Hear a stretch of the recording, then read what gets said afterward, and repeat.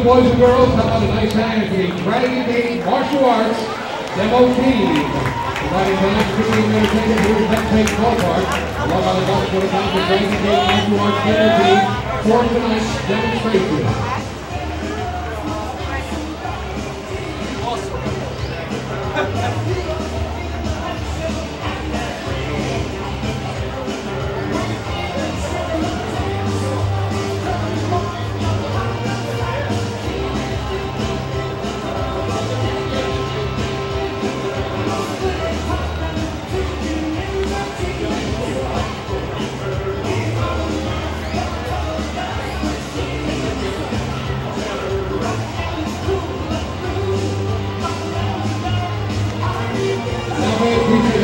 Scoreboard in left center field. Here's a word from Geico.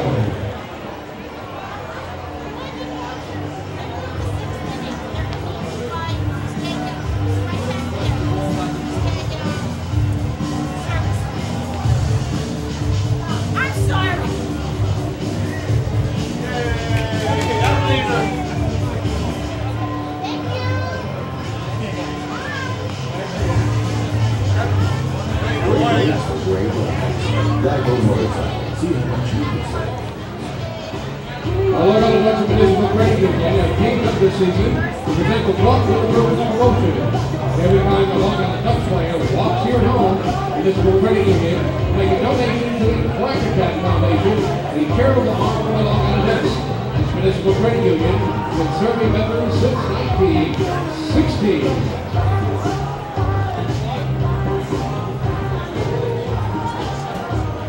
And now, ladies and gentlemen, boys and girls, on this Wednesday night here at Bethpage Ballpark, let's turn things over to the gentleman standing in front of the pitchers now. Here at Bethpage Ballpark, once again, here's Long Island Ducks on field, fast Freddy Forgione. Thank you, Bullet Bob. Ducks fans, welcome to Bethpage Ballpark on an exciting night for baseball. Following tonight's game, there will be a pyrotechnical fireworks extravaganza. That is being brought to you tonight by the game sponsor, the Rinks at Hidden Pond Park. And here, on the mound representing the Rinks at Hidden Pond Park, is the Daycamp Vice President of Operations, Mr. Randy Nash. Randy's going to throw out the first pitch to Ducks coach Bud Harrelson. So fans, how about a big round of applause for Randy right now? Randy, go ahead, fire it in. Good job. Was that a curveball? I like that, Randy. Good job. A slider, he says. All right, Claire, come on over. Hey, now, everybody, I want you to put your hands together in a big round of applause. Here from Sayville Ford, how about a big round of applause for Miss Claire Krause? Claire, go ahead, throw your pitch from Ducks coach Buddy Harrelson. Get your beer here. Good job. Had him moving and he made the play. Way to go. Give me a high five. All right. And one more very special guest out here to throw out the first pitch. This is Long Island Ducks baseball. Justin Davies at the plate. The winning run at third. Crowd going nuts. Swung on. Bouncing ball left side. Off the mitt. Up third baseman Brad Strauss. Here comes Willie Rodriguez. Justin Davies has done it again. The Ducks are one quack away from the championship. Jason Johnson makes the catch. He makes the catch. And the Long Island Ducks have swept the Camden River Sharks. They are the 2004 Atlantic League champions. Lions bunts up the third baseline. Esquivel charging in. They're not going to have a play. And the Ducks are the champions of the Atlantic League here in 2012. Going back is Adam Bailey. He settles under it. He makes the catch. Adam Bailey makes the catch. And for a second straight year, the Atlantic League trophy will reside on Long Island. The Ducks are the Atlantic League champions.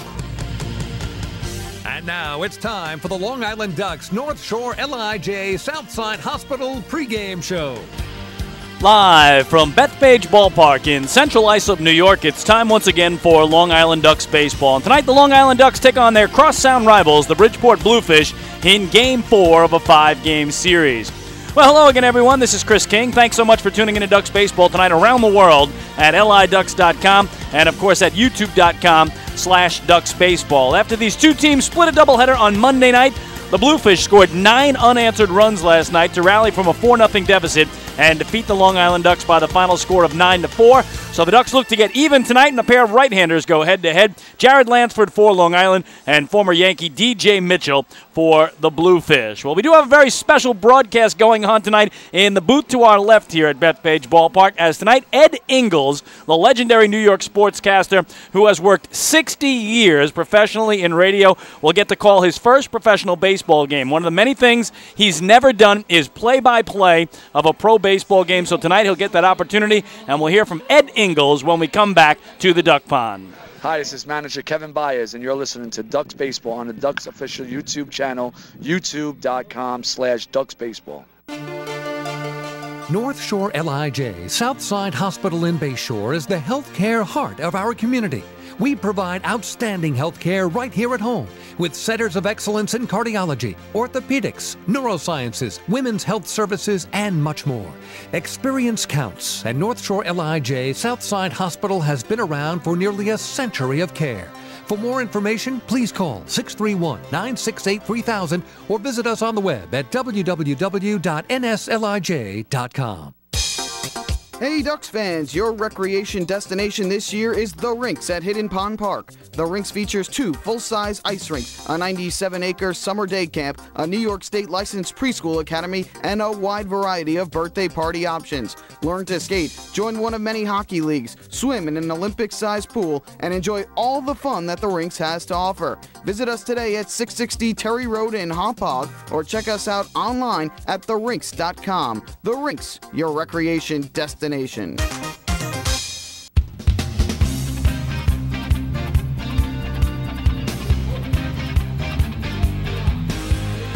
Chris King back at cloudy, overcast Bethpage Ballpark before tonight's game between the Ducks and the Bluefish, Game 4 of a 5-game set. Well, tonight, Ed Ingles, the legendary New York sportscaster who has covered just about every great professional New York team you can think of in his 60-year career. That's right, 60 years of professionally working in radio, gets to do something even he has never done before, and that's called play-by-play of a professional baseball game. So I sat down with Ingles before tonight's game, and I asked Ed how this all came about.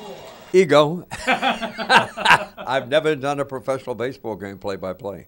So I thought it'd be kind of neat, and maybe if I'm having a good night, I can show the students how to do it.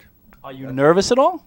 Yeah, a little bit, because I have last time I did a baseball game, God, I was back in Georgia. I mean, that's 50 years ago, last time I called a game, high school. But it was interesting. I was working in Griffin, Georgia, outside of Atlanta. I was just out of college. I was 24 years old, and I sent a tape about the Mets broadcasters. The Mets were just starting, and Lindsey Nelson, who I got to know, called me and said, you know, you're one of the 9 finalists for the Mets job. He said, you're not going to get it because they're going to take a veteran broadcaster, well, it would be Bob Murphy, and a former Hall of Famer, Ralph Kiner, and Lindsey. They became the broadcasters. Yep. So I figured I lost out to 3 pretty good guys, right? So I wasn't disturbed by all that.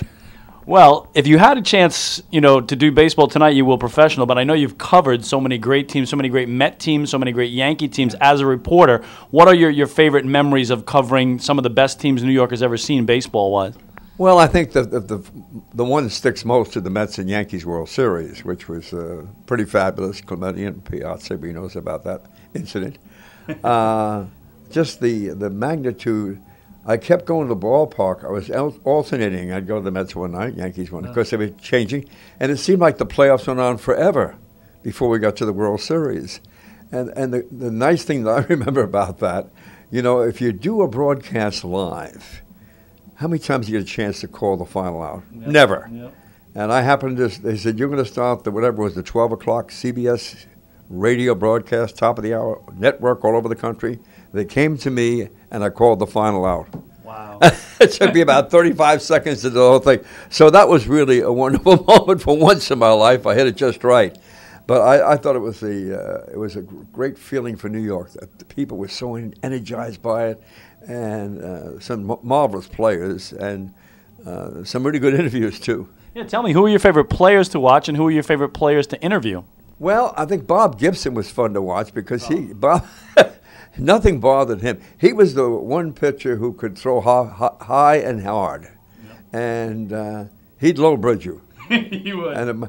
But, you know, you used to say, oh, you can't throw the fastball up around the letters because they'll hit it. they couldn't touch his fastball when he was right. And Gibson was fun to watch. Mantle, of course, was terrific to watch. There's so many players that you enjoyed watching. I mean, I go back to Stan Musial when I was a kid.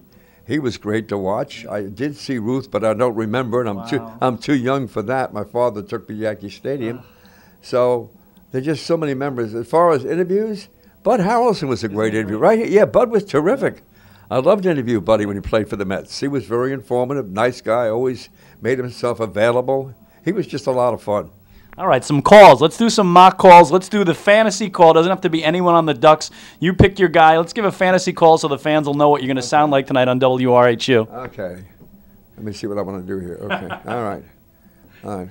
Bill Boisel kicks and deals. Here's the pitch. Snyder swings as a long drive deep to center field. Willie Mays going back. He won't get that one. It's against the wall. Snyder around first, heads for second. He's not going to stop. He's going for third. Here's the relay from Mays into Jurgensen. Jurgensen relay to third base. The slide, the tag. Not in time. Snyder's in with a triple.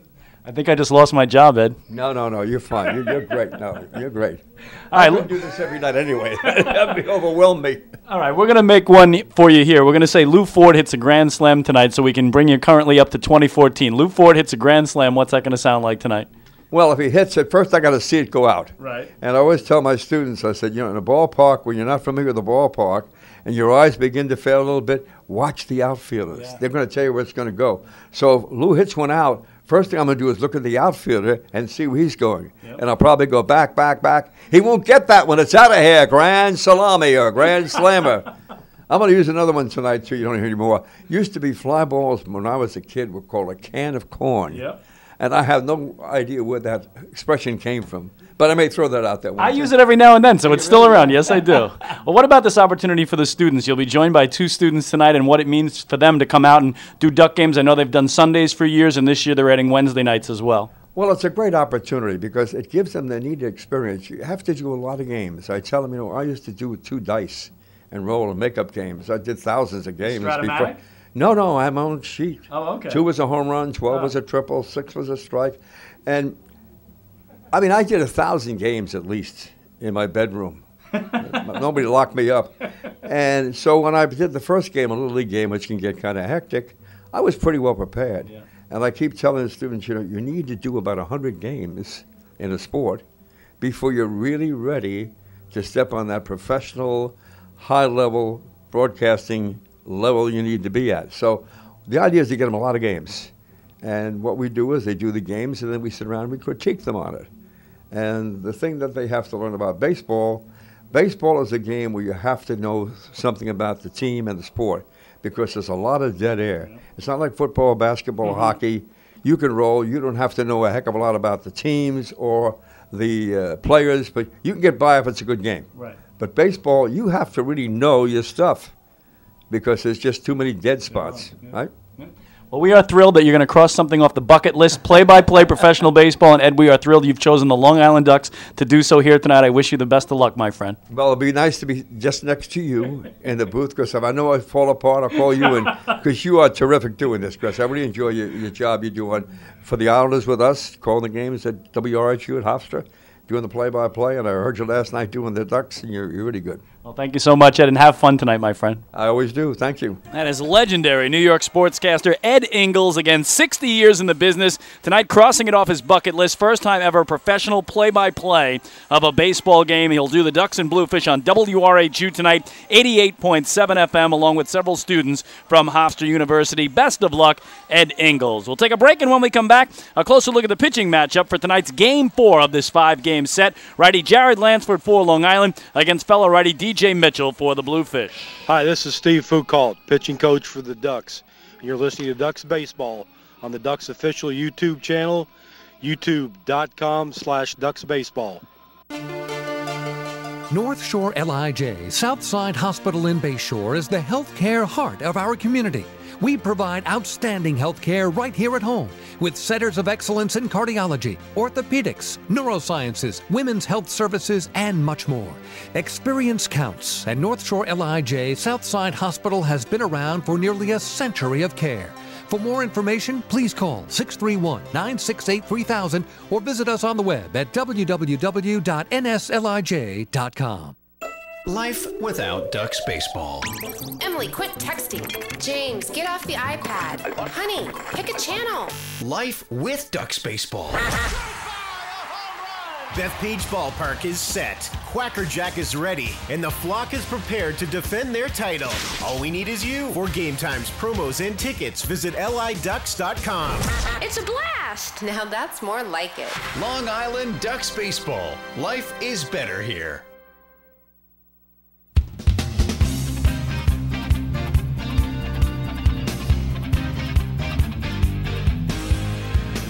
Chris King back at Bethpage Ballpark before tonight's game between the Long Island Ducks and the Bridgeport Bluefish, and weather will be a factor tonight. Right now, very cloudy, very overcast, dark, ominous clouds beyond the left field wall, and again, a storm system is well to our west, but moving rapidly towards the east. It's come through New Jersey and parts of New York City, and there have been some violent moments in it with lightning flashes and thunder and all that. So, again, right now, the president and GM of the Long Island Ducks, Michael Pfaff, out discussing that with our umpires as to how far away that storm system is, and the hope is, again, it blows through quickly, and we're able to get this game in before a big crowd tonight as the Long Island Ducks tonight begin the first of 3 consecutive nights with fireworks celebrations leading up, of course, to Friday, the 4th of July. But tonight, tomorrow, and Friday all will feature a pyrotechnico fireworks extravaganza. Well, the Ducks enter play tonight at 35-29. They are second in the Liberty Division, 6.5 back of the Somerset Patriots, who became the first team in the Atlantic League to clinch a playoff spot last night.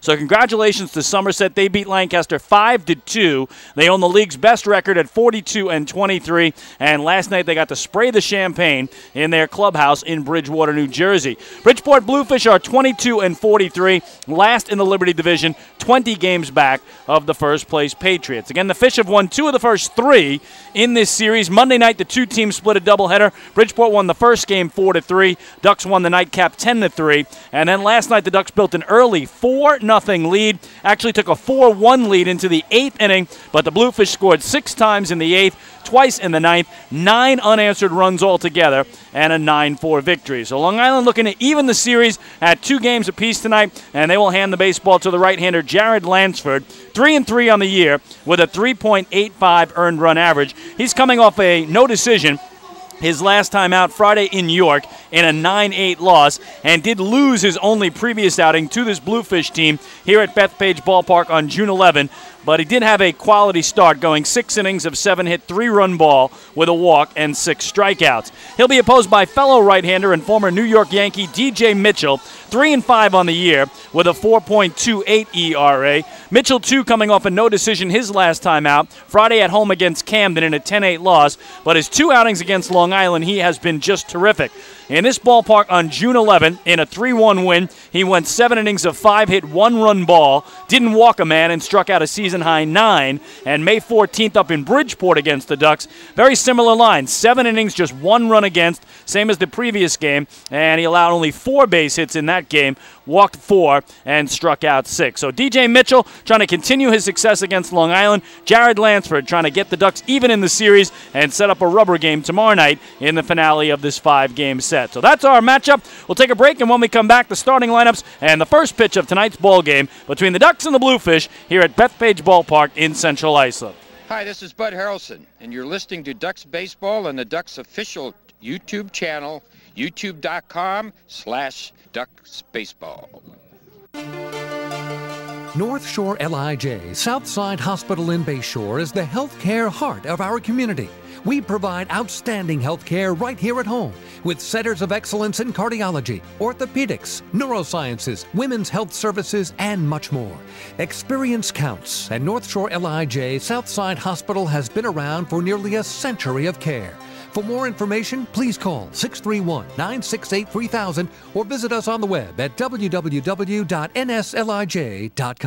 Hi, I'm former Major Leaguer John Franco. Growing up in Brooklyn, I dreamed of playing professional baseball. My dad, a city employee, worked hard so I can live out that dream. The team at MCU is a lot like my dad. They're New Yorkers you can count on, and they'll work hard to help you reach your financial goals. Municipal Credit Union has a full range of financial services that make sense in today's economy. Join today. Call 1-866-JOIN-MCU or visit nymcu.org. MCU, strong, trusted, growing.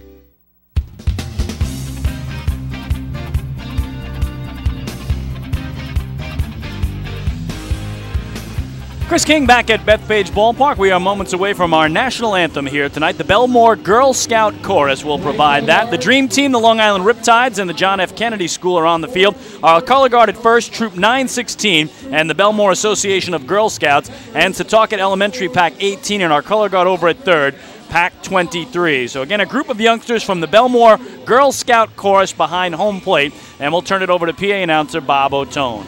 The Bullet. The color guard formed in the third base coaching box tonight is Pack 23. They're from Senator Richards.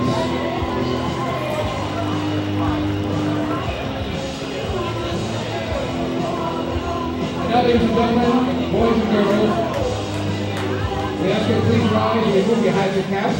And veterans, we invite you to salute the Long Island Ducks on this big fireworks evening. We're very proud to present the Belmore Girl Scout Chorus, who will lead us in the singing of our national anthem this evening.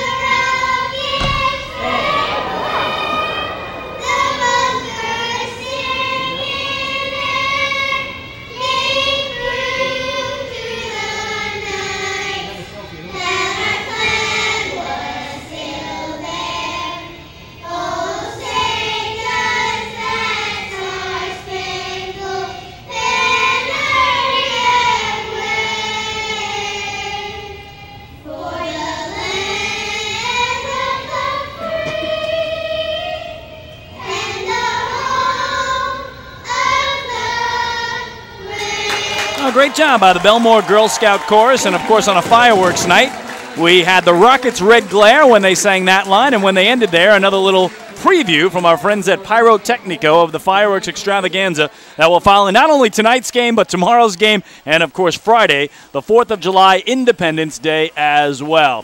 Well, your starting lineups first for Willie Upshaw's visiting Bridgeport Bluefish. James Simmons leads it off in center field. Prentice Redmond, the two-man, in right field. Ramon Castro will hit third and play third. J.R. Tolles is the DH and cleanup hitter. Louis Lopez at first base bats fifth. Denny Almonte in left field swings sixth. The seven hitter is the former Duck Louis Rodriguez. Batting eighth, the second baseman Juan Martinez, who had a huge grand slam last night to lead the Bluefish to the win. And Mike Richard is the shortstop and nine hitter. All that in support of the right-hander DJ Mitchell, who comes in at 3-5 with a 4.28 earned run average. For Kevin Baez, Long Island Ducks, Felot Lentini leads it off in right field. Cody Puckett plays second and bats second. Lou Ford in center field hits third. And Randy Ruiz, who had a pair of homers last night, swings cleanup at first base. Brendan Harris will DH and bat fifth. Adam Bailey in left field hits sixth. In the seven hole, it's the third baseman Sergio Miranda. Batting eighth and catching, it's Jan Vasquez. And hitting ninth and playing shortstop is Dan Lyons. Right now on the hill going through his warm-ups, the 27-year-old right-hander from Scottsdale, Arizona, 6'2", 190-pound Jared Lansford, who makes his 11th appearance of the season and his 11th start. A 3-3 record and a 3.85 earned run average. In 56 innings pitched, he's allowed 57 hits. He's walked 18 and struck out 45. So Lansford trying to draw the Ducks even in this series. Again, a unique 5-game series. It was scheduled as a 4-game set, but when the teams got rained out on June 13th, they made it up as a doubleheader Monday. The team split the doubleheader. Bridgeport won the first game 4-3. Ducks won the nightcap 10-3. And then last night, the Bluefish with a 9-4 win, scoring 9 unanswered runs after digging a 4-0 hole. Very similarly, on Monday night in the second game of the Twin Bill, the Ducks trailed 3-0 and scored 10 unanswered runs.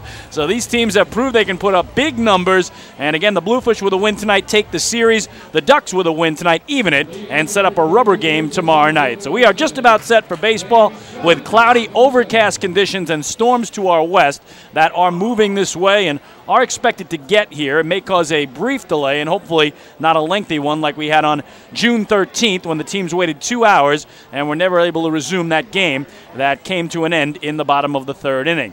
So we're set to go. James Simmons, the right-swinging center fielder in. Jared Lansford, the right-handed starter for Long Island. A big exhale as he places his right foot against the first base side of the rubber. And the first pitch of tonight's game is in there for a strike. So 7:13 is our first pitch. Very humid conditions, and we'll see what our temperature is after the second pitch. We're at 81 last night. It might be warmer tonight as Simmons grounds it to second. Cody Puckett to his left, gobbles it up, flips to first. One away.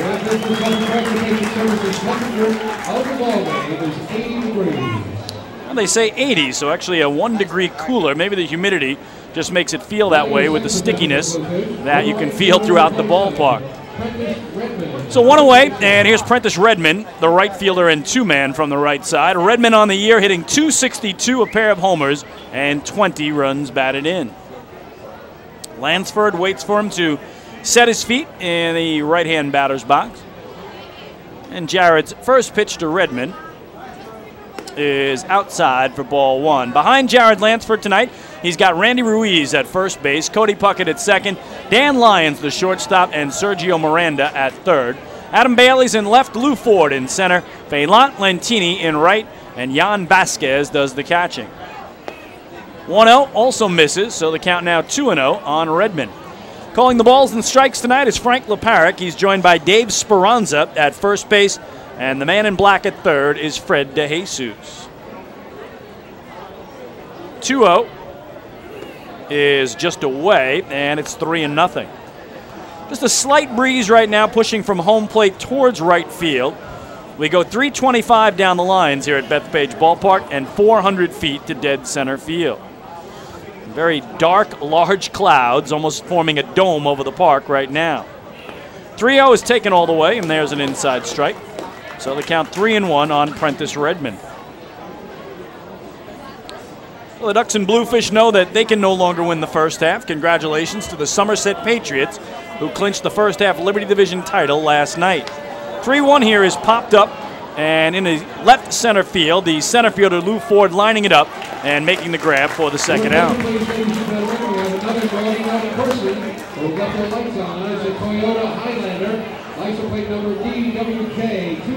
So 2 away, and that'll bring up the third baseman from the right side, Ramon Castro. And somebody's lights are on.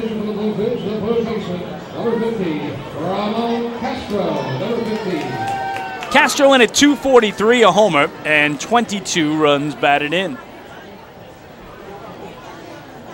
So Jared Lansford, a chance for a 1-2-3 inning if he can get the veteran Castro, who takes a strike right down the middle, 0-1. Jared's last outing Friday in York, Pennsylvania, a no decision and a 9-8 loss. He went 5 innings of 7 hit, 4-run ball, a walk, and 3 strikeouts. 0-1 busts him in at the thighs, and it's 1 ball and 1 strike. Again, Jared has faced the Bluefish one time prior this year. That was on this field on June 11th in a 3-1 loss. He went 6 innings of 7 hit, 3-run ball, so a quality start, had a walk and 6 strikeouts. Fouled away by Castro back behind home, 1-2. And this is the same pitching matchup we had in that game. It was DJ Mitchell against Jared Lansford.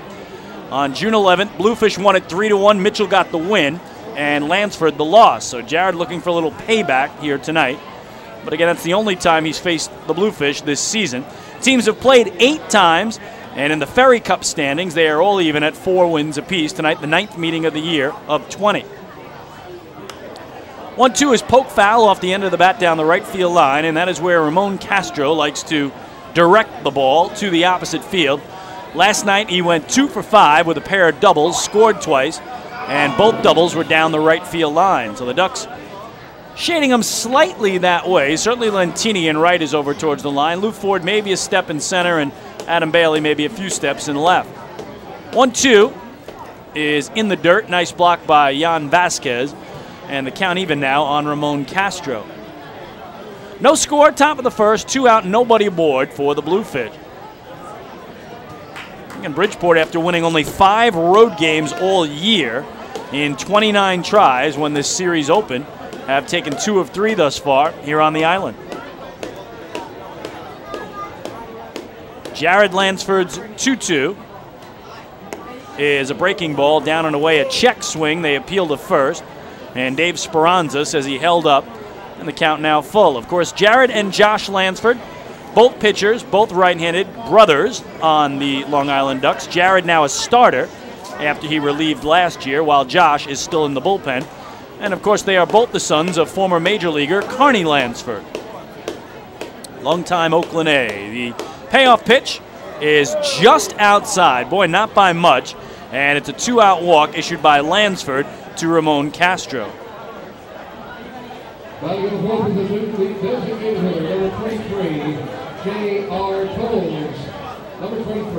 So a 2-out runner in Castro. He has 3 steals this year. He's been caught stealing twice. And the DH from the right side and cleanup man is J.R. Tolles.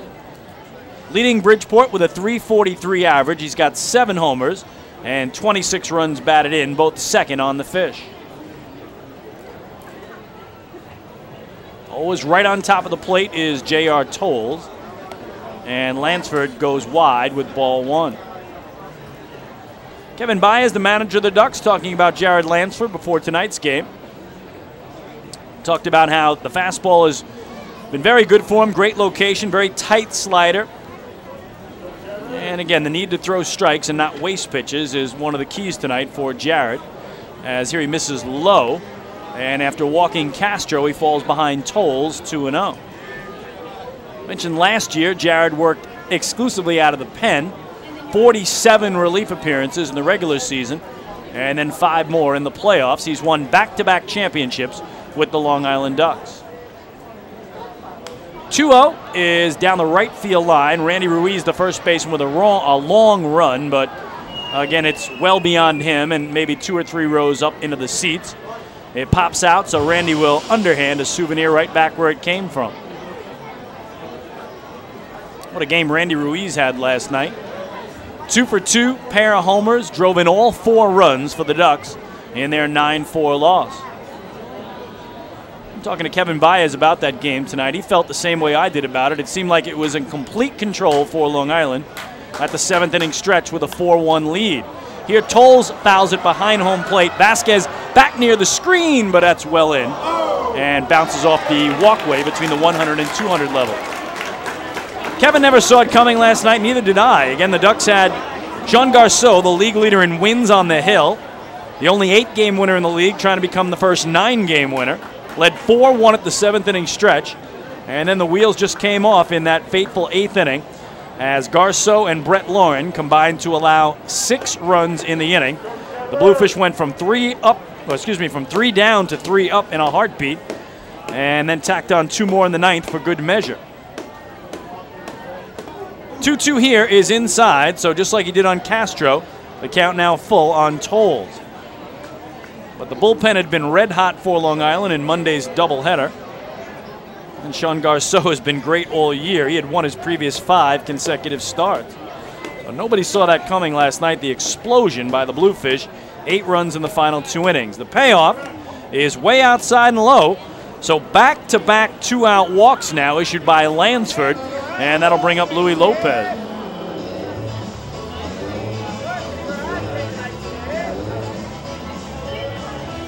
So Jan Vasquez, his catcher, out for a chat. Try to settle down the right-hander.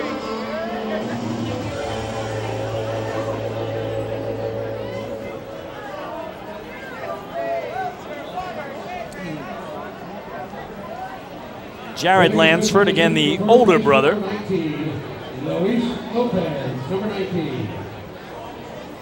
Check that, the younger brother, my era, the younger brother of Josh. Jared is the younger of the two, Josh the older. So big spot for Luis Lopez, the right-swinging first baseman, batting fifth. 2-on, 2-out, scoreless game, top of the first. Luis in at 219, 3 homers, 20 runs batted in. He was really struggling going into last night's game, but had a breakout performance. 3 for 4 with 3 singles, a walk, and a run scored.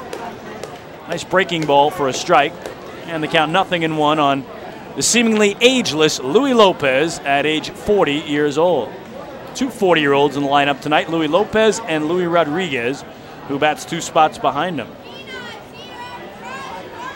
0-1 is popped up foul territory, first base side, long run for everybody, and nobody can get there. It was in the Ducks dugout and bounced out. I'm not sure if anybody got there. I think it was maybe within arm's length of being caught, but nobody, not the catcher Vasquez, the pitcher Lansford, the first baseman Ruiz, could get there in time before it dropped in the dugout. So new life for Luis Lopez, who keeps himself and the inning alive, although he is down in the count, 0-2. No score, top of the first, 2 men away. Ramon Castro at second base, J.R. Tolles at first, thanks to back-to-back base on balls issued by Jared Lansford.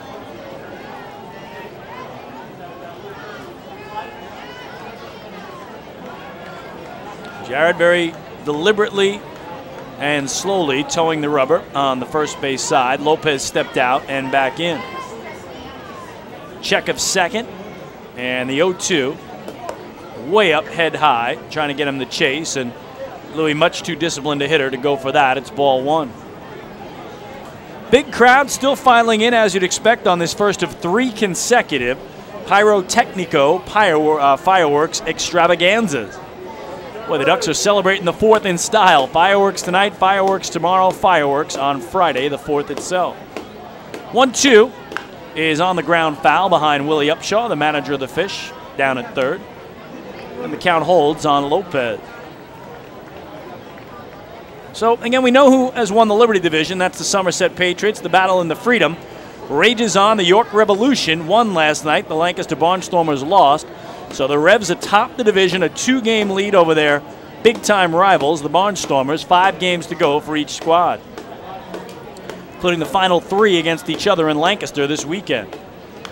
1-2 is a late swing, defensive swing from Lopez, so he didn't get called out on strikes. And the count remains 1-2. So the Revs and the Barnstormers will play a 3-game set in Lancaster Friday, Saturday, and Sunday, and as long as the Barnstormers are within 2 or less, they'll have a chance to win the division. If they're 3 back, guess what? The Revs win the division because they own the tiebreak, leading the season series 7 wins to 3. 1-2 is low and outside. Good block by Vasquez, who shook the mask off just to make sure he could find the ball, and that Castro stayed at second and Tolles at first. Still scoreless in a very long top of the first inning.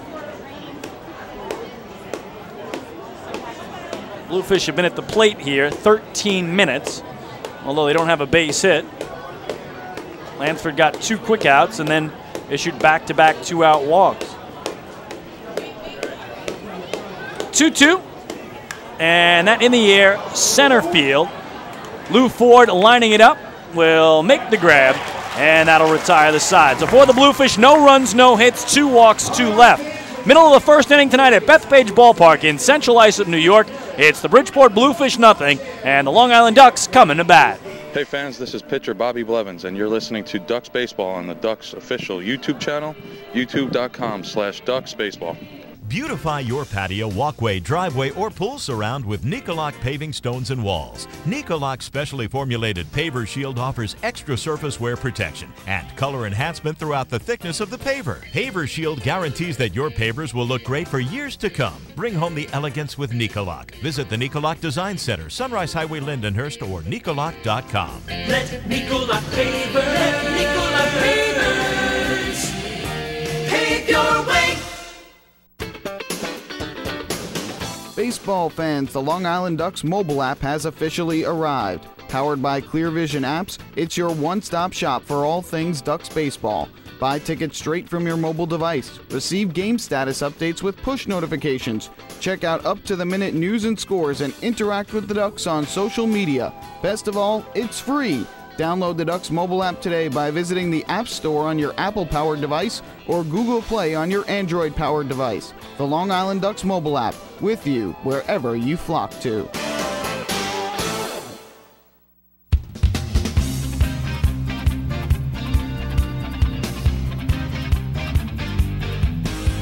Well, no score as we head to the last of the first, and the Ducks and Municipal Credit Union have teamed up this season to present the Walk with a Purpose promotion.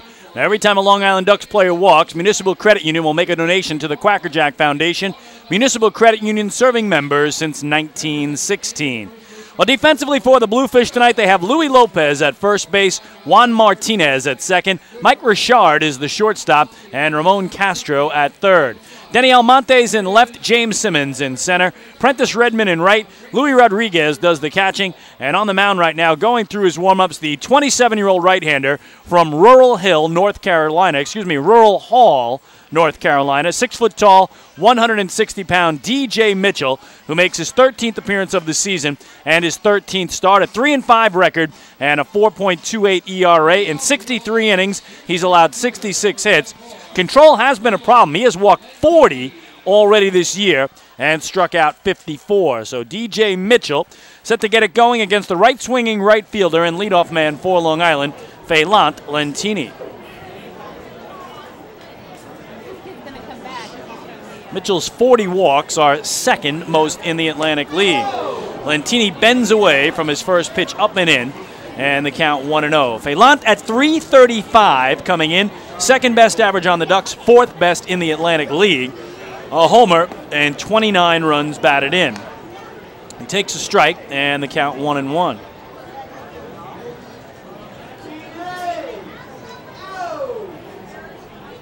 This one fouled straight back to the screen. 1 ball and 2 strikes now on Lentini. So Mitchell, again, second in the league in walks with 40, but also sixth in the league with strikeouts, 54. So wildly effective is what they call that. 1-2 just missed low, and the count now 2 balls and 2 strikes on Lentini. No score, last of the first.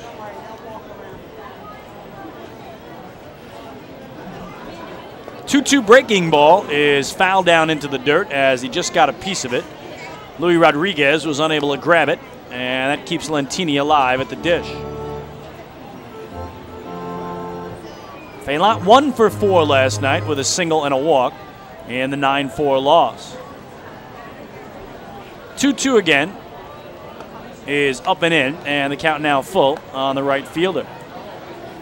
DJ Mitchell's in his 6th year of pro ball, his first in the Atlantic League with the Bluefish. And his payoff pitch is on the way. Swing and a miss. He blew the fastball by him, and there's one gone.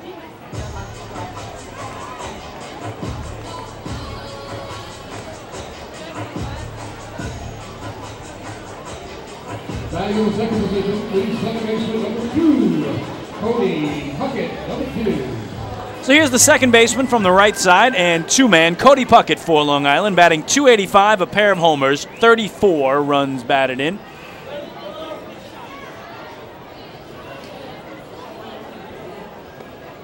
And he sees a strike. The count 0-1. Cody now with 72 hits on the year, and that is 5th most in the Atlantic League. DJ Mitchell made it up to the big leagues for 4 games, all of those with the New York Yankees in 2012. 0-1 here is foul back, 0-2. He was a Yankees 10th round pick in the 2008 draft out of Clemson University. So DJ, who's a native of North Carolina, went to college in South Carolina. Spent the first 4 years of his pro career in the Yankees organization, finally making it to the Bronx in 2012. And split time last year between the Mariners and the Mets organizations. The slider is down and away, and the count 1-2. Last year he pitched at AAA Las Vegas for the Mets and never did get the call up to Flushing. So DJ Mitchell trying to work his way back to the big leagues via the Bluefish. Here he strikes out Puckett swinging as well. So a good start from Mitchell, back-to-back Ks. I'm going to bring up Lou Ford.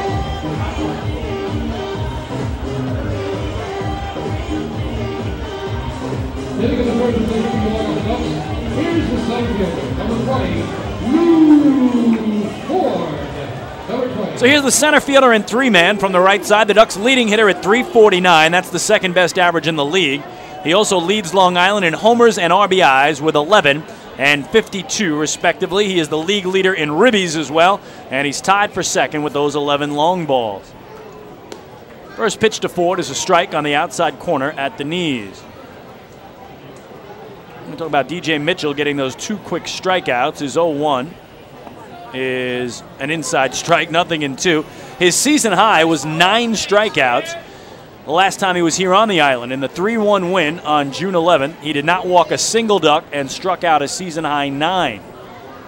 0-2 is in the dirt, and Kevin Baez was talking about that before tonight's game. He said, how can he come in here, not walk anybody, and strike out 9, and then his next 2 outings he walked 6 men at home against Lancaster and then walked 6 men in Somerset against the Patriots.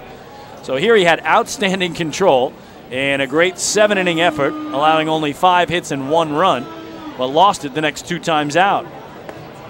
1-2 just missed in, and the count level on Ford. No score, bottom of the first. DJ Mitchell trying to retire the side in order, but he's already got 2 strikeouts. Here's his 2-2. And Ford hits it the other way to second for Juan Martinez, sliding left, flips to first, and 3 up and 3 down go the Ducks. We go to the second inning in CI. The Ducks and Bluefish are scoreless. Hi, this is Adam Bailey, and you're listening to Ducks Baseball on the Ducks official YouTube channel, youtube.com/DucksBaseball. Few places on Earth offer the charm and excitement of Fire Island. At Fire Island Ferries, located conveniently at 99 Maple Avenue in Bay Shore, they offer convenient travel to Fire Island 7 days a week. Fire Island is quickly becoming a top destination for families of all ages. Experience the informal, carefree communities, the dazzling night scene, enjoy fine dining, or climb to the top of one of the tallest lighthouses in the United States. But there's only one way to get there, by calling Fire Island Ferries at 631-665-3600 today. For fare and scheduling information, please visit fireislandferries.com. Labor is on the move. PEF. They are the Public Employees Federation. They know it's time for workers to unite, to speak out, to demand government accountability for the way public services are delivered. They provide healthcare services, mental health services, and services to the developmentally disabled. They're the Public Employees Federation. PEF. The problem-solving union. PEF is the union that cares for the community. Learn more at pef.org. PEF. Labor on the move.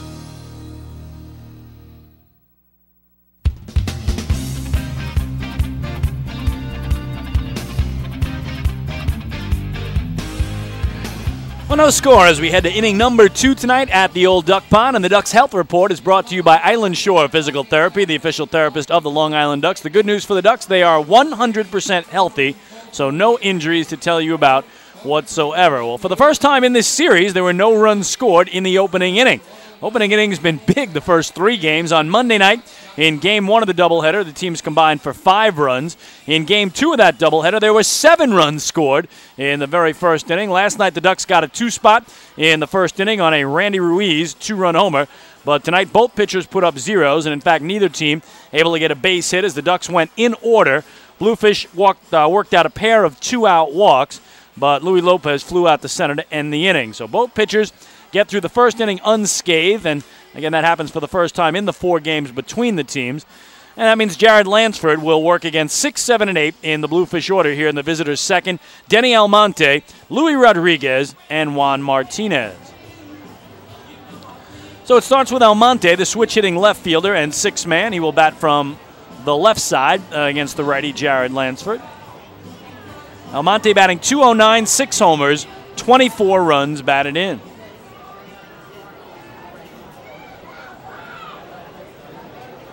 Batting in the 6th position is the Bridgeport Bluefish, right fielder number 20, Denny Almonte, number 20. So here is Almonte, who Monday night in Game 1 had a grand slam, and then last night Juan Martinez had one. So the Bluefish 2 grand slams in the 3 games of this series. Tried to bunt and went through it. And the count 0-1 now on El Monte.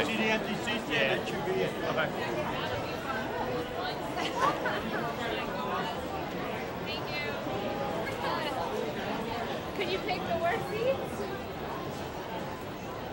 0-1. And that foul back to the netting, 0-2. And the one thing you notice right away, and I do remember this from the last time these two guys got together here on June 11th, the difference in pace and rhythm. Jared Lansford is very slow, very deliberate coming to home plate, whereas DJ Mitchell, give me that ball and throw the next pitch. 0-2 is pop foul upstairs in the club seats. So it really is a much different looking game when each one of these right-handers is on the hill. Lansford likes to keep it slow and steady. DJ Mitchell prefers to try to keep the hitters off pace by working so quickly and keep his defense on their toes. 0-2 is a fastball that runs wide for ball 1. So whatever's effective for you, that's the most important thing. It's just interesting how differently these two right-handers attack things here tonight, and very noticeable when one takes the hill versus the other. 1-2 just missed above the belt, and now 2-2 to El Monte.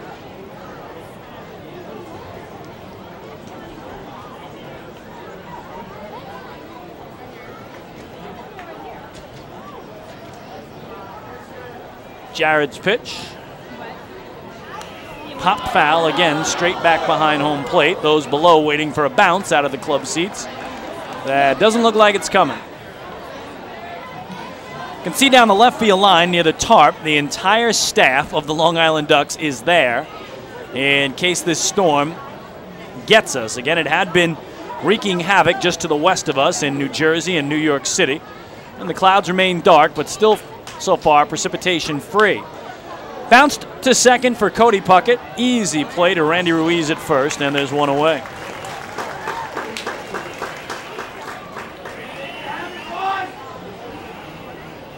Hitting in the center position for the Bridgeport Bluefish, catcher number 9, Luis Rodriguez, number 9. So here's Luis Rodriguez, the catcher and 7-hitter from the right side, the former Long Island Duck, a member of their championship team back in 2004.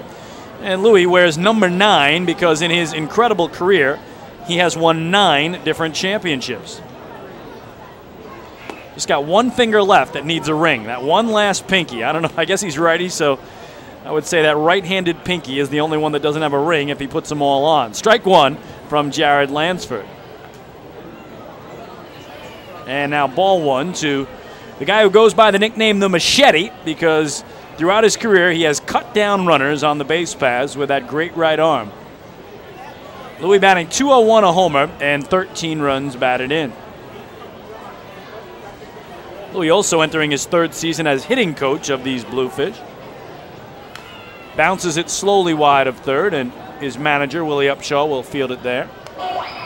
So both teams with players who are hitting coaches, as this is the first season. Lou Ford is doing the same job for Long Island. Louis has seen it just about all in his career. Again, at age 40, he and Louis Lopez out there each and every night still getting it done. 1-2. Swing and a miss. He struck him out. So Jared Lansford got his first K of the night for out number 2. There's a strikeout by Jared Lansford, and there's a K on the Pringle Aviation K board in section 210 tonight. Batting in the 8th position, the second baseman number 5. Juan Martinez, number 5. So here's the second baseman, an 8-man from the right side. It's Juan Martinez, batting .216, 4 homers, 23 runs batted in. Had only 1 hit last night, but it was the big one. A grand slam to left field in the top of the 8th. As here he swings through the first pitch. Bluefish were trailing 4-3 when he came to the plate. Ducks intentionally walked Austin Gallagher in front of him to get to him and set up a righty-righty for Brett Lauren, but he made the Ducks pay by jacking it out of the park, and the Bluefish went from 1 run down to 3 runs up on 1 swing of Juan Martinez bat. Takes a ball, and the count now 1-1.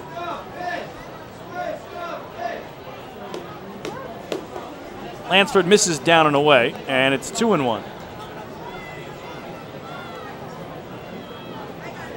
That was an incredible 8th inning as the Bluefish scored 6 times in the inning. They trailed by 3 when the inning began. They led by 3 when the inning ended. And they did 2 more in the 9th for good measure and won it 9-4. Stroked in a center field for a base hit. The first hit for either side tonight is off the bat of Juan Martinez, a 2-out single. So second straight inning, Jared Lansford has retired the first 2 men and can't get the third.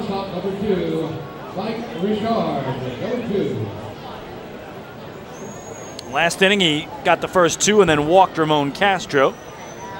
This time it's Juan Martinez dumping it into center field and brings up Mike Richard, the shortstop and 9-hitter. Richard batting .271, has yet to homer this year and has driven in 6.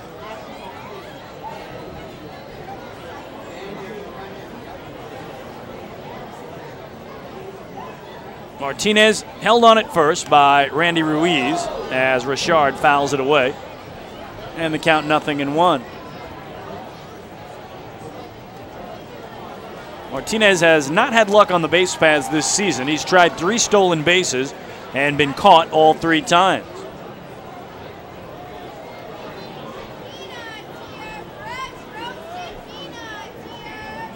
Lansford ahead 0-1. And now 0-2.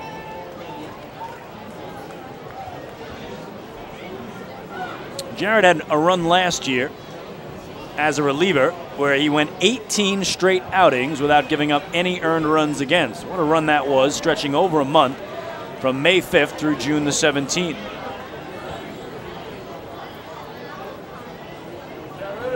Oh-2. In the air again to center field and shallow. Lou Ford will let it hit in front of him.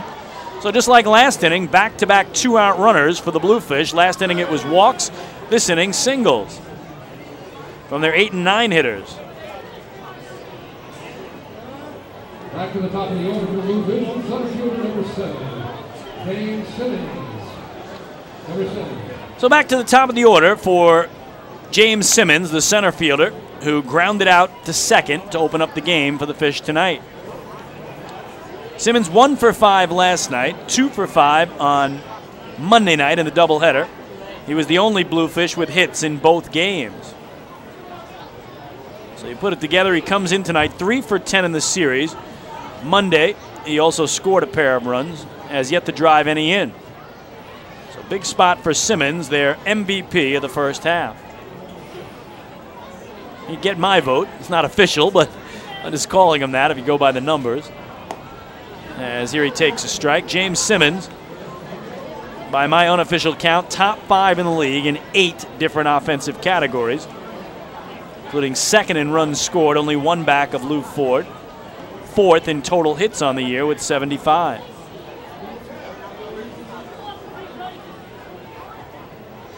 Oh-1 is taken the other way to right. Lentini has a long way to go back near the track, reaches up, he can't get it. It's over his head and off the wall. Martinez will score. They're going to send Richard. Here comes the throw. It is not in time. A 2-run double for James Simmons, and the Bridgeport Bluefish with an early 2-0 lead here in inning number 2. So Phelan Lentini in right did his best to get back and leap up, try to haul it in, but could not get to it.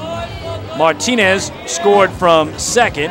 Richard all the way from first. So for James Simmons, first runs batted into the series. He adds to his team-leading total of RBIs with Ribby's 28 and 29 on the year.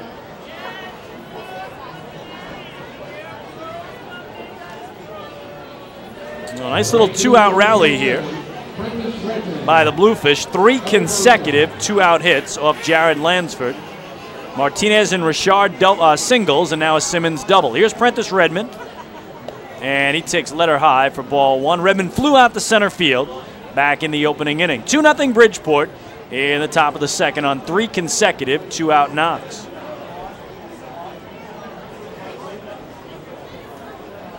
Lansford a check of Simmons at second, and then misses in the dirt to Redmond. 2 balls and no strikes. Redmond a nice game last night, 2 for 5, single double, scored a run. Comes in 3 for 10 in the series.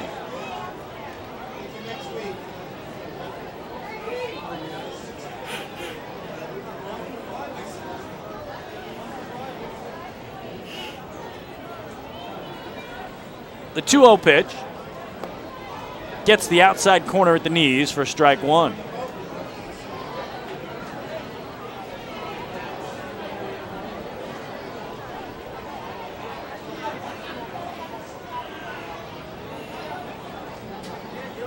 Lansford waits for Redmond to set himself. Checks the runner at second. And the 2-1 gets the outside corner. Perfectly hits the spot set up by his catcher there, Jan Vasquez.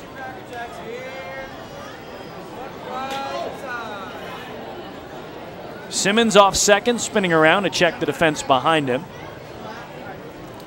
Cody Puckett at second is closest to the bag. Now the 2-2 is a call. Third strike. He gets him looking on the inside corner to retire the side. Second strikeout of the game for Jared Lansford. But the Bluefish get 2 runs on 3 hits and leave 1. Middle of the second tonight at the Duck Pond. Bridgeport leads Long Island 2-0. Hey fans, this is pitcher Brett Lauren, and you're listening to Ducks Baseball on the Ducks official YouTube channel, youtube.com/DucksBaseball. James Simmons is going back. He is looking up, and on in the park night, that one is gone and reaches a kennel in Central Islip. That was another home run for the Ducks. And Duck fans, what's more fun than a home run that helps the Ducks win a game? How about a homer that helps the community win? Chappie's Funeral Home and the Long Island Ducks have once again teamed up for the Chappie's Home Run Challenge. If the Ducks hit 100 homers this season, Chappie's Funeral Home will donate $5,000 to the Quacker Jack Foundation. So every time a Ducks hitter goes deep this season, watch for the Chappie's Challenge home run count on the scoreboard. And if we reach 100, we're all a winner. Chappie's Funeral Home, where caring for others is a family tradition. It's your money, and you have the power to save it. Make a few simple changes, and you can use less electricity and save real money. By installing Energy Star light bulbs and products for your home, you can save hundreds of dollars each year. At PSEG Long Island, we're working hard to serve you in the way you deserve. Check out our energy-saving tips and tools at psegLINY.com/save money.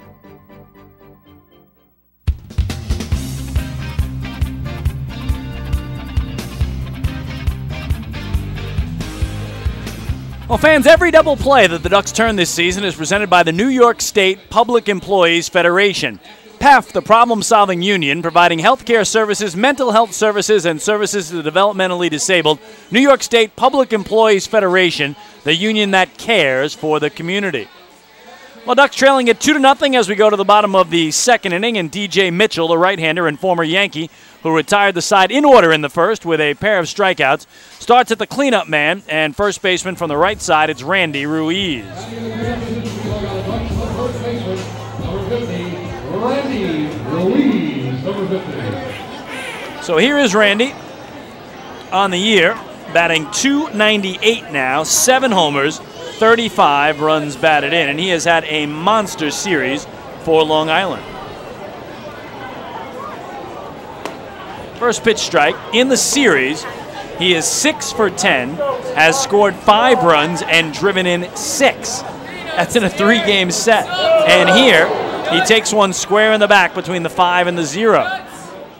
So DJ Mitchell hit him, and he calmly will walk towards first base. Randy had a pair of home runs last night here and drove in all 4 runs in the 9-4 loss. Also had a sac fly. So first base runner of the game for Long Island comes by the hit batsman.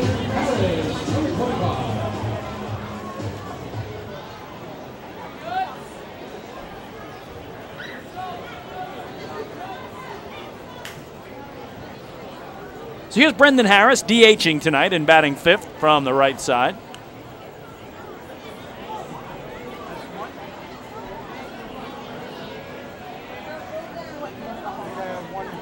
DJ Mitchell set away from his letters. And the first pitch is in there for strike one. Harris starts the night batting .279, a pair of homers, 16 runs batted in. He was the Atlantic League Player of the Day for Monday by going 5 for 6 in the doubleheader between the two teams and reaching base 7 times in his 8 plate appearances. He had 5 hits and a pair of walks, scored twice and drove in 2 in the doubleheader split. So represents the tying run at the plate, does Brendan Harris. Waves through this one, and it's 0-2. Again, DJ Mitchell has been lights out in his 2 starts against the Ducks. Both of them 7-inning stints, one here, one in Bridgeport. Both of them just 1 run allowed in those 7 innings. One time he allowed 5 hits, the other time 4. So Kevin Baez said he has given us fits, and that is accurate. Misses in the dirt here, and again, Kevin was talking about that no-walk, 9 strikeout appearance here on June 11th. His next 2 outings, he walked 6, walked 6, walked 4 in the following outing. So had 16 walks in the 3 games after not allowing a single walk here on June 11th and fanning 9, a season high. 1-2 breaking ball down and away. 2 balls and 2 strikes now to Brendan Harris. So after Brendan had that ridiculous Monday doubleheader, last night he went 0 for 4 and did not reach base. Unbelievable. Reached base 7 times on Monday and not at all 24 hours later. Ducks down 2 here in the last of the second. 2-2 is inside and the count now full.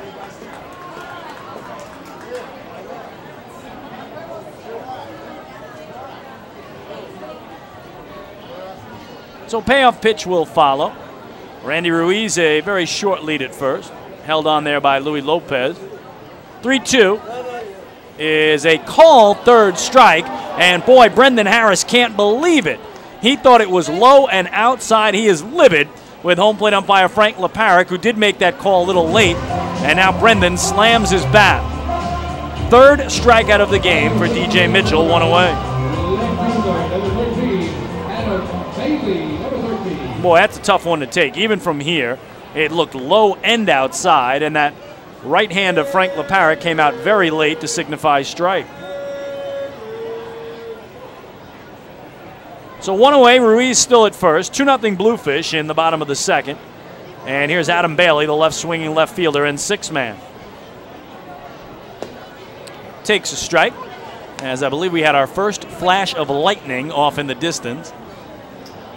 So again, that storm was moving this way from west to east. Had been through New Jersey and New York City. And Bailey at 0-1.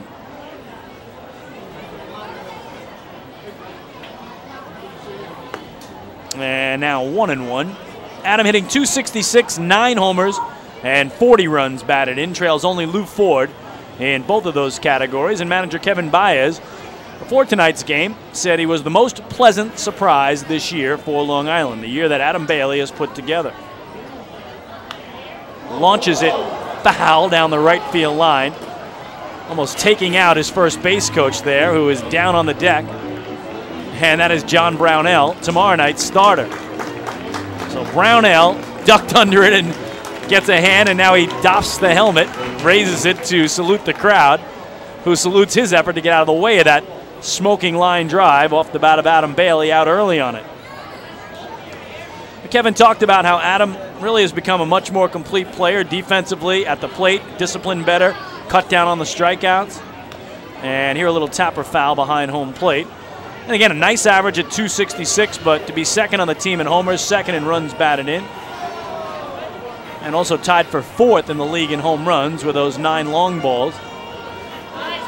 He has done a nice job this year, and Kevin singled him out before tonight's game for being the pleasant surprise that he's been so far this season. Down in the count, 1-2 is Adam Bailey. Almost hit him as he jackknifed out of the way of it. 2 balls and 2 strikes. Ducks still looking for their first base hit of the night. They've got their first runner in Randy Ruiz. because he was hit by a pitch to open the inning. Mitchell's 2-2. Breaking ball down and in. Bailey tried to hold up, and third base umpire Fred DeJesus says he was successful. That'll bring the count full. So he worked it full on Brendan Harris and struck him out looking on a controversial pitch that looked low and away. And now, same count to Adam Bailey.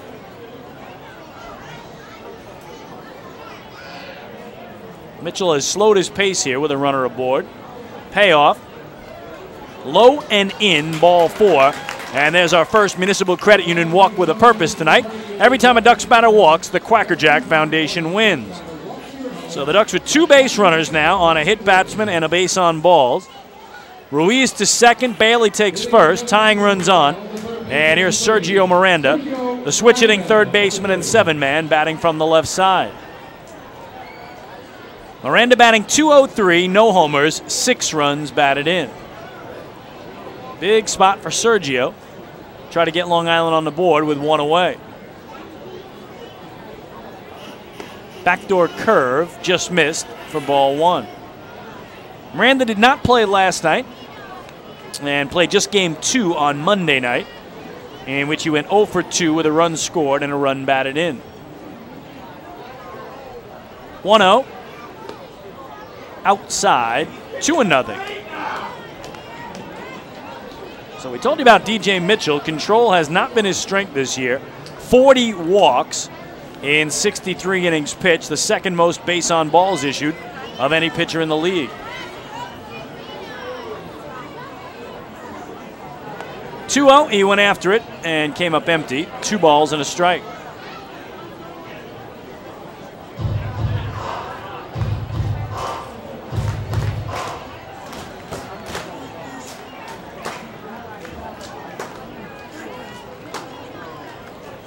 Mitchell a check of second, and his pitch bounced to first. Louis Lopez has 1 play, that's to the bag, and he gets Miranda 3 unassisted. So Randy Ruiz to third, Adam Bailey to second. Tying runs in scoring position for Jan Vasquez.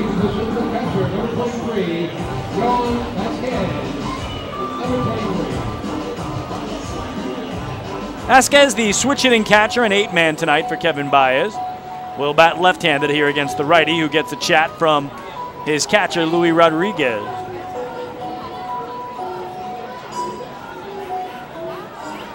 Vasquez, a .221 hitter, 2 homers, 8 runs batted in. He too sat out last night and played only game 2 on Monday. Went 1 for 4 with a single and a run batted in. Base hit here could tie the game. 2 outs, 2 on for Long Island, down 2 in inning 2. And boy, Mitchell almost hit him and almost threw it through to the backstop. Good job by Luis Rodriguez, the veteran catcher, sliding to his right to prevent that from happening.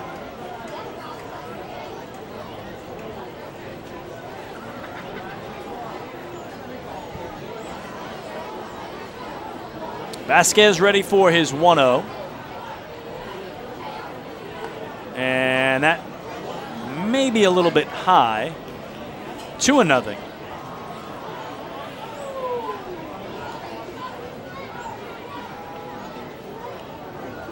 So Mitchell has to regroup here. Got first base open, but a walk would load the bases and put the go-ahead run aboard.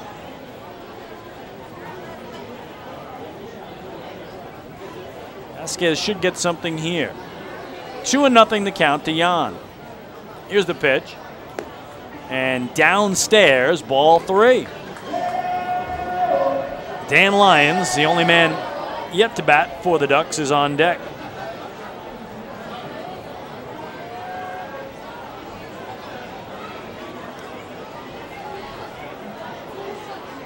.3-0. And that outside, ball 4. So another walk.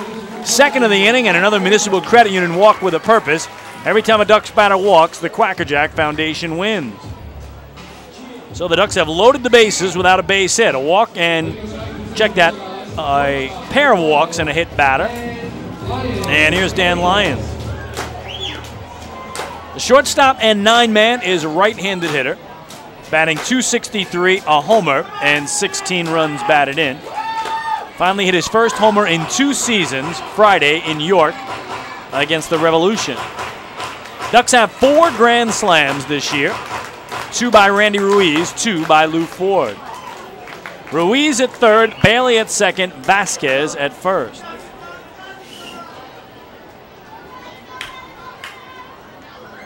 Big chance for Danny Lyons. First pitch, low and inside, make it 5 straight balls, 1-0. So you have a feeling Dan may not swing until he sees at least a strike out of DJ Mitchell, because another walk would bring home a run.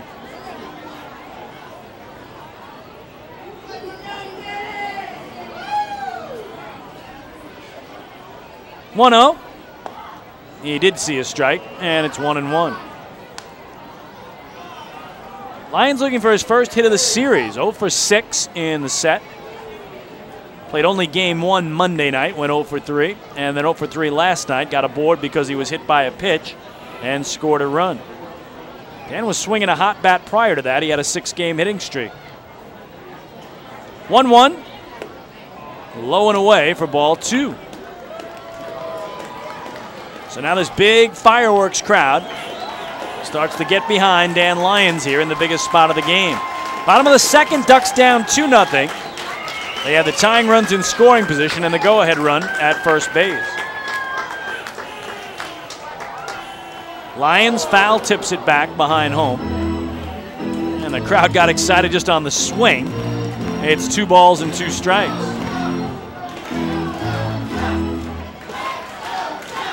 The chant is "Let's go Ducks" as Quackerjack claps along atop the visitors' dugout on the third base side. Deuces are wild. 2 balls, 2 strikes, 2 outs. Bluefish up 2 runs in inning 2. Really wild. The guy at the plate with a 1-2 on his back if you want to throw in another. Here's the pitch. And he bounces it towards short.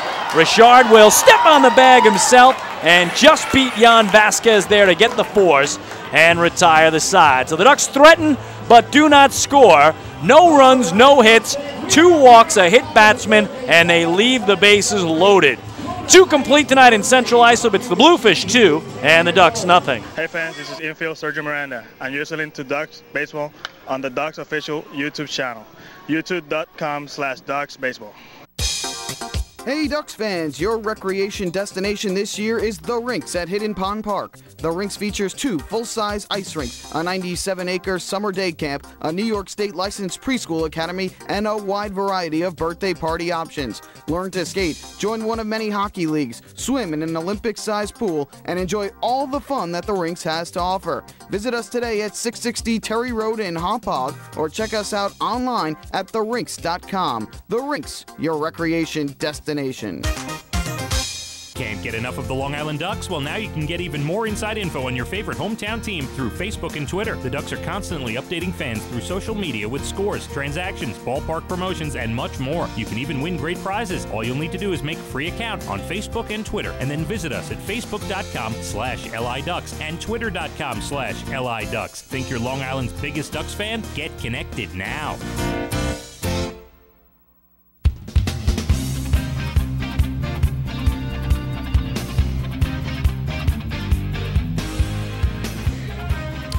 Bluefish with a 2-0 lead as we go to inning number 3 tonight at the Duck Pond. Last night in the Atlantic League, Somerset Patriots beat the Lancaster Barnstormers 5-2. Those 2 teams have split the first 2 games of a 4-game set. And congratulations to the Patriots as they clinch the first half Liberty Division title. They are in the playoffs.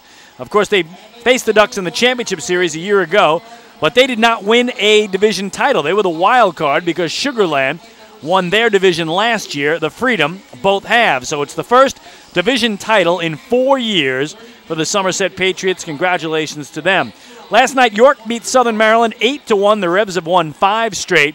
And down in Sugar Land, Texas, the Skeeters double up the River Sharks 6-3. Sugar Land has taken the first 2 games of that series.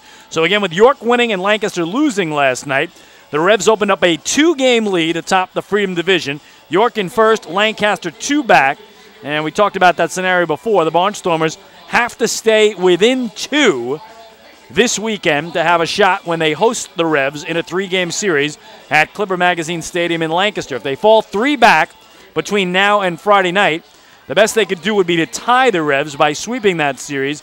And York has already won the first half season series from Lancaster, having won 7 of the 10 games between the two and having swept the Barnstormers in a 5-game series in York at the start of June. Batting for the Bluefish in the top half of the third inning. It's third baseman number 15, Ramon Castro, number 15. So Jared Lansford back to work here in the visitors' third. Against the heart of the order, Ramon Castro, J.R. Tolles, and Luis Lopez. Castro drew a base on balls, the first of the game, against Lansford back in the opening inning. First pitch here is foul away, out of play down the right field line, 0-1.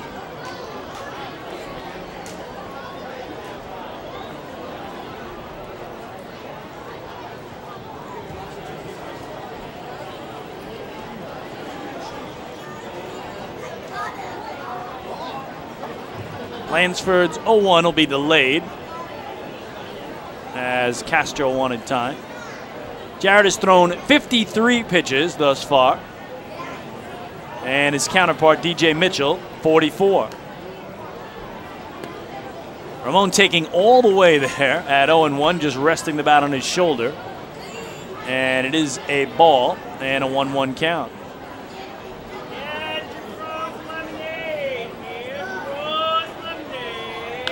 This one lined into the glove of Sergio Miranda at third. He showed us a little snow cone, but he held on.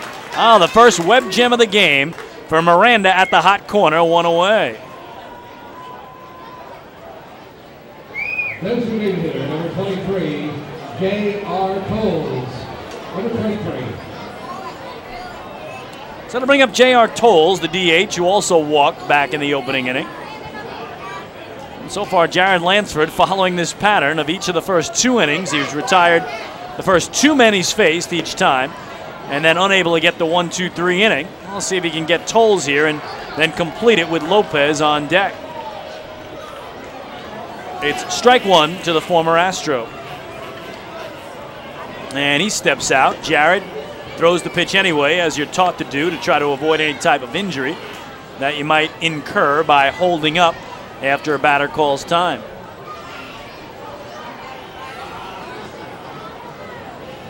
One, low and away for ball 2. Talk a lot about Jared Lansford last year and the year before. 47 relief appearances in each of the last 2 seasons for Long Island.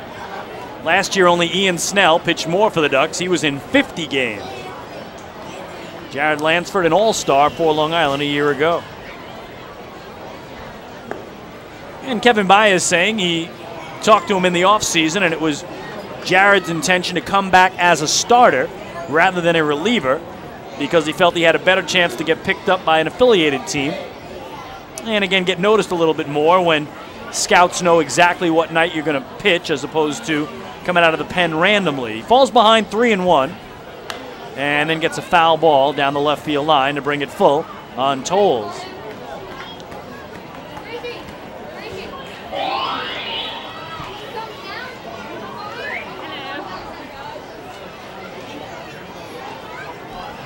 Boy, what a job he did in the playoffs a year ago. Jared Lansford, 5 games, a 1-0 record, a 1.50 earned run average in those 5 postseason appearances, leading the Ducks to the title. Payoff pitch to right field here. Lentini backing up on it will make the grab. 2 gone. So, 3rd straight inning. Lansford retired the first 2 men. Can he finally get a 1-2-3? Well, if he can get Luis Lopez, he will.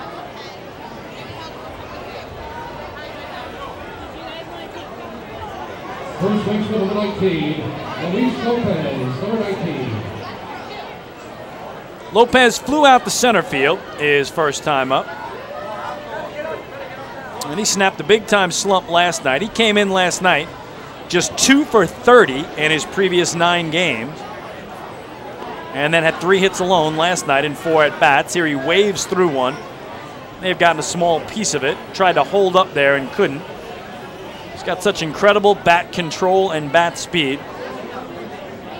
It's 0-1. And now 0-2.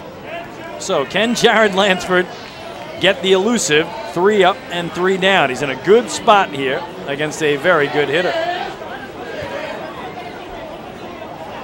0-2. Wasted it low and away, and Lopez wouldn't bite. Ball 1.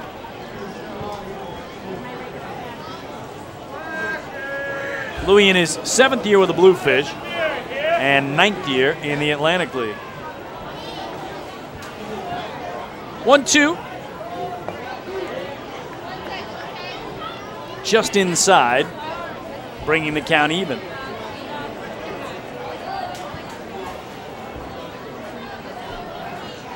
Lansford steps off behind the rubber and then toes it right on the first base corner. Is 2-2. Is pop foul upstairs behind home plate.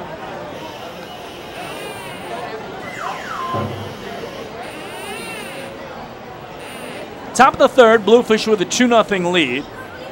Jared Lansford a strike away from retiring the side in order for the first time tonight.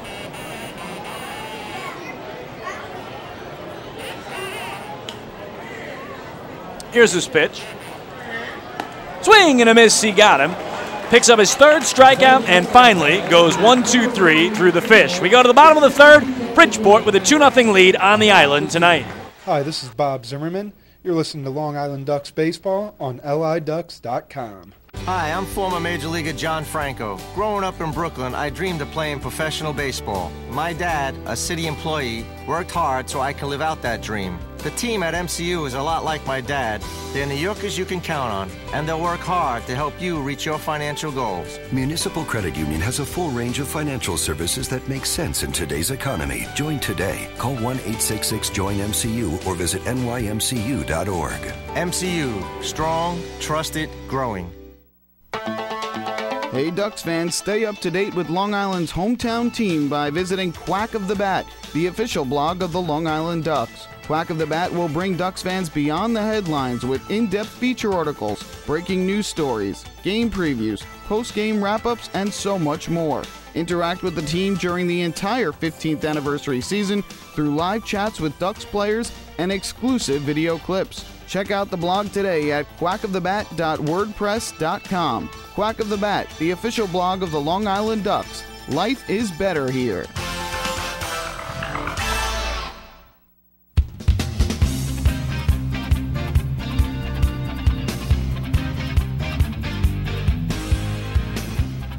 Well, Ducks trail it 2-0 as we go to the last of the 3rd. And hey, Ducks fans, that final out at the top of the 3rd inning, the big strikeout by Jared Lansford of Louis Lopez for his first 1-2-3 of the night, was the 15th out of tonight's ball game. Did you know that a 15-minute call to Geico could save you 15% or more on your car insurance? Get a free quote today. Call 1-800-947-AUTO. That's 1-800-947-AUTO or visit geico.com. This ballpark is just humming tonight. Real good crowd with the first of 3 Pyrotechnico fireworks extravaganzas. The Ducks celebrating their 15th anniversary season by having 15 different fireworks shows.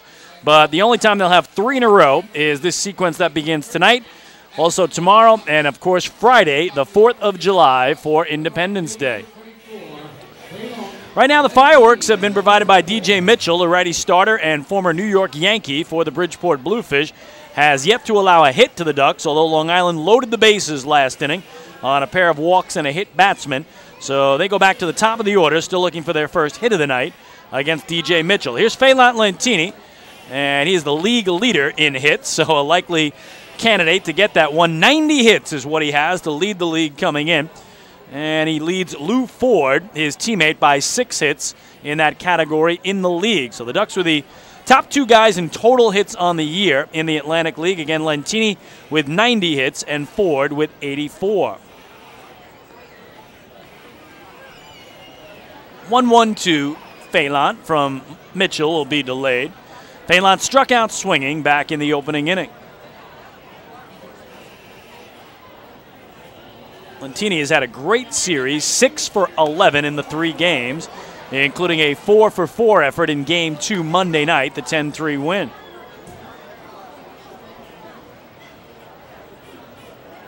And he and Randy Ruiz are the only Ducks with hits in all 3 games of the series prior. 1-2 is lined into the glove of the third baseman Ramon Castro, who went to a knee and gave it a squeeze for the first out. So an atom ball off the bat of Phelan Lentini, but right at Castro for the first down.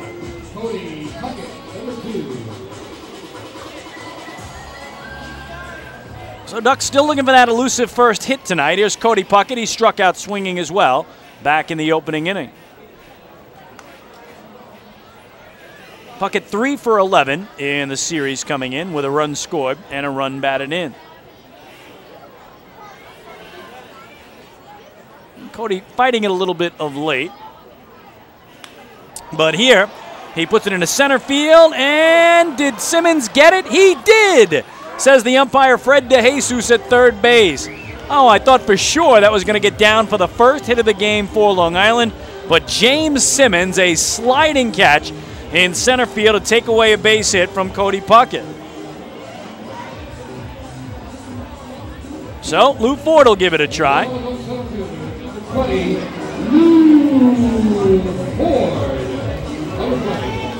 Mitchell retired the side in order in the first, and trying to do the same here in the third if he can get Ford, who grounded out to second his first time through.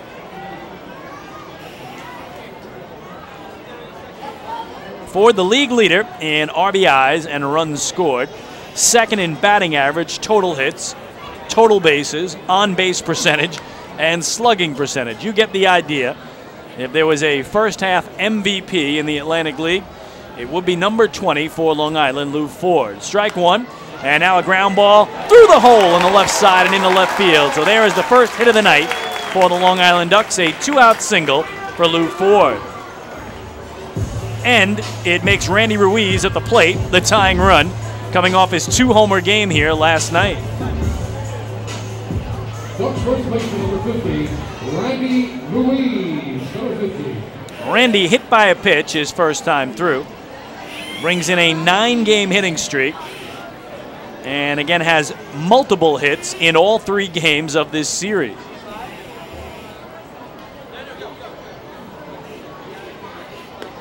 Went for it there, nasty slider from Mitchell though, and he missed it for strike one. Again, last night, he hit those 2 home runs in his very first 2 at-bats, so he had a chance to become just the second Duck ever to hit 3 homers in a game, but couldn't accomplish the feat, or couldn't finish it off. As here he bounces it to second for Juan Martinez. He'll flip to first, and the side retired. No runs a hit, a man left. We're through 3 in Central Islip.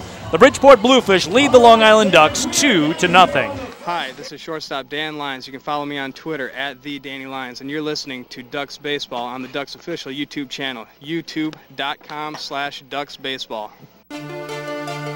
North Shore LIJ Southside Hospital in Bayshore is the healthcare heart of our community. We provide outstanding healthcare right here at home with centers of excellence in cardiology, orthopedics, neurosciences, women's health services, and much more. Experience counts, and North Shore LIJ Southside Hospital has been around for nearly a century of care. For more information, please call 631-968-3000 or visit us on the web at www.nslij.com. Life without Ducks baseball. Emily, quit texting. James, get off the iPad. Honey, pick a channel. Life with Ducks baseball. Bethpage Ballpark is set. Quacker Jack is ready, and the flock is prepared to defend their title. All we need is you. For game times, promos, and tickets, visit liducks.com. It's a blast. Now that's more like it. Long Island Ducks baseball. Life is better here.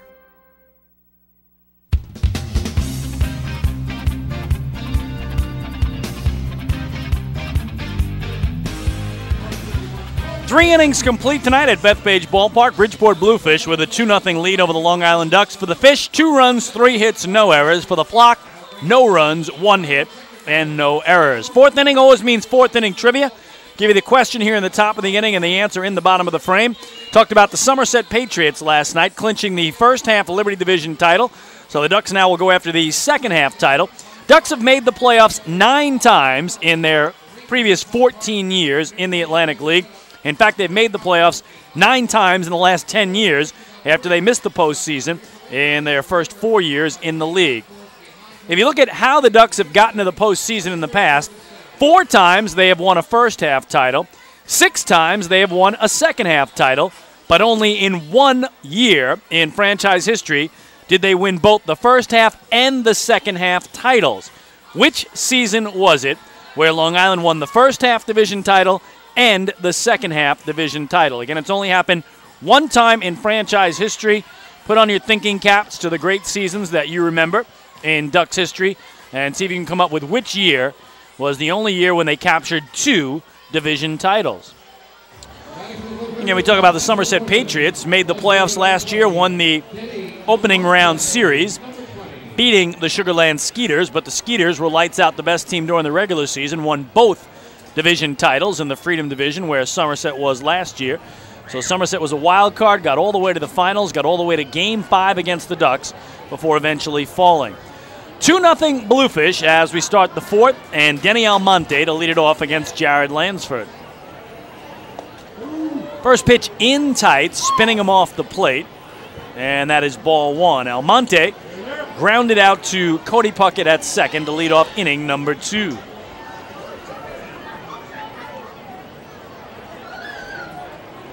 Jared's 1-0. Thought about it, laid off it, and it missed inside. A ball and a strike to Almonte. Then he comes in with hits in 5 of his last 6 games. And loves to hit that fastball. You got to be careful if you're going to throw that.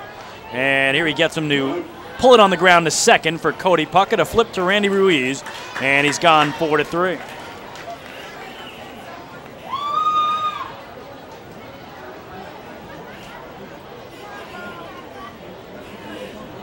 So here is the machete. Louis Rodriguez struck out swinging back in the second. And last night I talked about Randy Ruiz getting those 2 homers in his first 2 at-bats and trying to become just the second Duck ever to hit 3 homers in a game. First pitch to Rodriguez is swung through. Ray Navarrete, the only Duck with 3 homers in a game. He did that back in June of 2008 here against Newark. And Louis Rodriguez has the distinction of doing something that's only been done once in Long Island Ducks history. Takes low for a ball. It's 1-1. Louis Rodriguez is the only Long Island Duck in franchise history to hit for the cycle. He did it back in the championship year of 2004 in Bridgewater, New Jersey, on a July 4th weekend, and a packed ballpark against those Patriots. And I'll never forget that night. I was on the call. I've told the story before, but it's worth telling again. Louis Rodriguez came to the plate in the 7th inning with a double, a triple, and a homer. All he needed was a single to be the first Duck ever to hit for the cycle. 2-1 is poke foul down the right field line. Well, what does he do in the 7th inning? He hits another home run. So he doesn't have the cycle, but he's got a double, a triple, and 2 homers. Well, there was no guarantee he would come up again as the Ducks were blowing out the Patriots. But the Ducks got a couple more hits. He comes up again in the 9th inning, and finally, needing a single for the 2nd time late in the game, he got the single and became the first Duck ever to hit for the cycle, and still the only Duck. He takes low here to run the count full. And the amazing thing about all 5 of those hits, his single, double, triple, and 2 home runs that night, all to the opposite field. What are the odds of that? He loves to go the other way, hit to right field. But on the night he hit for the cycle, all 5 of his hits, including 2 homers, went the other way. Here he just laid off one low and outside, and he works out a 1-out walk from Jared Lansford, does Louis Rodriguez. 3rd walk of the night for Long Island's righty starter. Actually ties Jared Lansford's season high in walks. 4 other times, in fact 4 times in his first 5 starts this year, he walked 3, but he has not walked more than 3 in any of his 10 starts prior this season. So 1 on, 1 out. Here's Juan Martinez, singled and scored back in the 2-run second. Pokes it foul off the end of the bat upstairs on the first base side, and the count 0-1.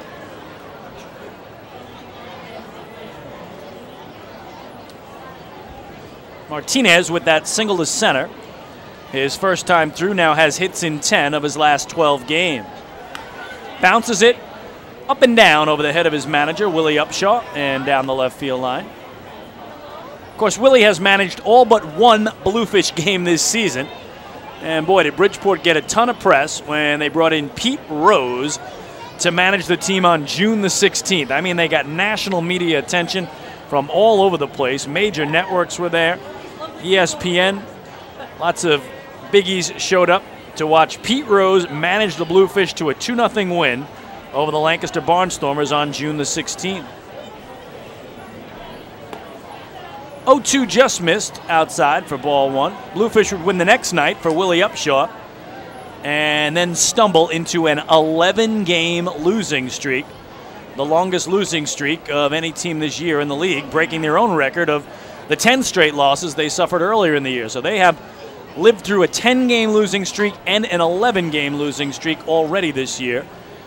And that's part of the reason why they have the fewest wins in the league in the first half with 22. You just can't survive one 10-game losing streak, let alone two losing streaks of 10 or more games. I mean, Bluefish started the year fine. They were 11-9 in their first 20 games. But since then, they have gone 11-34. Bounced slowly in front of the plate. It's a fair ball. Jan Vasquez, the catcher, throws, and it pulled Randy Ruiz off the bag. Randy did a good job just to make the grab, and everybody is safe. So Vasquez is charged with the error. Rodriguez at second, Martinez at first. One-out hitters for Mike Richard. Shortstop number 2, Mike Richard. Number 2. Well, Vasquez had to hurry it to try to get Martinez. And he just couldn't get in a spot where he would have gotten the out and kept Randy Ruiz on the bag. So here's Richard. He singled and scored as well in the 2-run second inning. Tried to hold up and went around, says home plate umpire Frank LeParrot. It's 0-1. The other big problem for the Bluefish has been their road play this year. They came into this series with only 5 road wins all year. 5 road wins in 29 road games. 0-1, but they've taken 2 of 3 here from the Ducks thus far. But when you only win 5 times away from home in 29 tries, no matter what you do at home, it's going to be difficult to be over 500. To be the best home team in league history. You think about it, you're 5-24 on the road. You got to be 24-5 at home. 1-1 the count to Richard. Pops it foul out of play down the right field line. And the count 1-2. Bluefish leading 2-0, visitors 4th inning. They have Luis Rodriguez at second, Juan Martinez at first as one-out runners for their 9-hitter in the order, Mike Richard.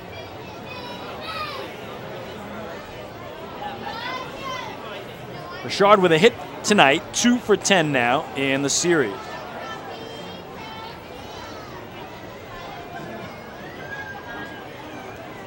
One-two, almost hit him in tight. Spins off the dish, 2 balls and 2 strikes. So, you know the Bluefish are anxious to get to Sunday. Wrap up the first half. The record goes back to 0-0. Everybody starts at 0-0 Monday night. 2-2 is a little looper foul back to the netting on a defensive swing. And again, if you're looking at your schedules, you're looking at the All-Star break, which is not next week, and saying, wait a minute, first half doesn't end to the All-Star break. Well, it does this year. Again, that happened, I believe, last year as well. All-Star break is actually a handful of games into the second half. So the first half season comes to an end Sunday. Everybody goes back to 0-0 come Monday night. Swing and a foul tip into the glove of Vasquez, who holds it. And Jared Lansford picks up his 4th strikeout of the evening, 2 away.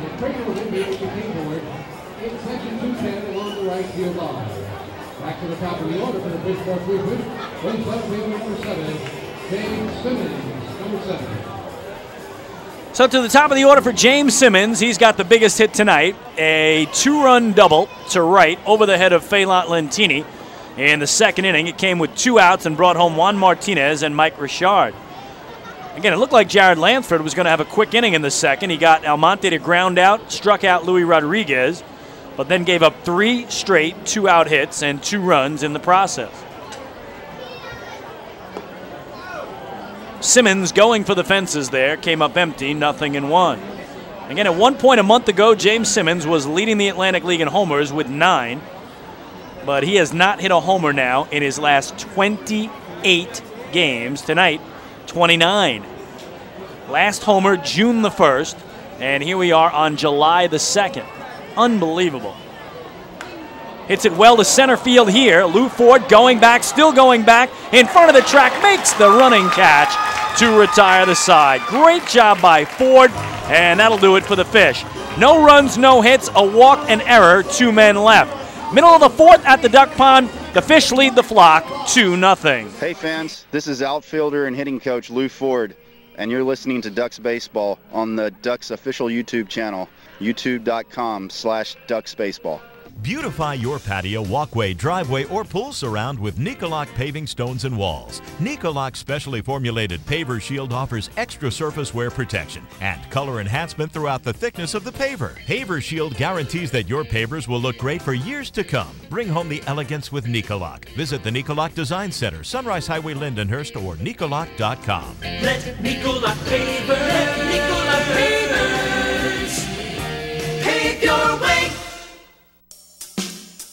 Hey, Duck fans, you want all the latest inside info on your back-to-back Atlantic League champion Long Island Ducks? Then follow Ducks President and General Manager Michael Pfaff on Twitter at twitter.com/LIDucksGM. You'll find out first right here about player transactions, special stories, and so much more. You'll also be able to interact with Michael directly and get his take on all things Ducks baseball. Head to twitter.com/LIDucksGM today and make sure to follow along throughout the entire 15th anniversary season. Ducks baseball. Life is better here.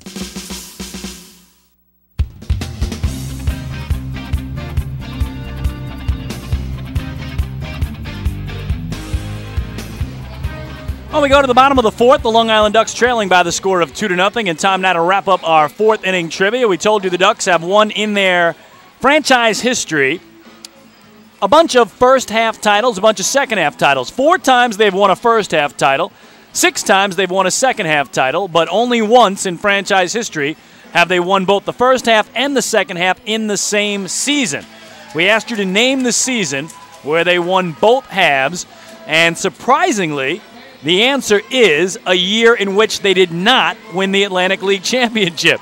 Of course, they won the championship in 2004, won the championship in 2012, and won the championship last year. But the only year they won the first half and second half titles in the same season, 2011. They had maybe their best team ever and made it to the finals only to be upset by the York Revolution. And again, that has been the pattern the last couple of years in the Atlantic League. The team that by far has been the best during the regular season has been upset in the finals, and the Ducks were no different in 2011. So the 4 times they've won a first half title for Long Island, 2004, 2006, 2011, and 2012. 6 times they've won a second half title, 05, 07, 08, 09, 11, and of course last year, 2013. But 2011, the only year in which they claimed the division title in both the first and second halves. Well, tonight so far for Long Island, they haven't figured out DJ Mitchell. Just 1 hit in the first 3 innings. They start the 4th with Brendan Harris. And he takes up above the belt for ball 1. Harris struck out looking on a very controversial pitch back in the 2nd. Was a payoff pitch that appeared to be low and outside. And he was livid with home plate umpire Frank LeParic. And here, boy, some chin music from DJ Mitchell. He is lucky to get out of the way of that. Just hit the deck and is able to get away from it. So DJ Mitchell might even be a little rattled by that as he'll take a stroll behind the hill. as Brendan Harris also calls time to kind of just recompose himself there after that fastball decked him. 2-0 on Harris.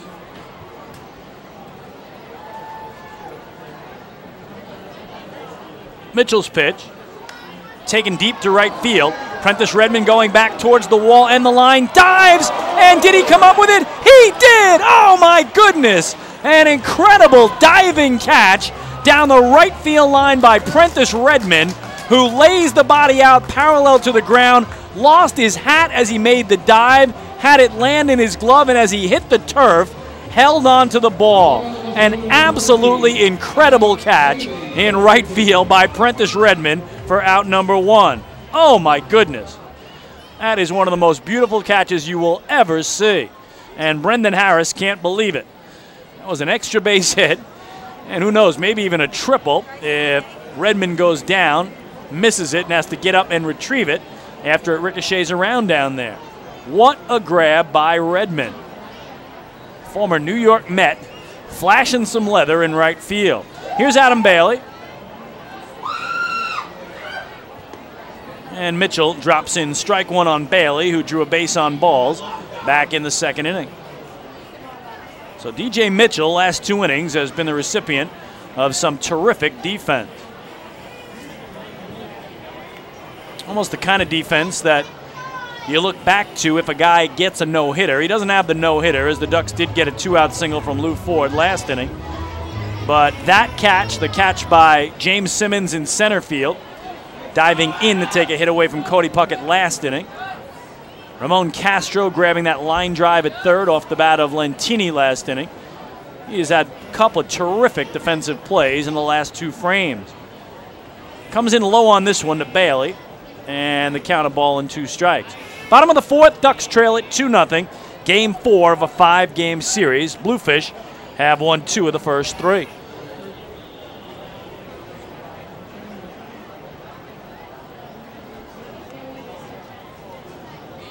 Mitchell a long stare in, and finally is 1-2. It's a swing and a miss. He struck him out. So DJ Mitchell picks up his 4th strikeout. His first name is actually William, I believe. I have to check that. I can't be if it's DJ, I don't think. Right? I was looking that up today. Let me take a quick look at that. But in any event, he's got his 4th strikeout of the game, and there are 2 gone. Here's Sergio Miranda. He pulled the ball on the ground to Luis Lopez at first back in the second inning. And here he pulls it again, this time to second for Juan Martinez. And a very quick 1-2-3 inning for Mitchell and the Fish. 4 complete tonight on the island. Bridgeport leads Long Island 2-0. Hi, this is right-handed pitcher Josh Lansford, and you're listening to Ducks Baseball on the Ducks official YouTube channel, youtube.com/DucksBaseball. James Simmons is going back. He is looking up, and on in the park night, that one is gone and reaches a kennel in Central Islip. That was another home run for the Ducks. And Duck fans, what's more fun than a home run that helps the Ducks win a game? How about a homer that helps the community win? Chappie's Funeral Home and the Long Island Ducks have once again teamed up for the Chappie's Home Run Challenge. If the Ducks hit 100 homers this season, Chappie's Funeral Home will donate $5,000 to the Quacker Jack Foundation. So every time a Ducks hitter goes deep this season, watch for the Chappie's Challenge home run count on the scoreboard. And if we reach 100, we're all a winner. Chappie's Funeral Home, where caring for others is a family tradition. Labor is on the move. PEF. They are the Public Employees Federation. They know it's time for workers to unite, to speak out, to demand government accountability for the way public services are delivered. They provide healthcare services, mental health services, and services to the developmentally disabled. They're the Public Employees Federation. PEF, the problem-solving union. PEF is the union that cares for the community. Learn more at pef.org. PEF, labor on the move.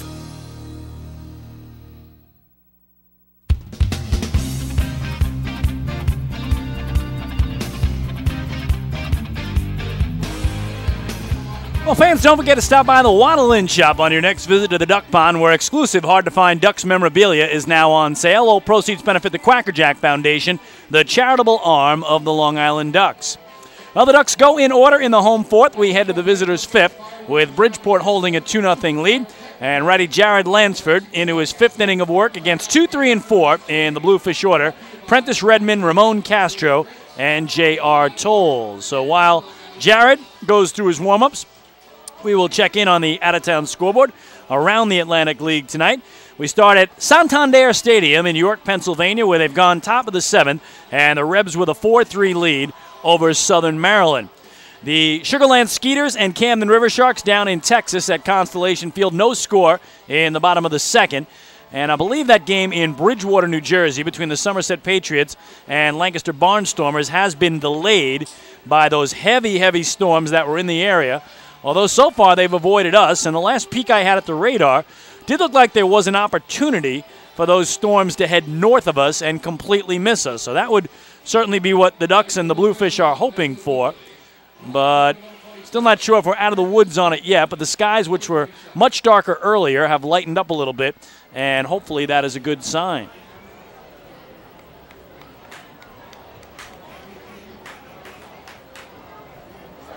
And a rain delay of an hour in Texas, too, I see tonight on the Camden River Sharks Twitter feed. Here's Prentice Redmond to lead off the top of the 5th, and he fouls it back over the netting behind home plate.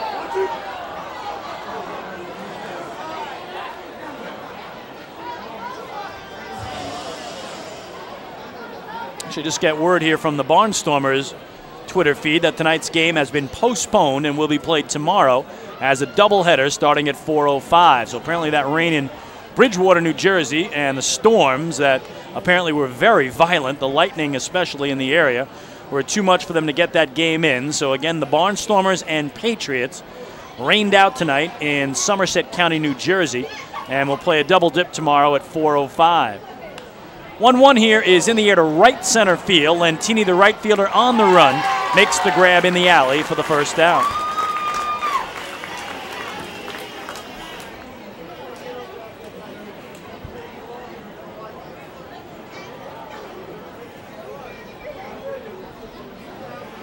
So to bring up Ramon Castro.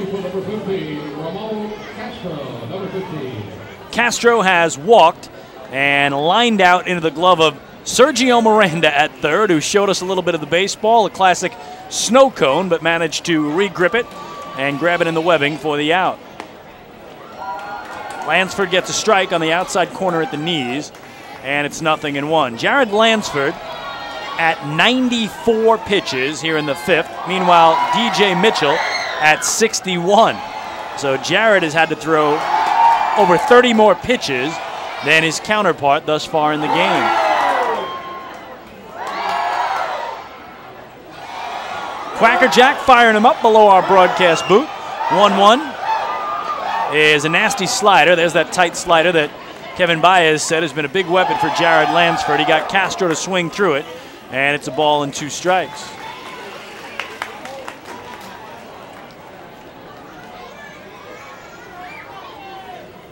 One-two is in the dirt, down and away. Check swing, they appeal to first. David Speranza says he held up. And 2-2 now to Ramon Castro. Earlier today in the Bronx, the Yankees fell to the Rays 6-3. They have dropped 5 in a row, and believe it or not, folks, the New York Yankees are now under 500. They dropped under 500 with that loss. Homers today by Brian McCann is 10th and Brett Gardner is 8th, but it was not enough. Bounce to short for Dan Lyons. He will gobble it up, sidearm across, and get Castro for the second out. Mets in action tonight down in Atlanta. They trail the Braves 3-1 in the top of the 5th. J.R. Tolles, number 23.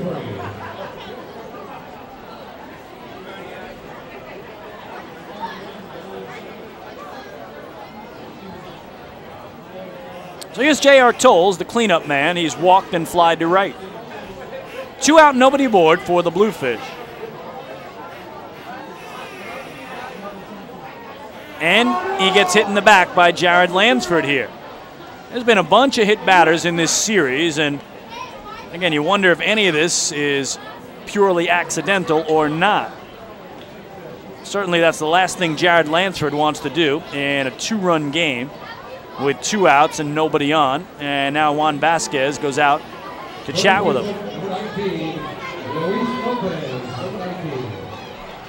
So that'll bring up Luis Lopez. He's flied to center and struck out swinging. Also, the Islanders with a couple of acquisitions today. Yesterday was the free agent frenzy on July the 1st. Not too much activity today on the second day, but the Islanders did get Mikhail Grabovski and Nikolai Kulemin. So a couple of veteran forwards, both signed to 4-year contracts today. Yesterday was crazy, the amount of movement in the National Hockey League on July 1st at noon. Everybody opening up the checkbooks and players just going all over the place from all different kinds of teams. It's amazing just to try to track the movement of yesterday alone and how many players changed teams. 1-0 coming.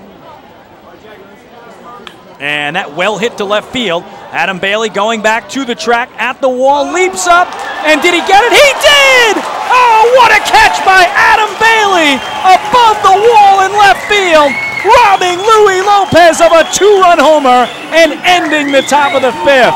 Oh, many of the fans standing here as he makes his way to the dugout on the first base side, where he'll no doubt be mobbed by his teammates. That'll do it for the Bluefish. No runs, no hits, a hit batsman, and 1 man left. Middle of the 5th, halfway home on Long Island. The Bluefish lead the Ducks by the score of 2-0. Hey fans, this is infielder Cody Puckett, and you're listening to Ducks Baseball on the Ducks official YouTube channel, youtube.com/DucksBaseball. All 2,000 of us at PSEG Long Island care deeply about our communities. Our company has a long-standing commitment to giving back. And our people, along with our energy efficiency and renewable energy programs, are helping to improve the businesses and towns we all call home. Learn more about how we're working together to better serve our communities. Visit us at psegLINY.com/community. Take your group out to the ball game this season and enjoy all the fun of Ducks baseball at discounted prices with the Hebrew National Picnic Area, luxury suites, the Smokin' Owls party deck, and so much more. Bringing your group to the game will be an unforgettable experience. The Ducks even offer opportunities to sing the national anthem, serve as a color guard, be the Nicolak Dream Team, put on a pregame performance, display your group's artwork, or shag fly balls during Ducks batting practice. To book your outing today, call 631-940-3825 and ask for the group sales department. Long Island Ducks Baseball. Life is better here.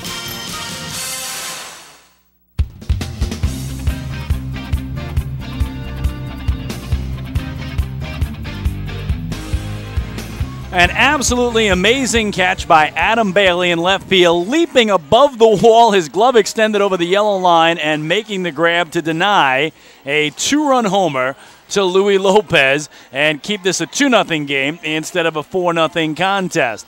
Just an unbelievable effort as we head to the bottom of the 5th. And again, still seeing some lightning flashes off in the distance. That one storm is still on the way towards us. It is in Nassau County, it appears, at last look on the radar. So hopefully, again, the Ducks can get some runs here, because if they don't score at least 2 in this inning, it would be an official game with them trailing after 5 innings of play. And again, a big, big Wednesday night crowd looking to see some fireworks from the Ducks and also some fireworks in the skies, as they've had a couple of previews during the national anthem tonight and during the Duck Dash as well. Jan Vasquez to get it going for Long Island. And DJ Mitchell, into his 5th inning of work, starts him out with a strike on the outside corner, and the count 0-1. Vasquez drew a walk back in the 2nd, his only previous plate appearance. Staff of the Long Island Ducks has been down near the tarp on the left field line the entire game. Swing and a miss, and it's quickly 0-2. So again, it has caused the postponement of the game in Bridgewater, New Jersey, between the Patriots and Barnstormers. And I know over the next 2 days and nights, Tropical Storm Arthur is the one that's making its way up the East Coast and could factor into Duck games tomorrow and Friday as well. 0-2 is way up high. The Bluefish will wrap up the 5-game series they have here tomorrow night. And then the Ducks will welcome in the Camden River Sharks for a 3-game series, Friday, Saturday, and Sunday. Skeeters come in Monday, Tuesday, and Wednesday next week to wrap up the longest homestand of the season an 11-gamer. And again, Monday, Tuesday, and Wednesday, it'll be a brand new half. Start of the second half for the Ducks, and the record 0-0. Breaking ball from Mitchell down low here, and the count 2 balls and 2 strikes. Mitchell played his college ball at Clemson, where the Yankees selected him. And the 2008 draft in round number 10, and did make it all the way up to the Bronx for 4 games in 2012, his only big league action. Here, swing and a miss, he strikes out Vasquez. 5th K of the night, and there's 1 away.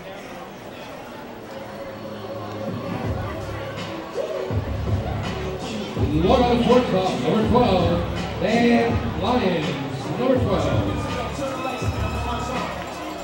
So here's the 9-man, Dan Lyons, bounced into a fielder's choice his first time through back in the second.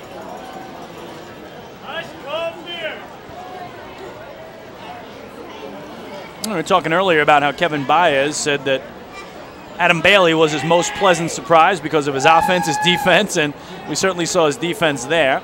But he also singled out guys like Cody Puckett, who has had a terrific year, Brendan Harris, who's come on of late, Dan Lyons, who is just so steady every single night in the field defensively.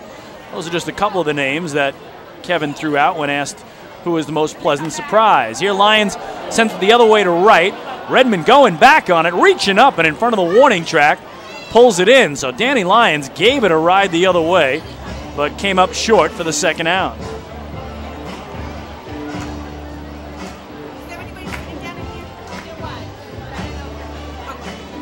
So bring up Phelan Lentini.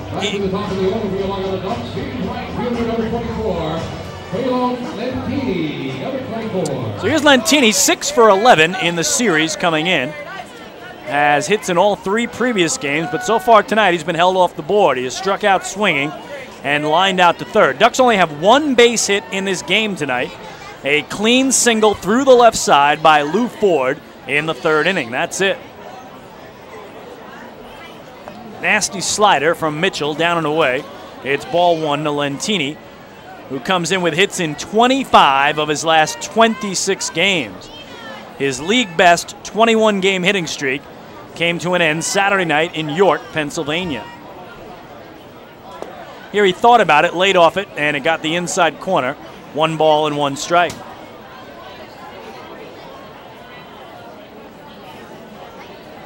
Bottom of the 5th, Fish with a 2-0 lead. The 1-1 is in tight for ball 2. Lentini just 14 points back of Lou Ford now for the team lead in batting average. 2-1. Looping breaking ball in. 3-1. Phelan started the night at 335. Lou at 349. Ford's been in one of the rare slumps he's had of the season. 3-1 to center field for James Simmons, and he will make the grab, and the side retired. 2 straight 1-2-3 innings for DJ Mitchell and the Bluefish. 5 complete tonight at the Duck Pond. Bridgeport leads Long Island 2-0. Hi, this is pitcher John Brownell, and you're listening to Ducks Baseball on the Ducks official YouTube channel, youtube.com/DucksBaseball. Hi, I'm former Major Leaguer John Franco. Growing up in Brooklyn, I dreamed of playing professional baseball. My dad, a city employee, worked hard so I could live out that dream. The team at MCU is a lot like my dad. They're New Yorkers you can count on, and they'll work hard to help you reach your financial goals. Municipal Credit Union has a full range of financial services that make sense in today's economy. Join today. Call 1-866-JOIN-MCU or visit nymcu.org. MCU, strong, trusted, growing. Hey, Ducks fans, the official hotel of the Long Island Ducks is the Clarion Hotel and Conference Center in Ronkonkoma. Uncover the perfect balance of memorable, award-winning service and the most central location Long Island has to offer. The Clarion Hotel and Conference Center is located less than a quarter mile from the Islip MacArthur Airport with a state-of-the-art health and fitness center, high-speed internet access, a world-class outdoor pool, and the great food and fun inside the Brickyard Bar and Grill. There's never been a better time to visit the Clarion Hotel and Conference Center. Best of all, it's only minutes away from Bethpage Ballpark, the Clarion Hotel and Conference Center, the official hotel of the Long Island Ducks. Call 585-9500 today. That's 631-585-9500.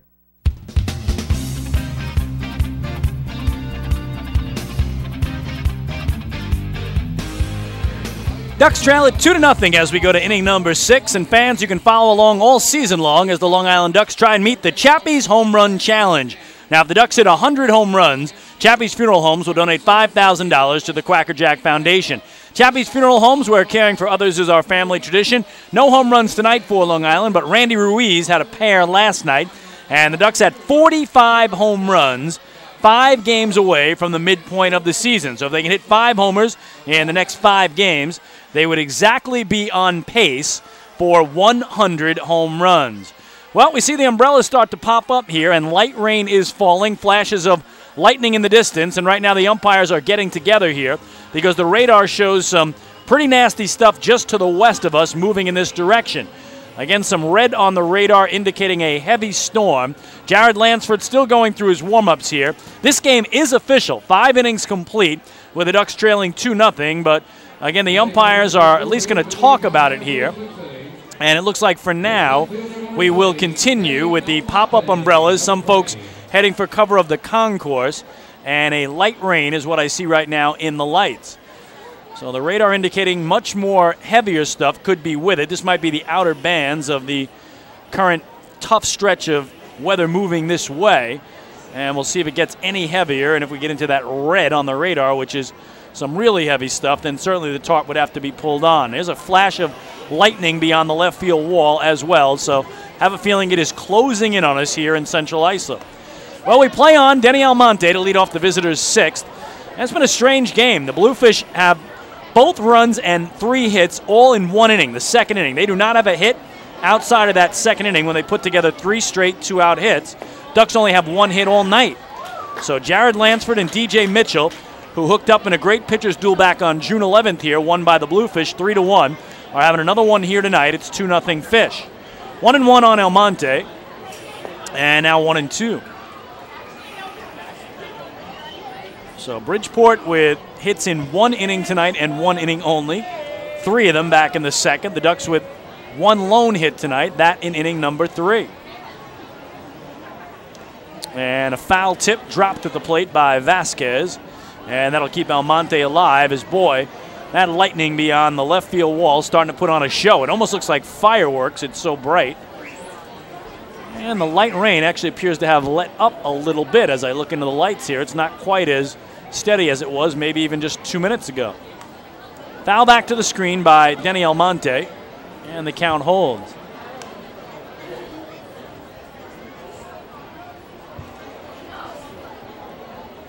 So both of these pitchers have thrown 4 hitless innings tonight. Way up and outside, misses Lansford, and it's 2 balls and 2 strikes. No major league experience for Jared Lansford. Spent 7 years in the A's organization, the one his father played for, Carney Lansford, going from rookie through AAA but never getting to play in Oakland. Here he strikes out Almonte, the tag applied by Vasquez to get the putout. And on strikeout number 5 tonight for Jared Lansford, there's 1 gone. In section 210.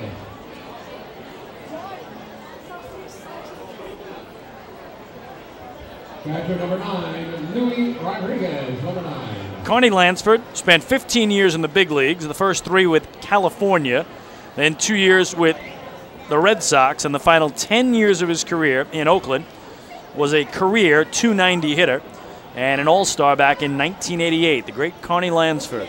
Here's Louis Rodriguez, and the machete takes a called strike on the outside corner. Count 0-1 on Louis, who tonight has struck out swinging and drawn a walk. Top of the 6th, Bluefish with a 2-0 lead.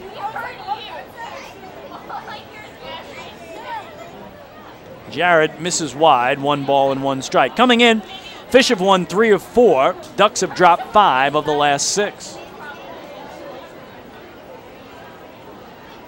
1-1. Low and away, and now we got a serious lightning flash. That was beyond all of the outfield walls, left, center, and right. And the rain does pick up a little bit. Still not too bad, though. Many folks in the seats just taking it right now and not going for cover or any type of shelter to get underneath as Rodriguez fouls it straight back. And the count 2-1 on Louis. Check that, 2-2. Now more folks are heading for the cover of the concourse as the rain does pick up a little bit. Still very playable, but it has picked up a little bit in the last minute or two, and now we start to see more and more folks scatter for cover of the concourse. 2-2. And that a bouncer to second for Cody Puckett. Easy chance. And a 4-3 putout is out number 2 here in the visitors' 6th.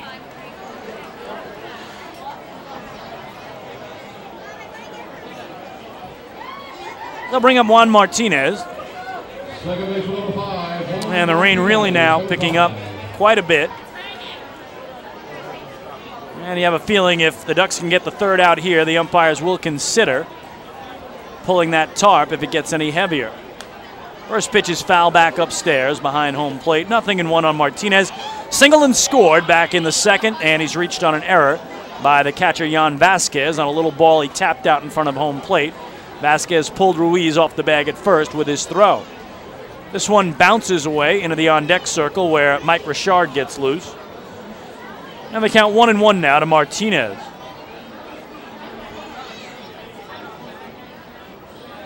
Lansford's pitch gets the outside corner at the knees for strike 2.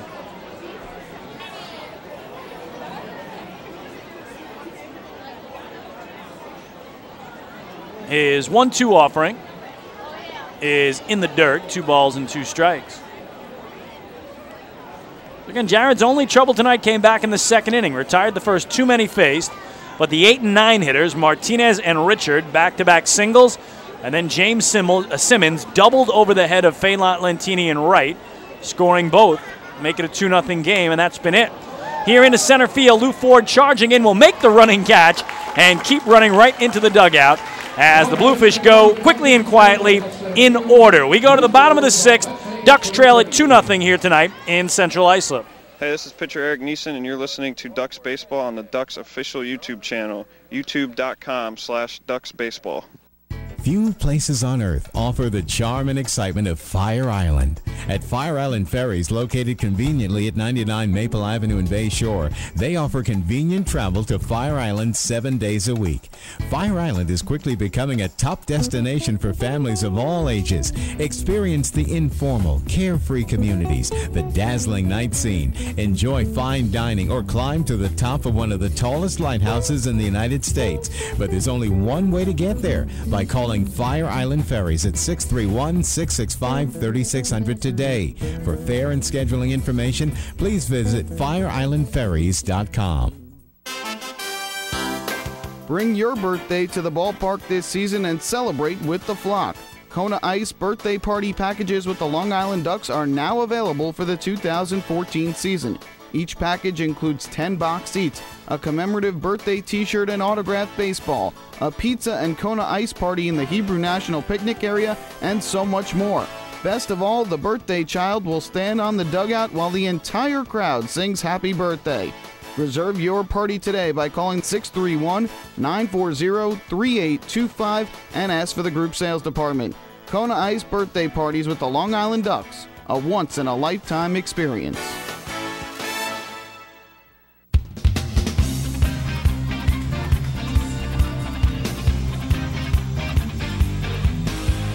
Well, as you can see, the tarp has come out at 9:04 in the middle of the 6th inning, a little under 2 hours into our ball game, with the Bluefish holding a 2-0 lead.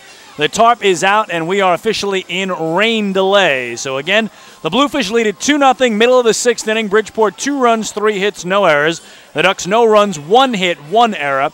And at least for the time being, this game is in a rain delay, with light rain falling, but the radar showing much heavier, much more severe rain behind it, and hopefully all that will blow through, and we'll be able to continue this game tonight. The Ducks have their 4th sellout crowd of the year on hand, over 6,000 on hand tonight, hoping to see a Duck victory, and then the Pyrotechnico fireworks extravaganza that is scheduled to follow it. But as of now, we are in a rain delay, and hopefully, again, we'll have the final 3.5 innings of this game and also the fireworks show that would follow it if the weather will cooperate. So we are officially in a rain delay, middle of the 6th inning, with the Bluefish leading the Ducks by the score of 2-0. We will turn it over to the soundtrack of the Ducks Championship DVD 2004, a Season 2, remember. If there's any kind of update on the status of tonight's game, of course, we'll be back with it. But officially now, we are in rain delay tonight at Bethpage Ballpark, with Long Island trailing by 2 in inning number 6. Hi, I'm Chris King, the radio and TV voice of your Long Island Ducks. 2004 was a very special season for the Ducks, both on and off the field. From the first pitch of spring training until the final out of their championship victory, there were packed houses, nail-biting wins, and enough excitement to last a lifetime. During the Ducks' first ever trip to the Atlantic League playoffs, each of their 6 games was decided by just 1 run, with the Ducks winning 5 of those. In putting together this championship DVD, we'll take a walk down memory lane and take you step by step through the Long Island Ducks 2004 Atlantic League Championship.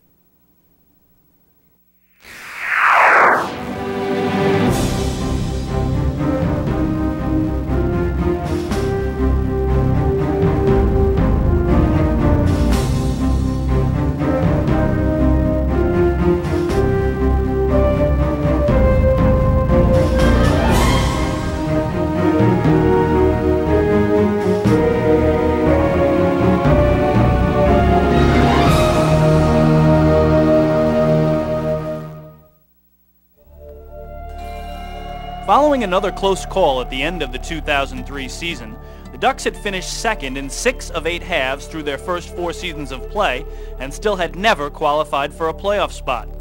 After a winter full of organizational meetings and player signings, the team headed down to spring training loaded with talent, brimming with confidence, and eager to prove that this team was different. Well, when we got down to spring training, it was we kind of realized that this was kind of a special group of guys. And we all clicked from the very beginning, and our mission was, you know, if we're going to be in the independent league and nobody's going to give us an opportunity to go play in organized ball, then we're going to try to do the absolute best that we can with our team. And like I said, we felt like we had a special talent and a special group of guys, and it was our goal to go out and win the championship. He is all business on that 5th day. I tell you, he has his good times and whatever, and keeps everybody loose up to that point, and then, he's it's business day. I expect to win, and I expect to win pretty much with the whole pitching staff. When you get Bill out there, he's going to fight you. He's going to fight you to the end. He never wants to come out, and that's always good.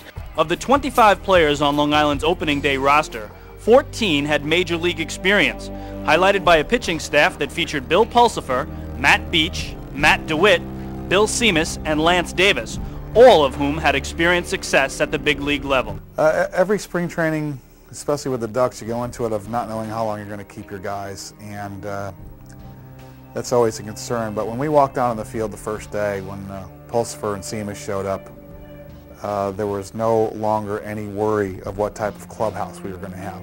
The camaraderie was there just with those 2 individuals, and as a coach, as a manager, when you know your camaraderie is good, it solves a lot of problems. So everybody else was going to fit into place. All the guys that we had from the previous year, we knew were very good guys, very good individuals, and we pride ourselves with the Ducks of bringing in good individuals, not just statistics, but they got to be good people to play here. And as soon as we had those 2 guys, we knew we were set. As the season began, Long Island came out of the gates on fire, emerging victorious in each of their first 6 games. 4, and the Ducks win the game. Final score, Long Island Ducks 5, Pennsylvania Road Warriors 4. By the end of the season's first month, Long Island was on a roll, in first place with a 16-7 record. We had a lot of guys returning from the year before.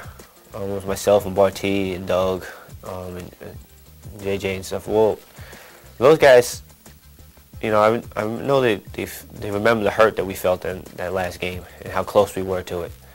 And then getting guys like Pulsifer and Seamus and Lance and Beach and those guys in the beginning of the year, we knew we had a staff that could take us all the way.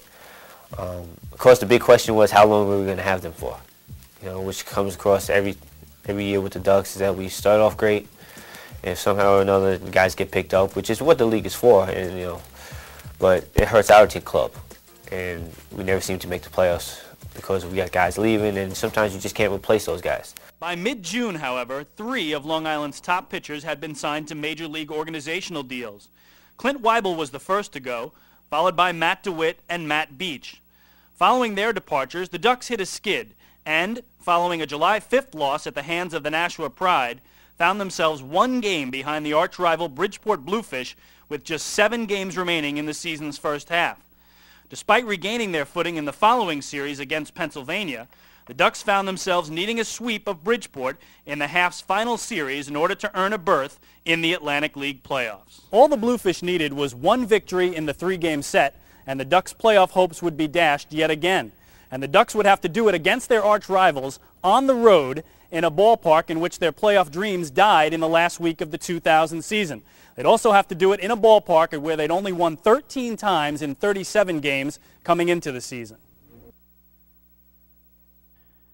You're listening to the soundtrack of the Ducks Championship DVD, 2004 Long Island Ducks, A Season to Remember. The Long Island Ducks baseball game is currently being delayed due to inclement weather. We will update you on the status of the game as soon as possible, and thanks for listening to Long Island Ducks baseball exclusively here on LIDucks.com. We now return you to our trip down memory lane.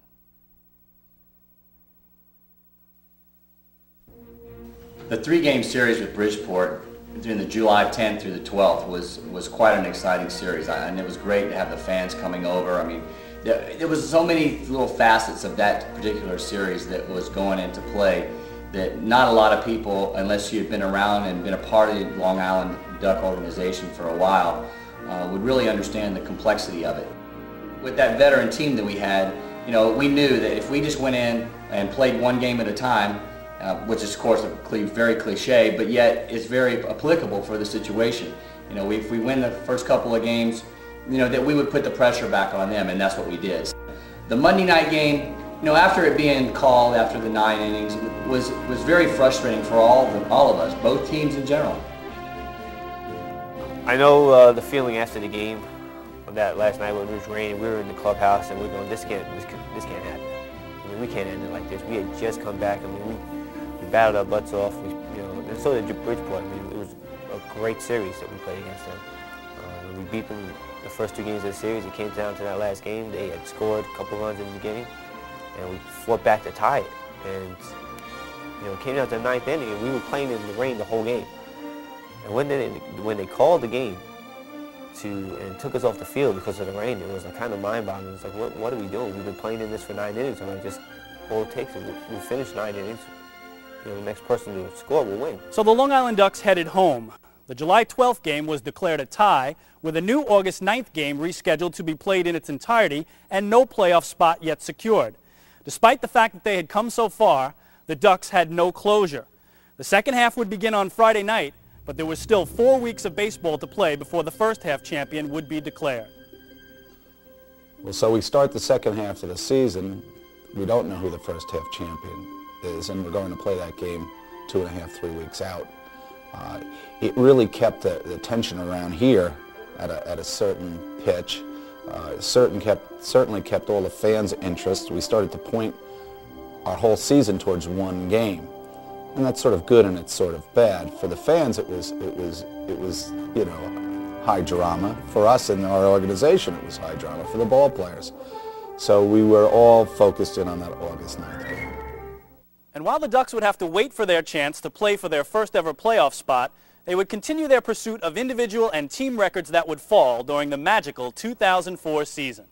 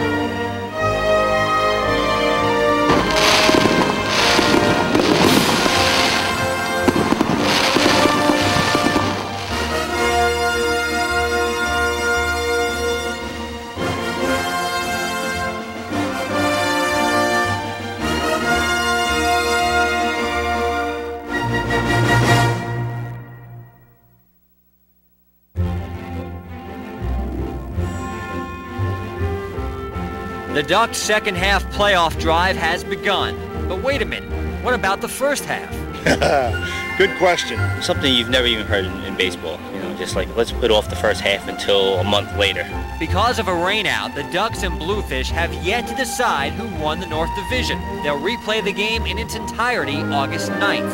I mean, we definitely had momentum in our favor, and it was just too bad that it just had to stop like it did. To have it end like that was really disappointing. We have some guys that do real well now. Who knows if Doug, Kamara, Barty, or Pulsford is going to be here come August 9th. That could really change things. They were a big part of our team.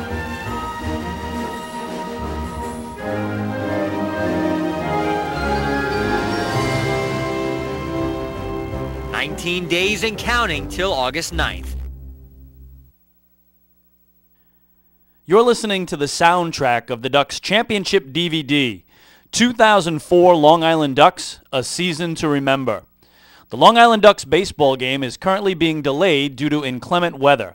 We will update you on the status of the game as soon as possible, and thanks for listening to Long Island Ducks baseball exclusively here on LIDucks.com. We now return you to our trip down memory lane.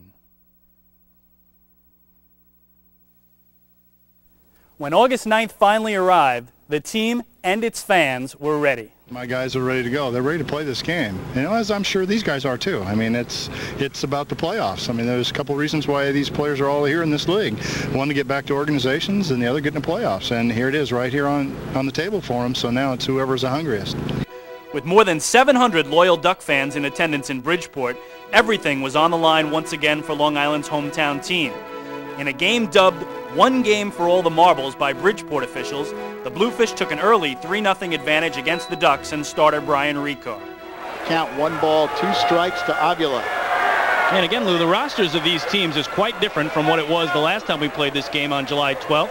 The Ducks do have Garrick back. The Bluefish have Willis Otanez and DJ Boston back, but Long Island has lost Bill Pulsifer, Lance Davis, and Manny Ulloa, 3 of their best pitchers who've gone on to affiliated teams.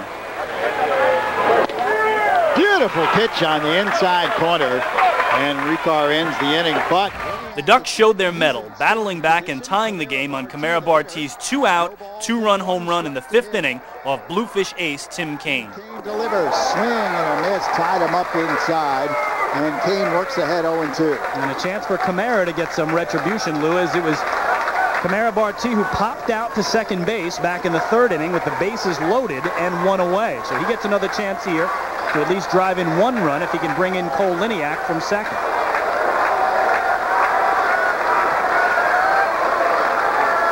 0-2 pitch, swung on and drilled to deep left field. Going back is Otanez. It's gone! A home run for Barty! A 2-run shot! And we are all tied at 4. Well, for Kamara Barty, his team-leading 18th home run. We were down early, so we were like, all right, now we got to fight back. But once you hit that 2-run home run and we're dead even, it's a whole new game. It's like, all right, it's 0-0. Now it's our game. We have the momentum. Let's take it. Let's go all the way with this. Now Andrew Salvo.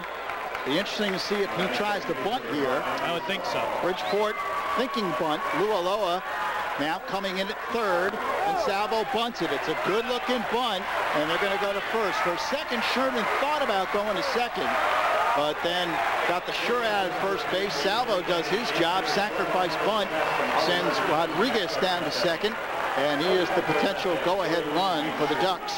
Well, Andrew Salvo practices that bunt every day in batting practice, and in the biggest spot of the season for Long Island, he comes through as manager Don McCormack there, playing small ball here in a tie game, and now he hopes that Kevin Baez, who's had the best defensive play of the game for Long Island, can come through with some offense. Well, the Duck fans making some noise now.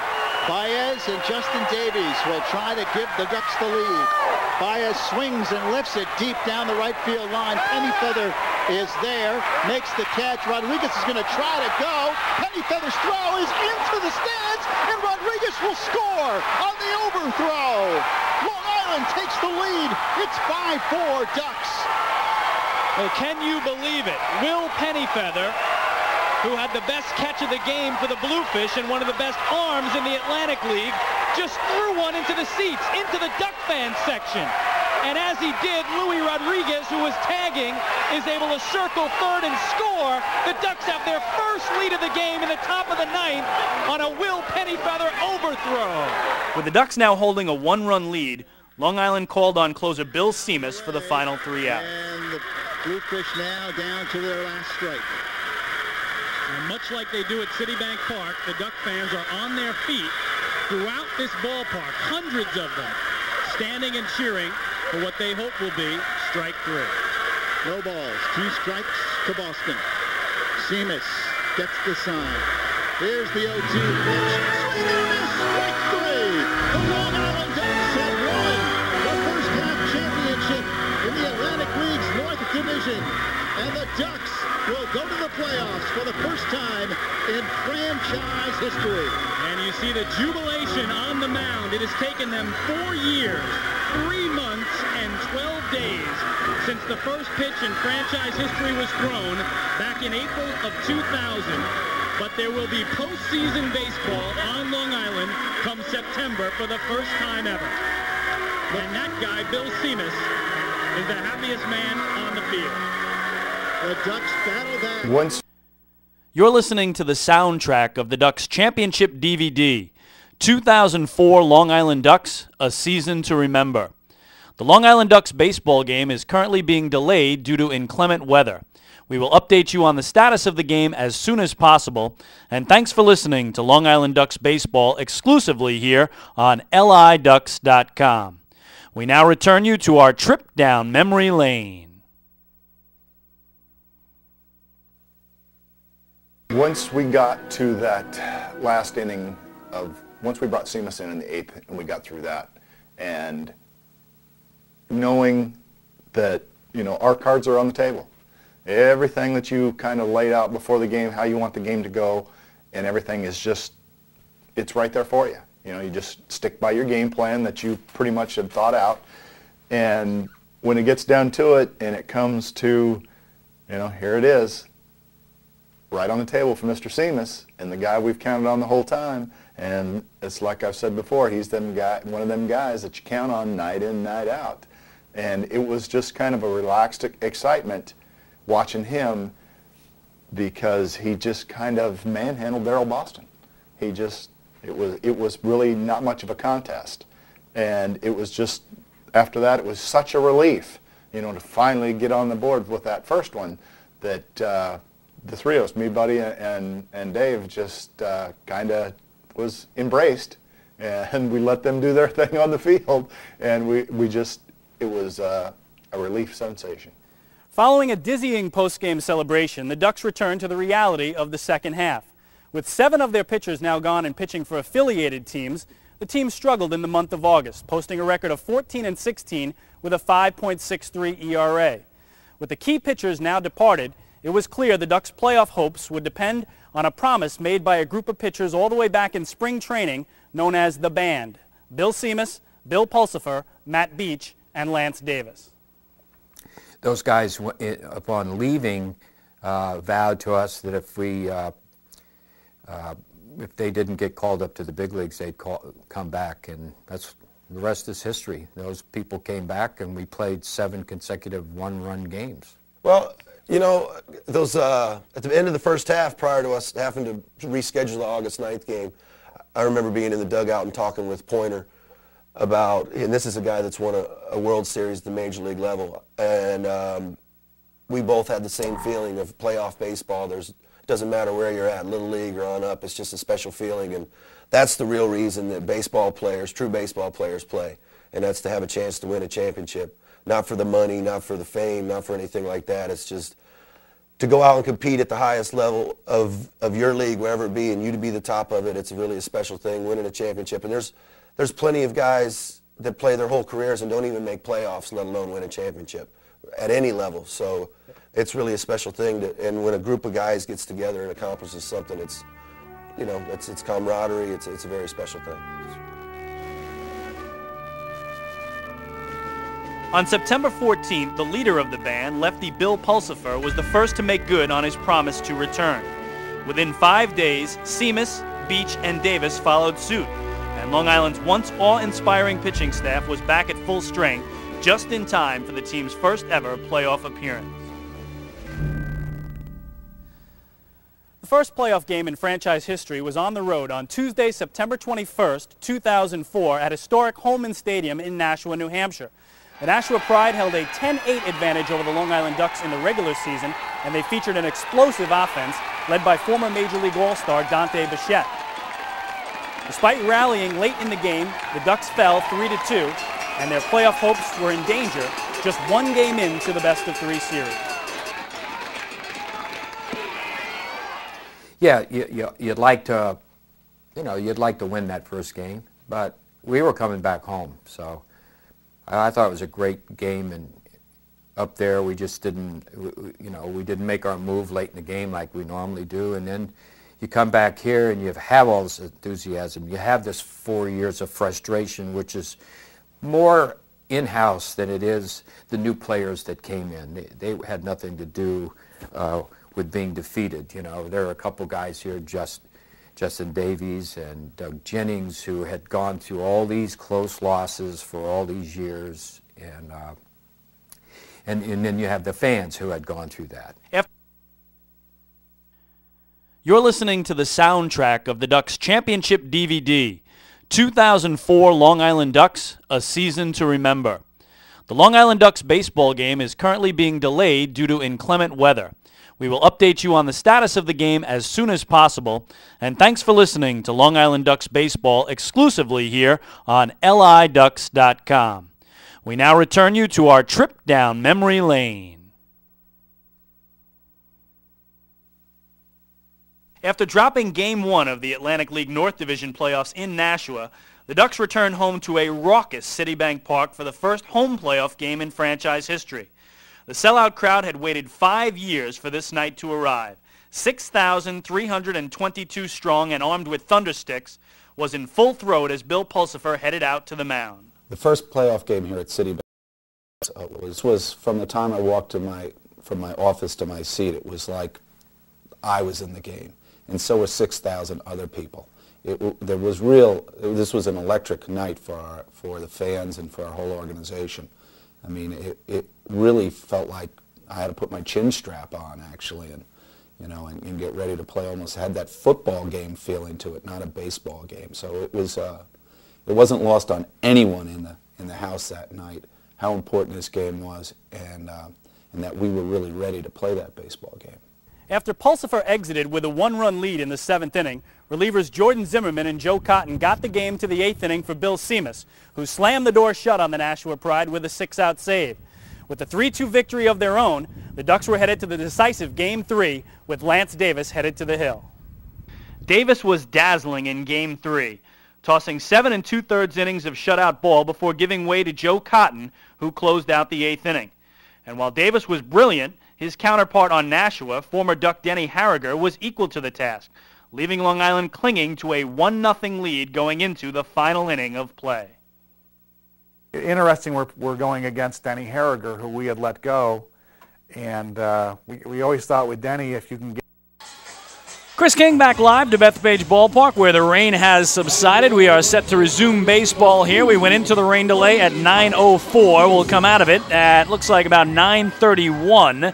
So that would be a 27-minute rain delay. Not bad at all. The rain has completely stopped. The crew of the Ducks did a great job in cleaning it up. DJ Mitchell, who was the starting pitcher for the Bluefish, remains in there, and he will face Cody Puckett for the Ducks here in the bottom of the 6th, with Bridgeport leading it 2-0. So 9:31 is when we come out of rain delay, and it is officially a 27-minute stoppage before baseball resumes again.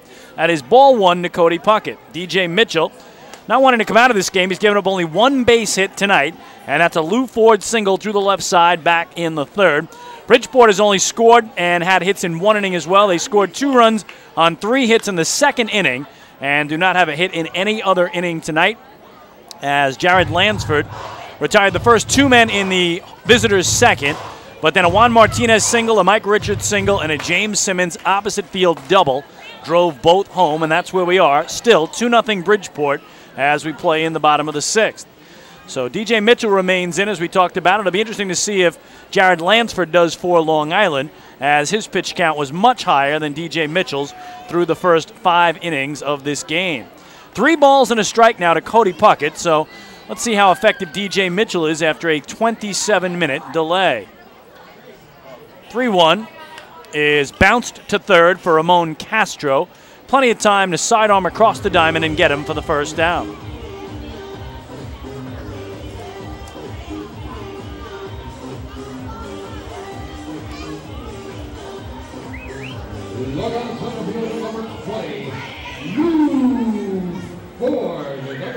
So here he is, Lou Ford, the only Duck with a base hit tonight. A clean single through the left side, back in the third, and there have been some web gems by the Bluefish to keep some other Ducks from having hits. Cody Puckett arrived on a sliding catch by James Simmons in center.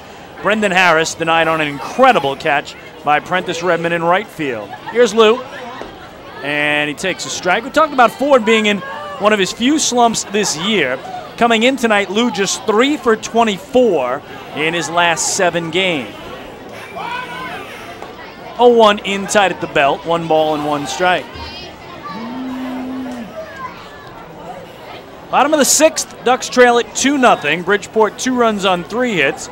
Ducks no runs on 1 hit. Long Island has committed the game's only error. Mitchell gets an inside strike, and the count 1-2 now on Ford. DJ Mitchell, the former New York Yankee, has put on a show here tonight against the best hitting team in the Atlantic League offensively all year, Long Island. The 1-2 is lined down the left field line, and that is a fair ball. It'll go into the corner. Denny Almonte will dig it out, and Lou Ford now with both hits for the Ducks tonight. It's a 1-out double. And it brings the tying run to the plate in Randy Ruiz. And Randy, 2 homers last night. A 2-run homer in the bottom of the first to center field made it 2-0 Long Island. A solo homer to left in the bottom of the third made it 3-0 Long Island. So he homered in back-to-back at-bats. But so far tonight, he's been hit by a pitch, and he's grounded out to second, 0-1.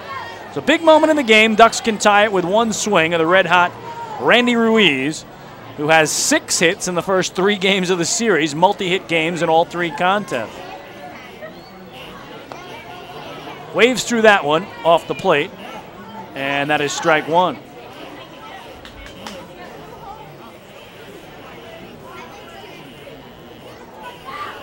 So DJ Mitchell gives up just his 2nd hit of the night here in the 6th, both to Lou Ford. 0-1 is bounced to third. Ramon Castro will look Ford back to second, and then bring it across to Luis Lopez to get Ruiz for the 2nd out.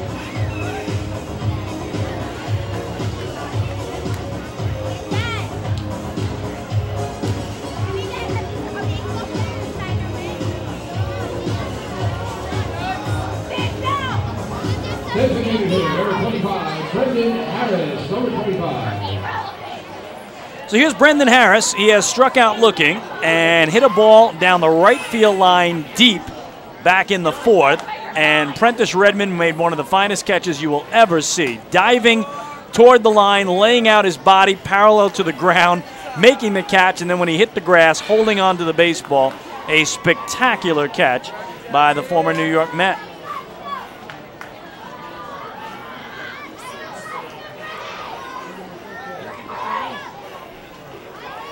First pitch to Harris, right down Main Street, strike 1.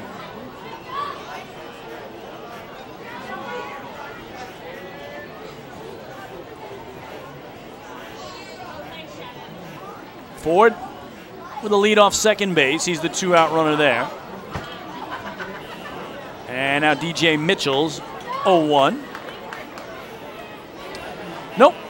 He waited too long. He held that set so long. He was in a stare down with Lou Ford that Brendan Harris just didn't feel comfortable at the plate. So he asked home plate umpire Frank Leparic for time, and it was granted.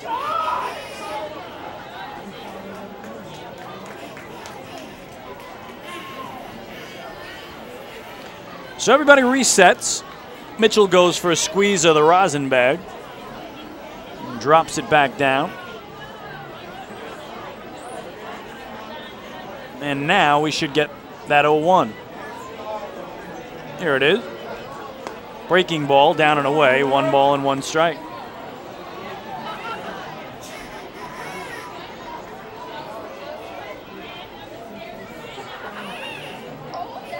So the good news is on the radar, doesn't look like there's much more bad weather behind that initial flurry of light rain we had. The 1-1. Again, that system has broken up. Much of it has departed north of us. And don't want to jinx it or anything, but the radar appeared to show that we should be clear for a while, although, as I say it, there's a big lightning flash over the wall in center field, so I'm just going to stop trying to play weatherman and hope that we can get the final 3.5 innings in here tonight. 2-1 is fisted foul over the Ducks dugout on the first base side. Again, Ducks with a sellout crowd here tonight, 6,021, their 4th sellout of the year, and everybody wanting to see the Pyrotechnico fireworks extravaganza that will follow. They had a little preview during the national anthem tonight, a little preview during the Duck Dash, and if a Duck hits a home run, you always get that preview of the fireworks, so more incentive to take it out of the yard and set off some fireworks. 2-2 is bounced up the middle. The shortstop, Richard, cuts it off, fires high to first, and it goes off the railing in front of the Ducks dugout. Lou Ford will come home and score, and the Ducks are on the board. They trail it 2-1.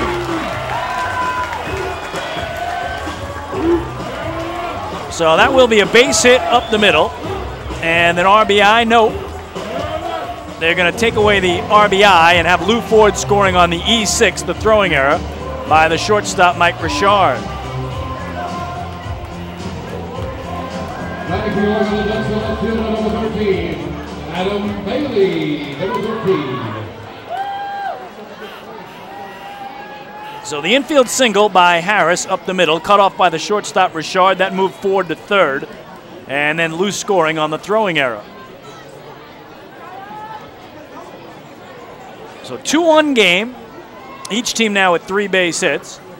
Ducks had 1 hit in the first 5 innings. They have 2 here in the 6th already. Here's Adam Bailey, and he lines it into the glove of the second baseman Juan Martinez as he spins around and holds on to retire the side. But the Ducks get on the board with 1 run on 2 hits. There was an error and 1 man left. 6 complete on Long Island. It is now the Long Island Ducks trailing the Bridgeport Bluefish 2-1.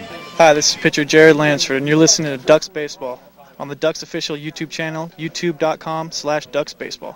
Can't get enough of the Long Island Ducks? Well, now you can get even more inside info on your favorite hometown team through Facebook and Twitter. The Ducks are constantly updating fans through social media with scores, transactions, ballpark promotions, and much more. You can even win great prizes. All you'll need to do is make a free account on Facebook and Twitter, and then visit us at facebook.com/LIDucks and twitter.com/LIDucks. Think you're Long Island's biggest Ducks fan? Get connected now. Hey Ducks fans, your recreation destination this year is The Rinks at Hidden Pond Park. The Rinks features 2 full-size ice rinks, a 97-acre summer day camp, a New York State licensed preschool academy, and a wide variety of birthday party options. Learn to skate, join one of many hockey leagues, swim in an Olympic-sized pool, and enjoy all the fun that The Rinks has to offer. Visit us today at 660 Terry Road in Hauppauge, or check us out online at therinks.com. The Rinks, your recreation destination. Hi, this is Bud Harrelson, and you're listening to Ducks Baseball on the Ducks official YouTube channel, youtube.com/DucksBaseball. Few places on earth offer the charm and excitement of Fire Island. At Fire Island Ferries, located conveniently at 99 Maple Avenue in Bay Shore, they offer convenient travel to Fire Island 7 days a week. Fire Island is quickly becoming a top destination for families of all ages. Experience the informal, carefree communities, the dazzling night scene, enjoy fine dining, or climb to the top of one of the tallest lighthouses in the United States. But there's only one way to get there, by calling Fire Island Ferries at 631-665-3600 today. For fare and scheduling information, please visit fireislandferries.com.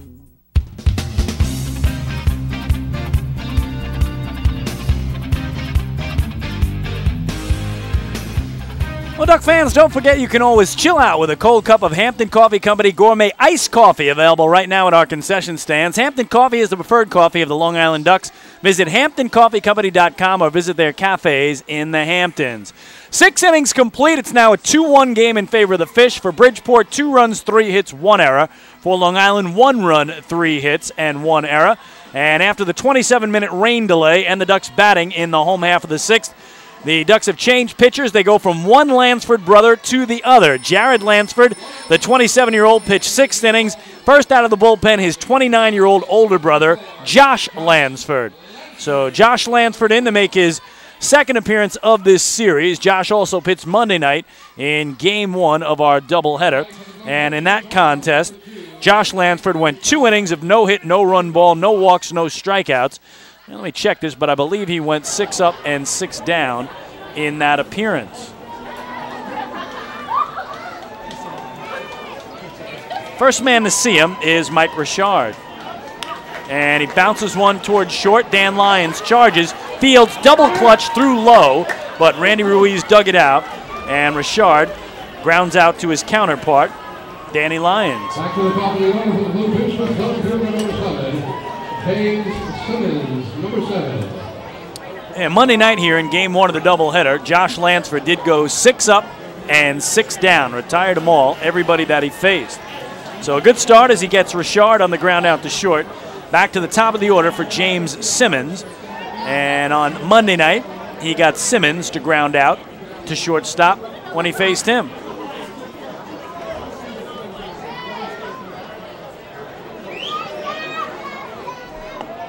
First pitch is inside. Again, Simmons has provided both runs tonight. An opposite field, 2-out, 2-run double over the head of Felot Lentini back in the second inning, bringing home Juan Martinez and Mike Richard. And that is only hit tonight in 3 trips. 1-0 is looped in the left center field. That's going to get down for a base hit. So James Simmons with half the hits tonight for the Bluefish, his second of the evening, and he's a 1-out runner. And a good one. Number 27. Simmons 8 stolen bases on the year. He's been caught twice. And obviously in a 1-run game, a threat to go here with 1 out. And Prentice Redmond at the plate. Redmond 0 for 3 with a strikeout looking, sandwiched in between a pair of flyouts.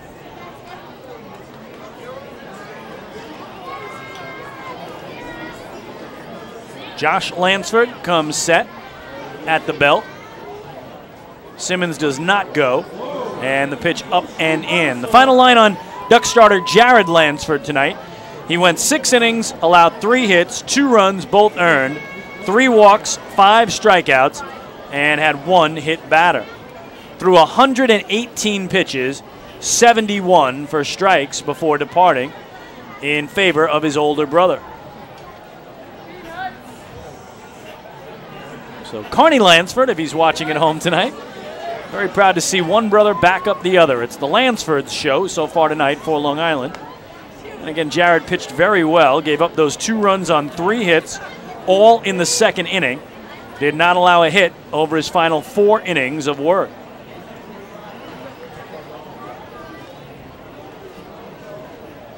The 3 consecutive 2-out hits is what he gave up in the second, and that leaves him on the short side of the score when he leaves. He can lose it, he cannot win it. Ball 2 to Redmond. And now ball 3. Top of the 7th, Bluefish with a 2-1 lead. Bridgeport has won 2 of the first 3 games of this series to even up the Ferry Cup standings for this year at 4 wins apiece. 3-0, taken all the way for the strike, and it's 3-1.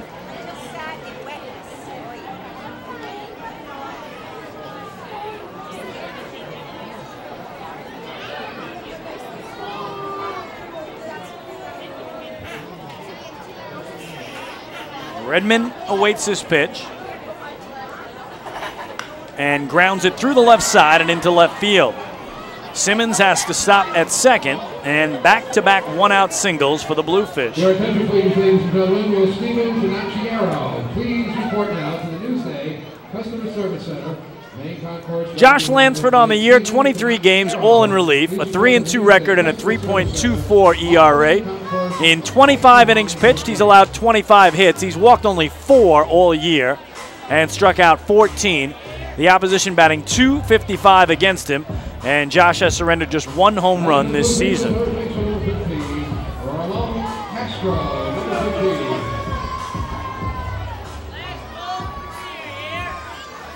So big spot in a 1-run game, 2 on, 1 away, and here's Ramon Castro, who is 0 for 2. He has walked, lined in a Sergio Miranda's glove at the hot corner, and grounded out to short.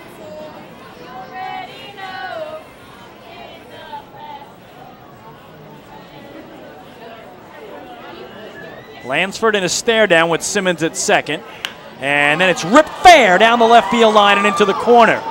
James Simmons will turn third. He will score. Going for second is Castro. He's in there with an RBI double, and the Bridgeport lead is back to 2. They have a 3-1 advantage.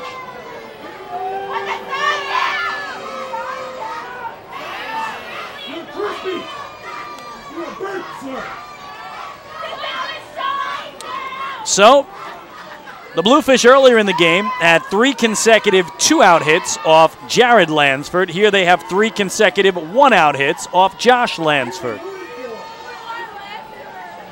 Still only 1 away. And with second and third for the cleanup man, J.R. Tolles, the Ducks bring the infield in all the way around. Tolles 0 for 1. He's walked and been hit by a pitch. And in the middle of that, flied out to right. Strike 1 from Josh Lansford. When Tolles was hit by a pitch back in the 5th, was the 11th time this year he's been hit. That leads the Atlantic League, and as you watch him on YouTube, you can see why. He is right on top of the plate, as always. 0-1 is hit slowly foul, third base side for Willie Upshaw, the skipper of the Bluefish. And he will deliver a souvenir into the seats to a very happy youngster who brought his mitt tonight. Group from St. Mary's Episcopal Church is getting ready below us to sing God Bless America once we get to the 7th inning stretch, and we'll bring that to you live as it happens. 0-2 to count to Tolles. And a fastball runs away, 1 ball and 2 strikes.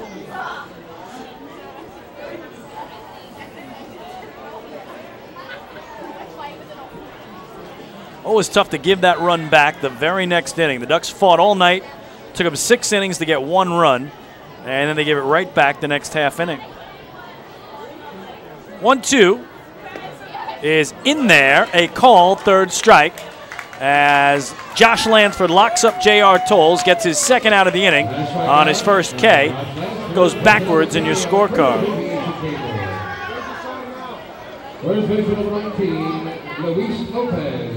Beautiful breaking ball that time by Josh. So here's Louis Lopez. He has flied to center, struck out swinging, and back in the 5th inning launched what should have been a 2-run homer to left, but Adam Bailey leaped above the wall with his glove. It was clearly above the yellow line and snatched it away. An absolutely incredible catch. So each team tonight has had an amazing catch. Bailey for the Ducks, and in right field earlier in the game, Redmond for the Bluefish. And let's not forget James Simmons had a great one sliding in center field as well. Strike 1 to Louis Lopez. Josh Lansford, the righty from the first base side of the rubber, set above his belt. 0-1 is slap foul down the end of the line, right side, 0-2. So Josh trying to limit the damage here if he can get Lopez and keep it to just the 1 run that's on the board. We're in the top of the 7th. Bluefish got the run back. The Ducks scored at the bottom of the 6th, and they lead it again by 2.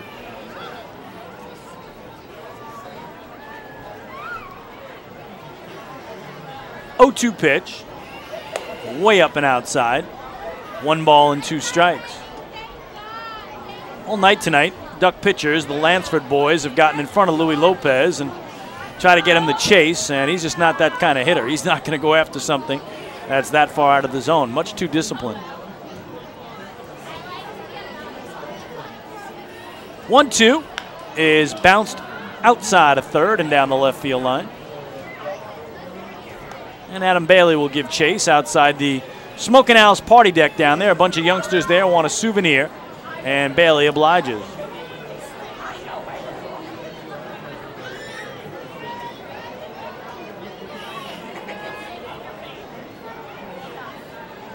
Count remains a ball and 2 strikes on the 2-out hitter here. Louis Lopez with runners at second and third. Trying to add 2 more on a base hit. Pitches up and in at the letters, and that'll even up the count.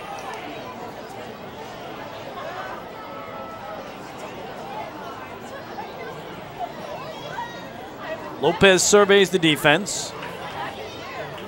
Medium depth all the way around and straight away. Josh Lansford ready. His pitch. Curveball, check swing. He held up on an inside offering, and the count now full. First base open, but you've got a switch hitter in Denny Almonte on deck, who would bat left-handed, so you want to end the inning right here and get Lopez. Well, a big night last night. He had 3 hits in the game and a walk. Payoff pitch, and that tap foul down at the dish.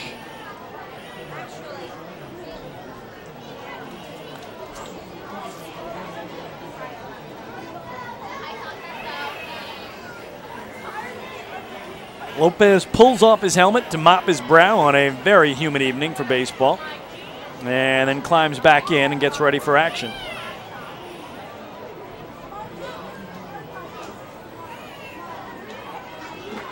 Another 3-2 forthcoming. Curveball, he waited on it and pulled it foul down the left field line.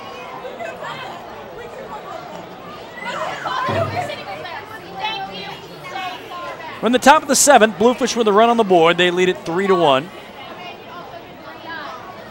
They got 3 hits in inning 2, 3 hits here in inning 7. Nothing anywhere else tonight against the brothers Lansford.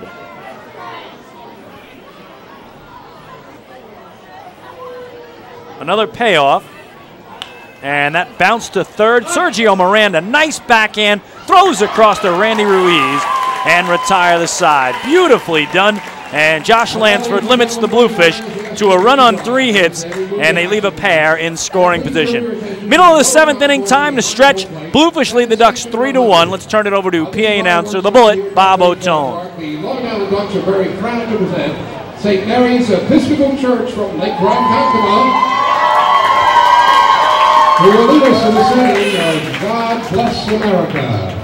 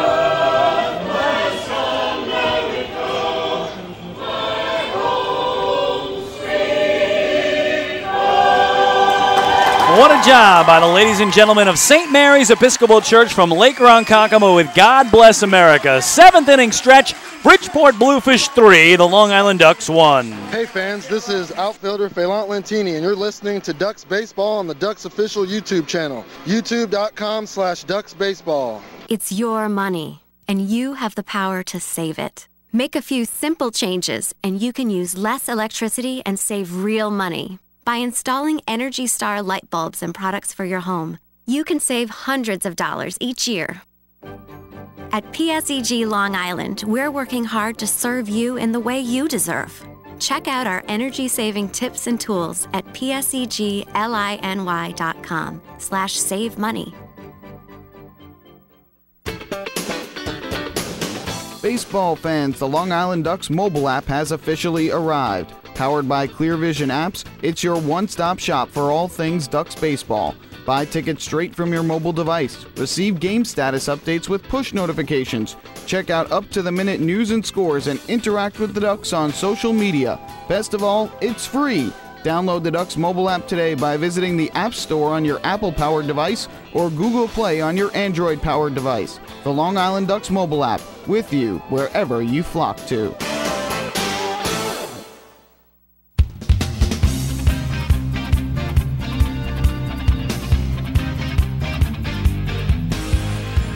Well, great rendition of Take Me Out to the Ball Game in the 7th inning stretch here at Bethpage Ballpark, with the Bluefish leading the Ducks by the score of 3-1. Again, tonight is Game 4 of a season-long 11-game homestand. It'll continue tomorrow night with another one against the Bluefish, the finale of the 5-game set. Pyrotechnico Fireworks Extravaganza follows that. And then the Camden River Sharks come in for a weekend series Friday, Saturday, and Sunday.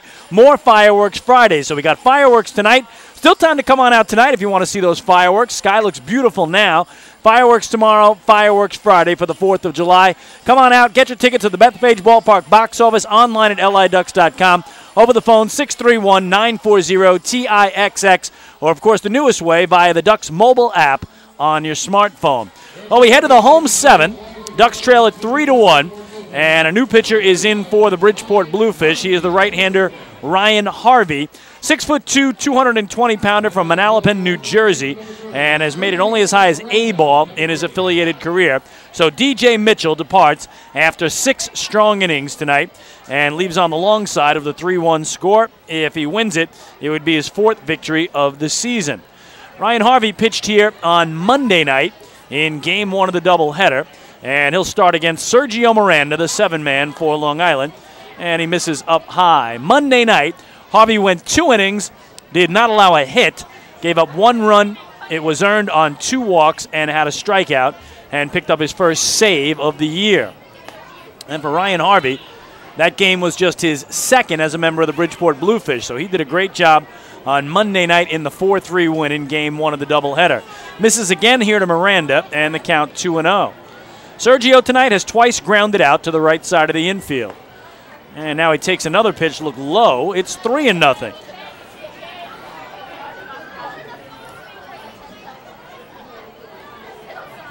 Got to think he'd be taking here all the way. Ducks need a base runner. Bring the tying run to the plate here in the home 7th. And that is way low and outside, ball 4. First walk of the night for Harvey, and another Municipal Credit Union walk with a purpose. Every time a Ducks batter walks, the Quackerjack Foundation wins.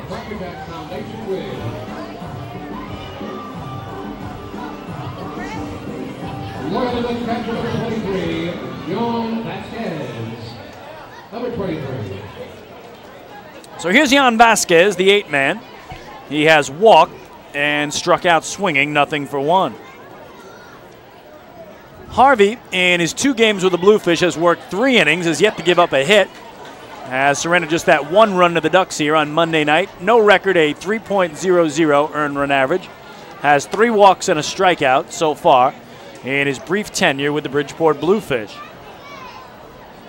Misses away here to Vasquez, and so far he hasn't thrown a strike. 5 pitches, all balls for Ryan Harvey.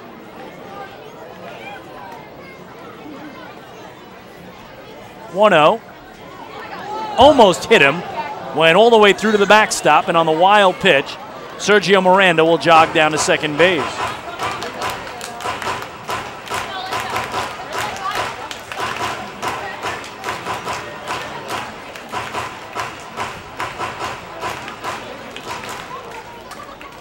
Is a wild pitch on Harvey.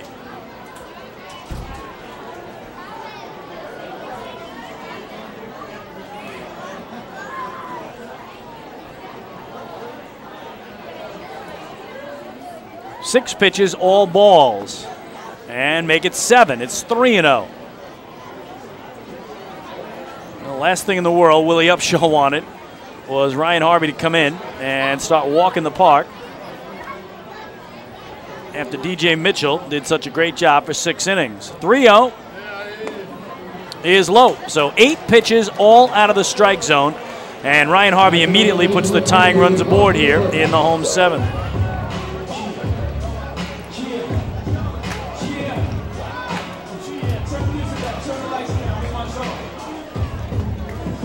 So meeting on the mound before Dan Lyons in an expected bunt situation here.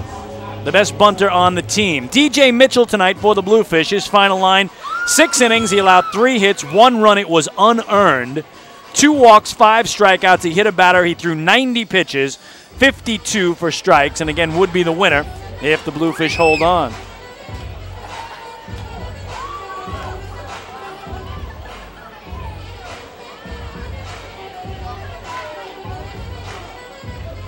So everybody in on this one, Willie Upshaw and his entire infield on the hill, and how they're going to deal with the expected bunt by Dan Lyons here to move 2 men over. And then you get 2 cracks at a base hit that could tie the game. All of Ryan Harvey's affiliated experience in the Texas Rangers organization, the team that drafted him back in 2012 in the 18th round out of Seton Hall University.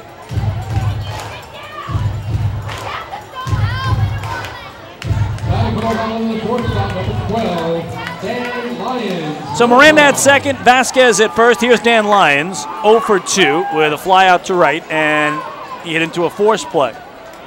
Bluefish in tight at the corners, expecting bunt.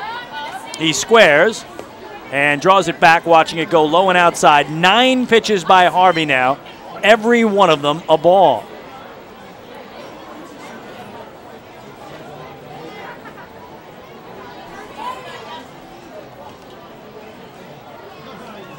Squares again, draws it back, and the first strike of the night for the Bluefish right-hander makes it a 1-1 count. We're in the bottom of the 7th. Ducks trail 3-1, but they get the first 2 men on base on balls. And they represent the tying runs. Harvey set, a check of Miranda at second. Lyons squares way outside and through to the backstop, and both runners go up again on his second wild pitch of the inning. So now you can take the bunt off, and the Ducks might get 3 cracks at a base hit that could tie this game. Boy, Harvey, who was so good here on Monday night in Game 1, has been all over the place. 2 walks, 2 wild pitches. Falling behind Lyons here, 2-1, and now the bunt comes off. Miranda to third, he's 90 feet away. Vasquez at second, the tying run in scoring position.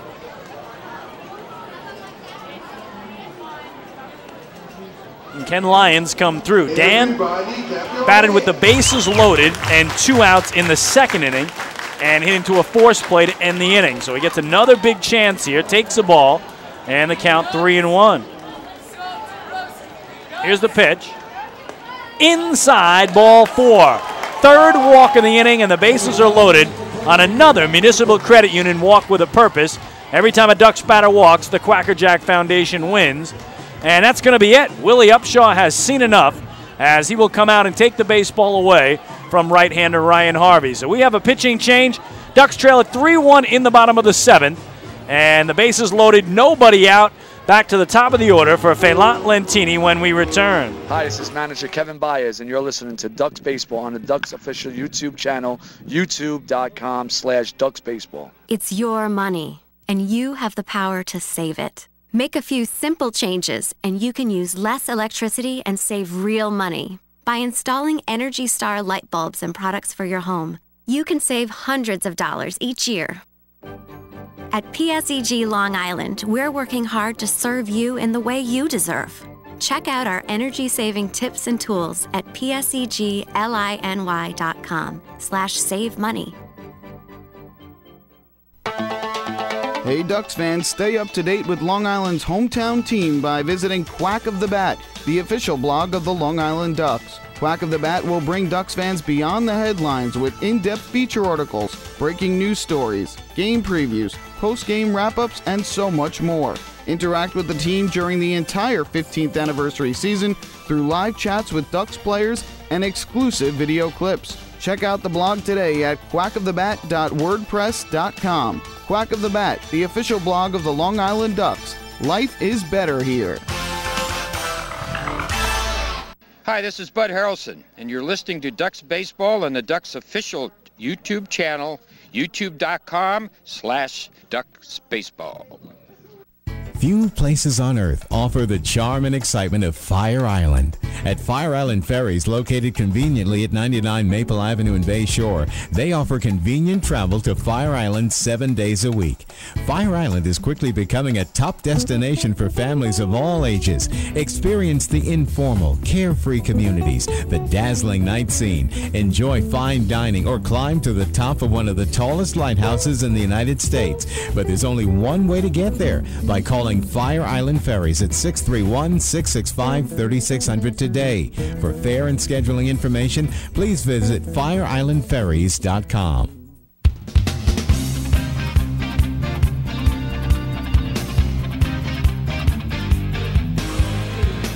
Now, the new pitcher for the Bridgeport Bluefish is the 24-year-old right-hander from Norwalk, Connecticut, the local boy, 6'2", 200-pound Kyle McMillan.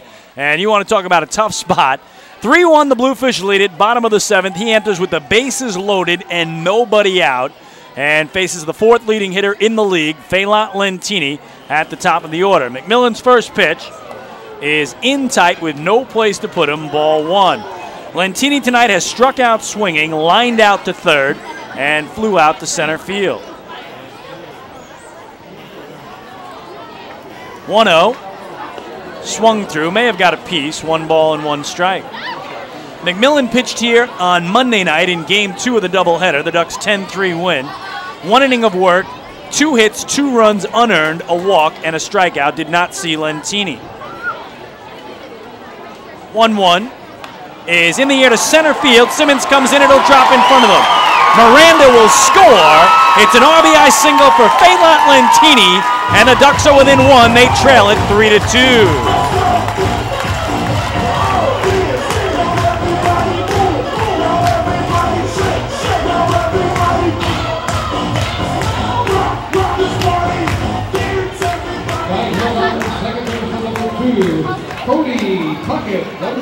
So the carousel turns for Long Island, station-to-station baseball here as it spins one time.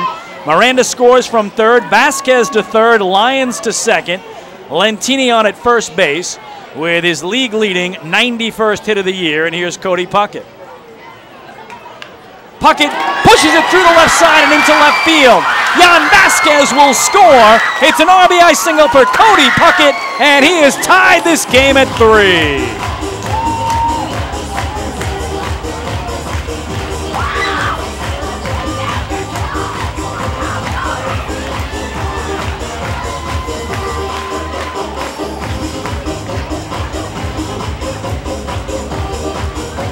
Brand new ball game here in the bottom of the 7th. The first 5 Ducks have all reached to begin the inning. 3 walks, back-to-back singles. And here's Lou Ford.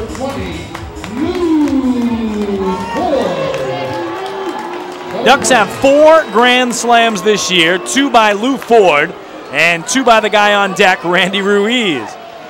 So big moment in the game. The Ducks have never led in this game. They've trailed 2-0, got to 2-1, trailed 3-1.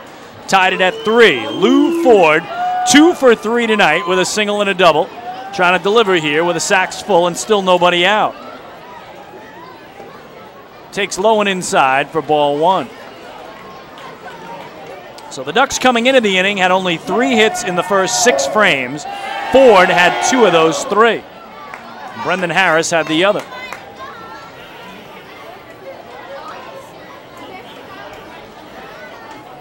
Lou leads the Ducks with 11 home runs on the year.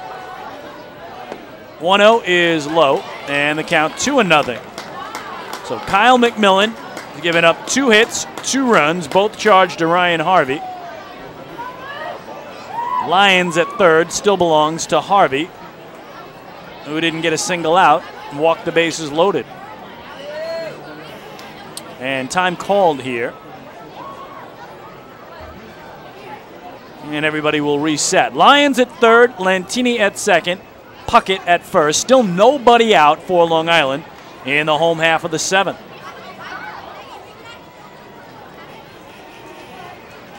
The 2-0 is grounded off the glove of the third baseman Castro and into left field. Lions will score. It's another run for Long Island, and they have their first lead of the night. It is 4-3 Ducks on the RBI single for Lou Ford.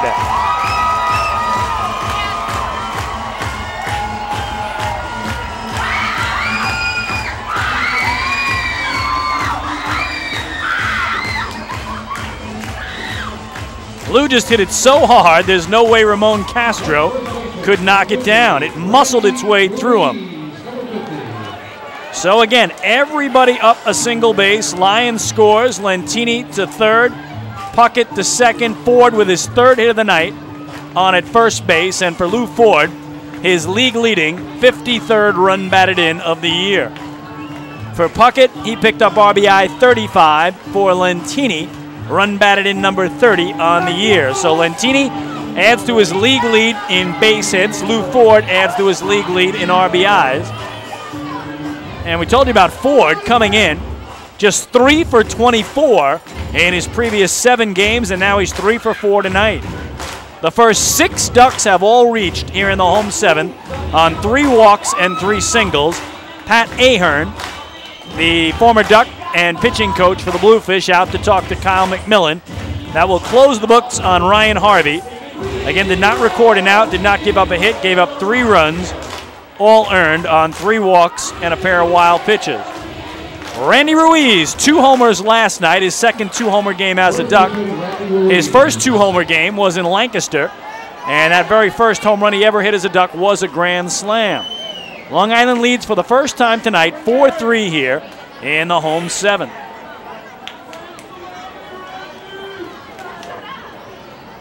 First pitch to Ruiz, down and away for ball 1. Randy, coming in tonight, was 6 for 10 in the series with 5 runs scored and 6 driven in. Tonight, 0 for 2 on a pair of groundouts, and he's been hit by a pitch. The chant is "Let's go Ducks." 1-0. Down and away from the catcher Rodriguez, but covering home was McMillan, and it was not far enough away from him to get the runner, Phelan Lantini, home from third base.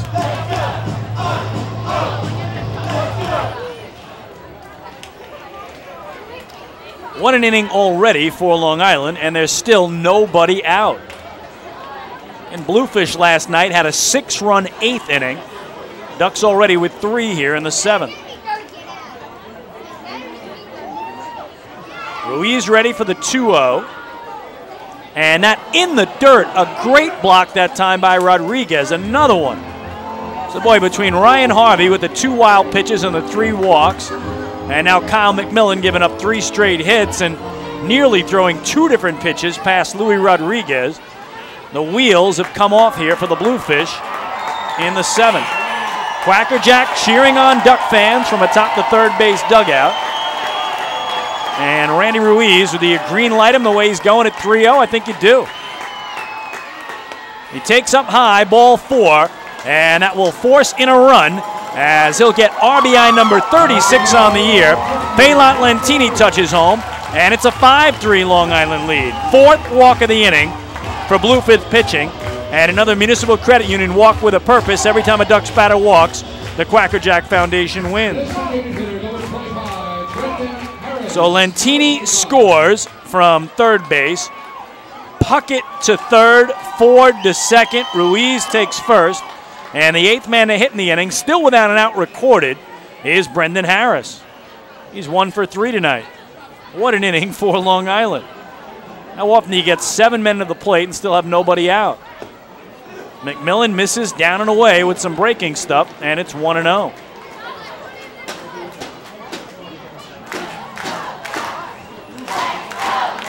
Quackerjack smacking those garbage can tops together. One that says "Let's," one "Go," and then the one down in the dugout, Ducks.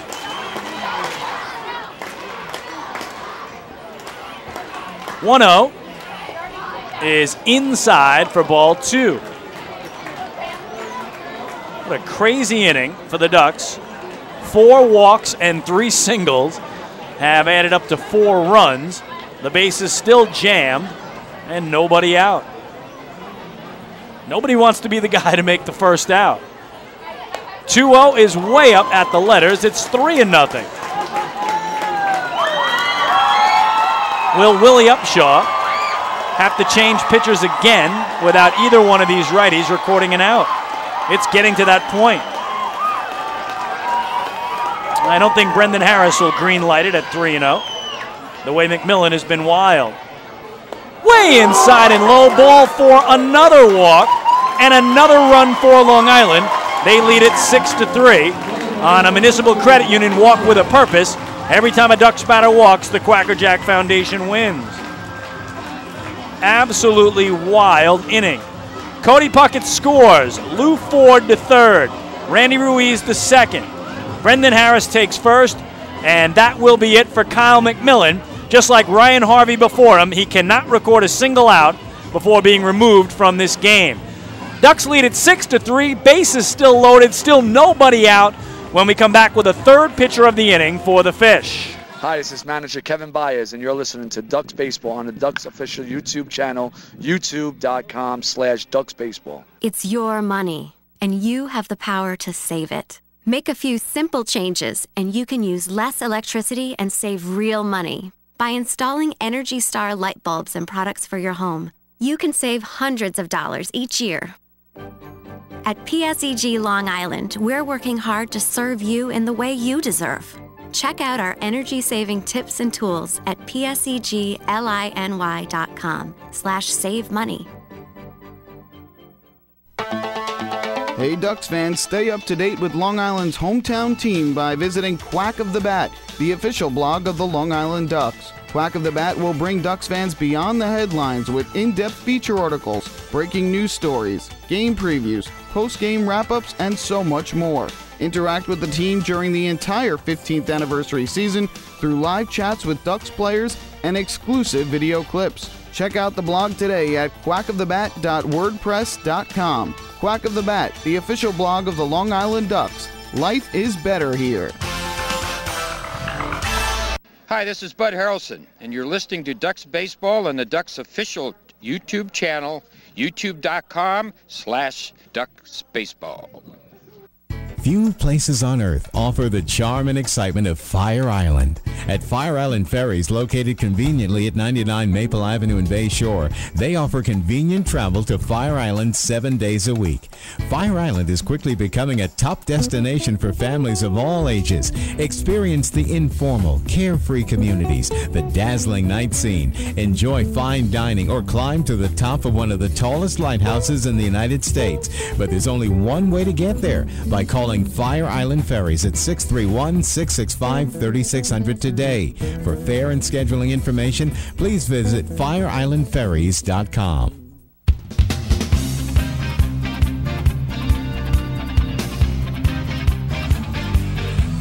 Well, the third pitcher of the inning for the Bridgeport Bluefish is the right-hander, Jay Chapman, 27-year-old, 6 foot tall, 185 pounds, out of Lynn Haven, Florida, former big leaguer, who last pitched for AAA Iowa in the Cubs organization.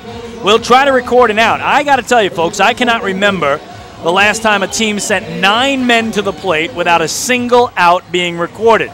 So the Ducks have batted around, and still not one out has been made by the Bluefish. Ducks have scored 5 runs here in the bottom of the 7th, turn a 3-1 deficit into a 6-3 lead, but there's still nobody out, and the bases are still loaded. So Lou Ford at third, Randy Ruiz at second, Brendan Harris at first for Adam Bailey, who will try to keep the line moving. Just don't be the guy to make the first out. That's Adam Bailey's job. Chapman's pitch. Oh, he was going for the grand slam there, and he came up empty. It's strike 1.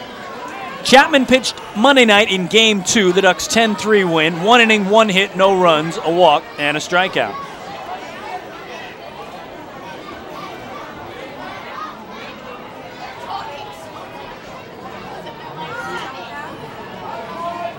Oh, 1 is in the dirt.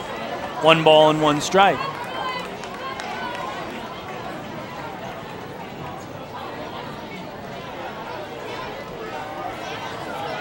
Chapman did not see Bailey on Monday night.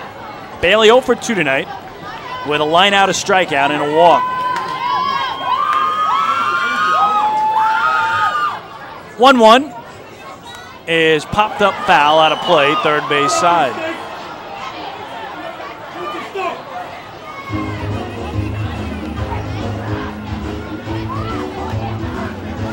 Well, this is so reminiscent of last night's 8th inning for the Bluefish. Bluefish came into the 8th down 3, and they scored 6. They left it up 3.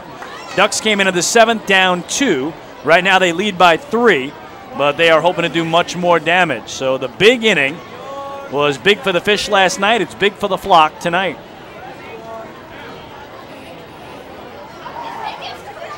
Chapman set. A ball and 2 strikes, his count on Bailey. And he gets the outside corner, a called third strike. Finally, on the 9th man to hit in the inning, the Bluefish record their first out, 1 away. Number 30, Sergio Miranda. Number 30.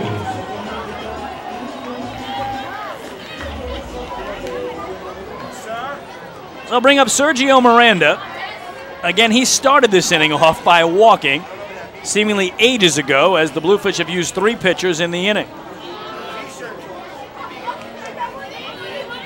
Sometimes it starts with something as simple as a walk. Swung through it there, did Miranda. And the count 0-1. 6-3 Ducks in the bottom of the 7th. 5 runs home on 5 walks and 3 singles.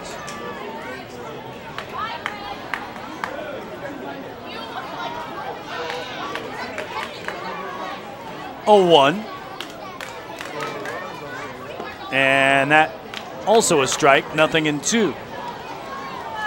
Chapman struck out Miranda swinging when he faced him Monday night in Game 2 of the doubleheader in the home 4th. So Sergio looking for a little revenge here. 0-2 is in the dirt again. A good block by Luis Rodriguez, who has done a great job in this inning, or else it could be a lot more damage on the board for Long Island run-wise. Bluefish scored 1 in the top of the inning. Ducks with a 5 spot in the bottom, but still hungry for more.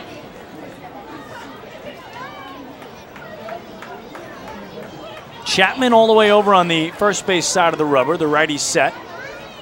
His pitch. Swing and a foul tip held by Rodriguez. Another strikeout. So back-to-back Ks by Chapman, who's done a terrific job.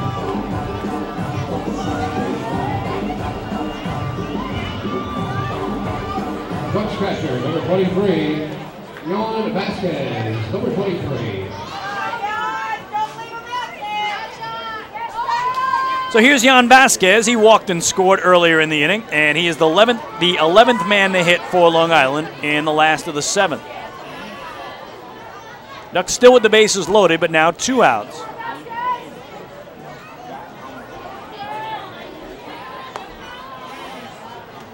Called strike, so boy, Chapman, the complete opposite of Harvey, who didn't record an out in the 3 batters he faced, and McMillan, who didn't record an out in the 5 batters he faced.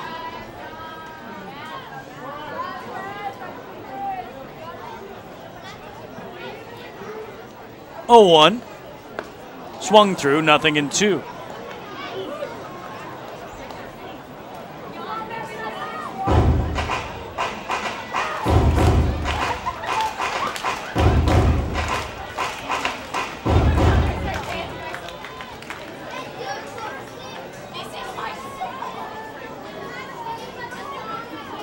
So an 0-2 hole for Yon Vasquez. And the pitch way up and outside for ball 1.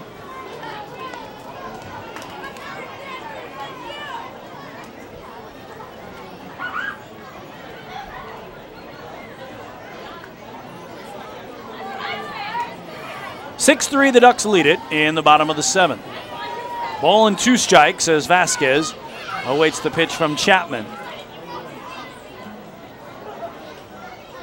Outside, 2-2. And the Ducks had 5 runs in with the bases loaded and nobody out. So you never want to get greedy, but you also realize you could do a little better. You had the 5 in already and nobody out and 3 Ducks on the pond. Try to at least see if Vasquez here can pick up Bailey and Miranda, who struck out before him.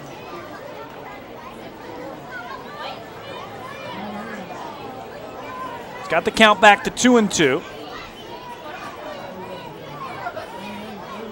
And in the dirt, it's full. Bluefish have already walked in 2 runs in this inning. Vasquez tonight 0 for 1 with a pair of walks and a strikeout. So now the runners go in motion. Ford runs from third, Ruiz from second, Harris from first on a 2-out payoff.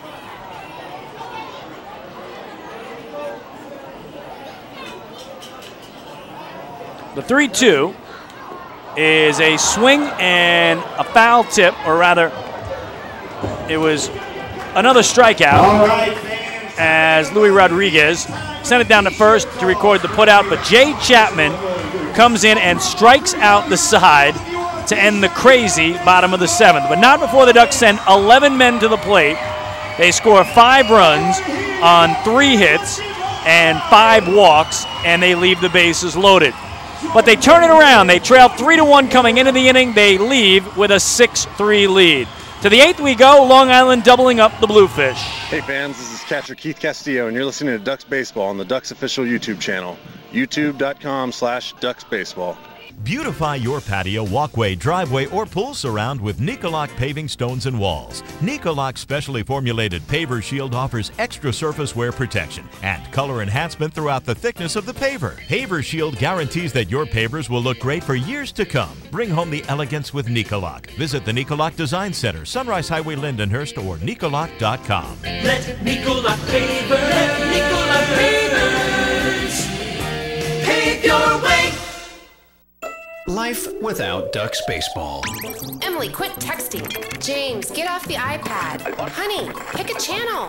Life with Ducks baseball. Bethpage Ballpark is set. Quacker Jack is ready, and the flock is prepared to defend their title. All we need is you. For game times, promos, and tickets, visit liducks.com. It's a blast. Now that's more like it. Long Island Ducks baseball. Life is better here.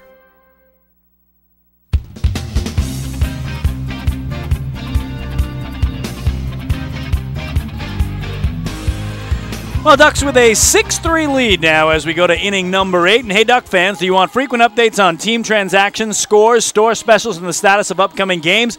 Then follow the Long Island Ducks on Twitter at twitter.com/LIDucks.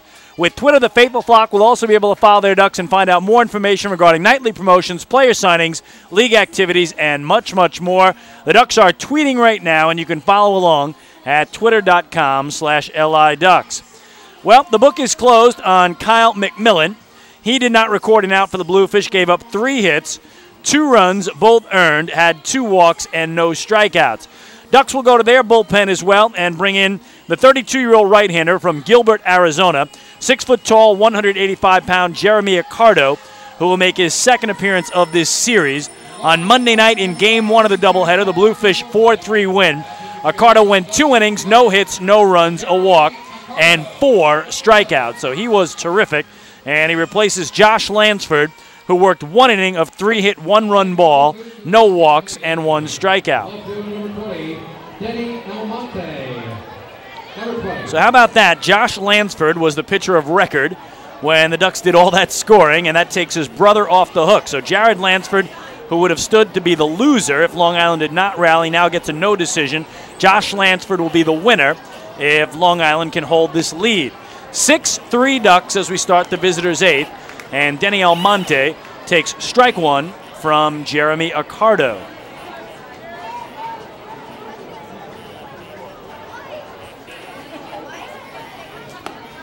And then strike 2.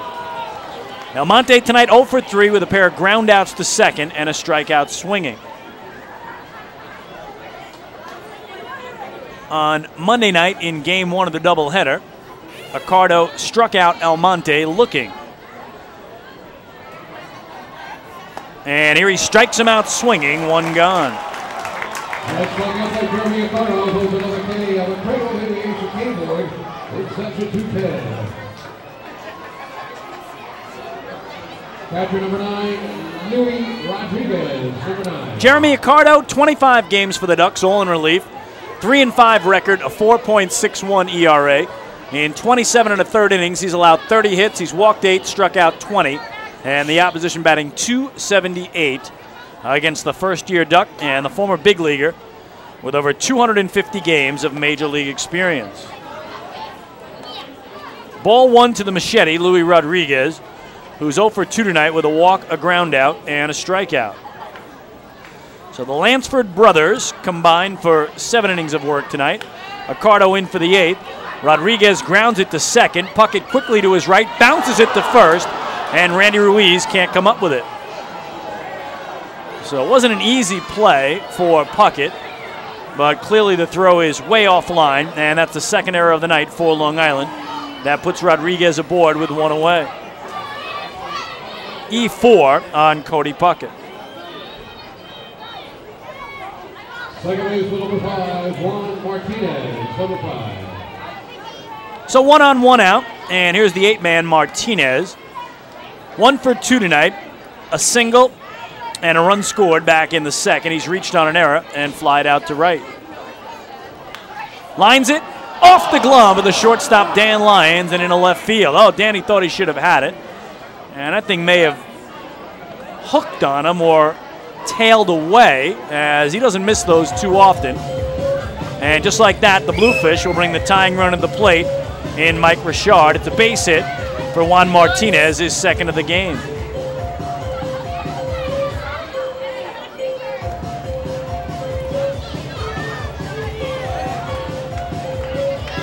So Jan Vasquez out to talk to Jeremy Accardo.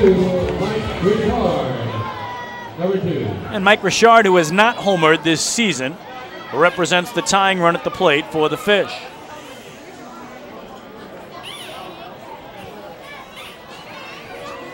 Jeremy Accardo has given up 4 home runs in relief this year.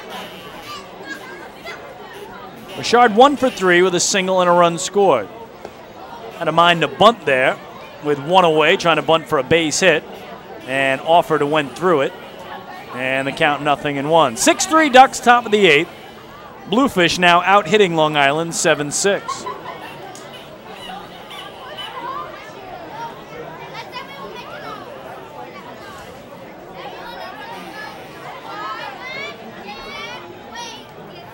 Accardo's 0-1.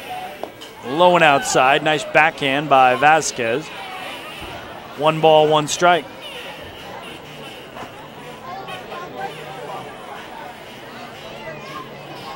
Accardo, when he saw Richard on Monday night, walked him.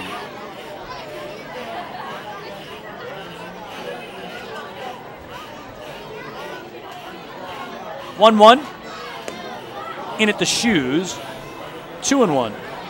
Rodriguez at second, Martinez at first.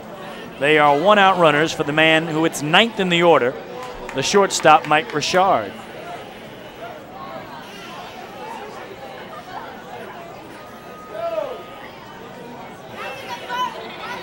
Two balls and a strike. And that a base hit into center field. Rodriguez going to be held at third, and the Bluefish have loaded the bases here in the top of the 8th.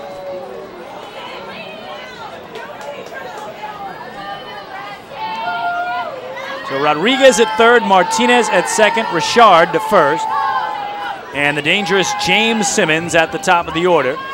Steve Foucault, the pitching coach of the Ducks, out to talk to Accardo. So while they do that, we will check the out-of-town scoreboard around the Atlantic League for you. There was 1 rain out in Bridgewater, New Jersey. Somerset Patriots and Lancaster Barnstormers rained out. They'll play a doubleheader tomorrow at 4:05. They had about a 1-hour rain delay down in Sugar Land, Texas, but now that game is in the bottom of the 7th. Skeeters a 7-1 lead over the River Sharks as they try to take their 3rd straight in that series. And one final to tell you about: the York Revolution have won their 6th straight game. They beat Southern Maryland 7-5 tonight in York, PA, and that means the Revs' lead is now 2.5 games over Idle Lancaster. The Revs remain atop the Freedom Division. So that is a huge, huge win for the Revs, who are trying to get to Lancaster on Friday night with a 3-game lead. And that means no matter what happens in that series, they would have clinched the first half Freedom Division title. So big, big moment here. The Ducks scored 5 in the bottom of the 7th to take a 3-run lead. The Bluefish load the bases here. The tying runs aboard, and James Simmons at the plate. Takes up high with ball 1. Simmons tonight 2 for 4, a single, a double, a run scored, and 2 driven in. And again, a month ago, he was leading the league in homers with 9. He has not homered in over a month, though, but always a threat to do so. Ball 1, and the 1-0 is hit to second. Could be 2, but Puckett bobbles it, got it to Lyons for 1, and then he threw it past his first baseman, Randy Ruiz. 1 run will score, 2 runs will score, and the Bluefish make this a 1-run game on a crazy play. Again, Cody Puckett, the second baseman, had a chance to turn 2. It deflected off his glove, went right to Dan Lyons, who picked it up, stepped on second to get 1 out, but threw wild to first, trying to turn the double play. So when the throw went wild, another run came home. Meanwhile, James Simmons, who hit the ball, is limping past first base, and the trainer for the Bluefish out to attend to him. What a crazy play. It goes down as an E6 on the throw by Dan Lyons. Although, again, he was trying to complete the double play, they still charge him with the error. So what a crazy, crazy sequence. But the Bluefish get 2 runs out of it, and it's now a 1-run game.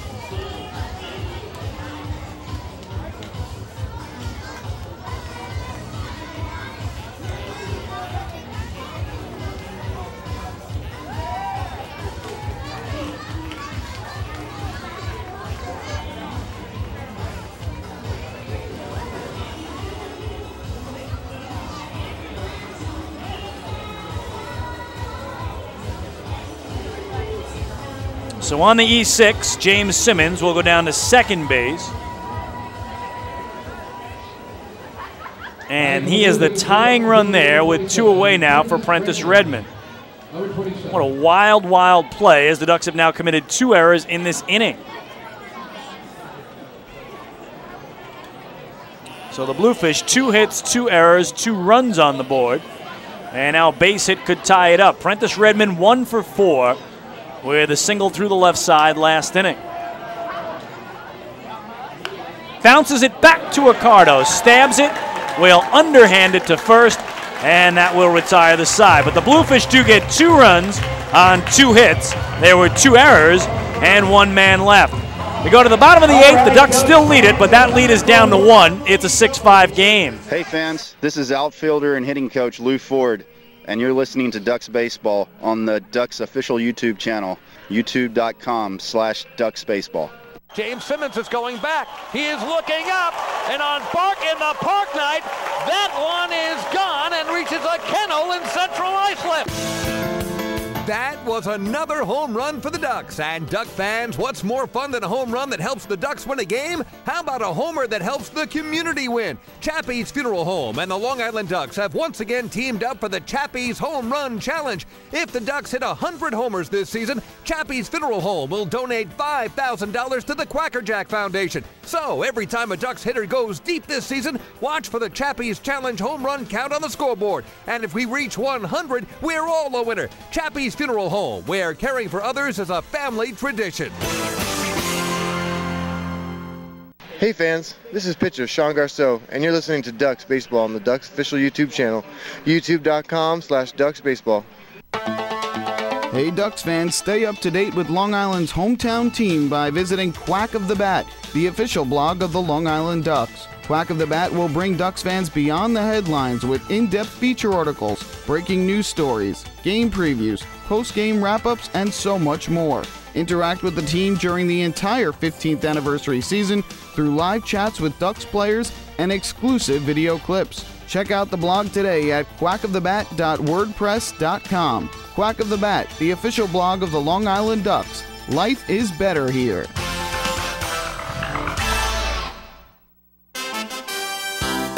Bring your birthday to the ballpark this season and celebrate with the flock.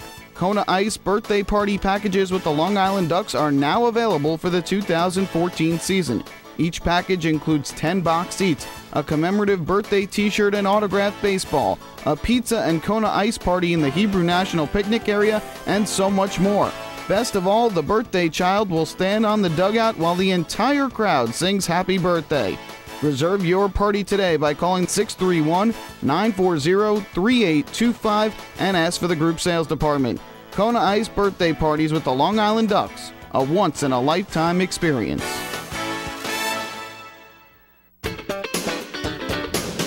Baseball fans, the Long Island Ducks mobile app has officially arrived. Powered by Clear Vision Apps, it's your one-stop shop for all things Ducks baseball.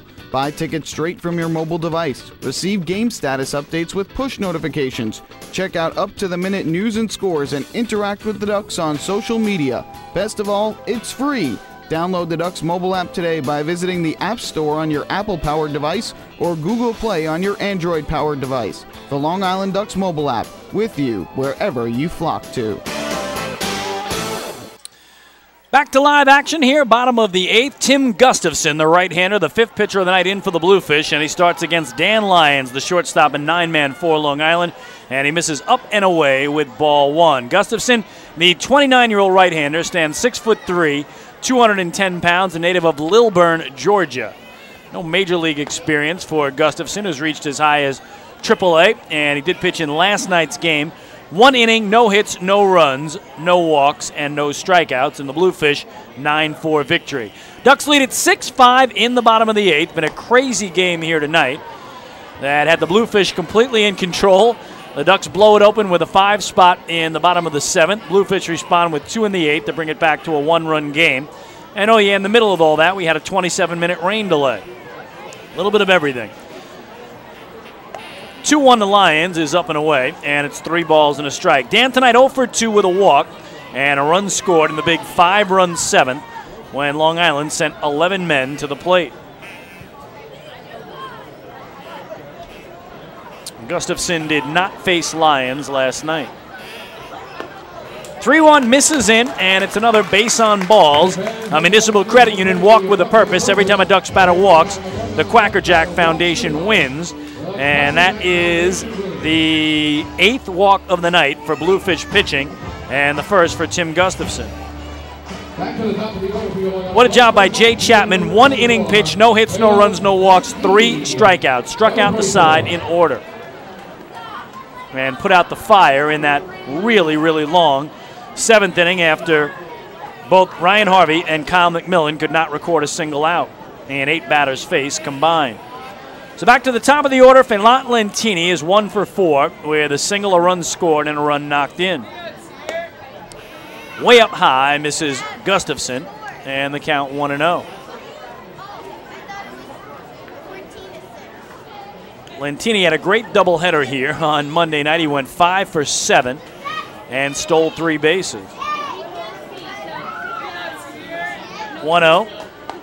Is an inside strike. 1-1 now on the right fielder and leadoff man for Kevin Baez. Ducks would love to get a couple of those runs back and add some insurance here before the 9th inning, in which the Bluefish will have the heart of the order due. Ramon Castro, J.R. Tolles, and Luis Lopez. 1-1 is foul back to the netting for strike 2.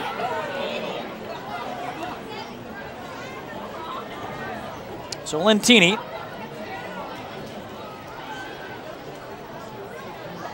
will take a step out, gather in his thoughts, and then climb back in against the right-hander.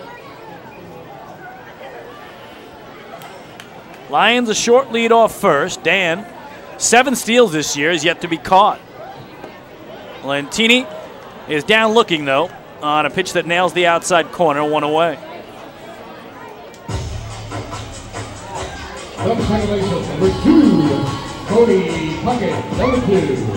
Gustafson on the year leads the Bluefish in ERA at 2.05. He's 0-2 record-wise. 24 appearances, all in relief. 30 2/3 innings pitched, 27 hits allowed. He's walked 6 and struck out 36. So he is 6-1 strikeout to walk ratio. Opposition batting .235 against him, and he's only given up 1 home run. Here's Cody Puckett for Long Island.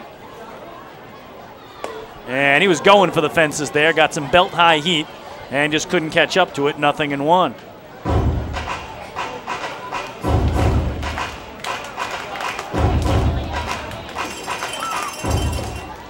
Cody tonight 1 for 4 with a single, a run, and a ribby. Lou Ford waits on deck. 1 on, 1 out for Long Island in the home 8th, trying to add to a 1-run lead.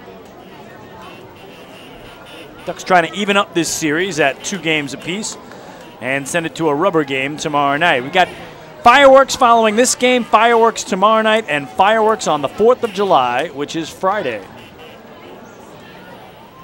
0-1 is a foul tip into the glove of Rodriguez.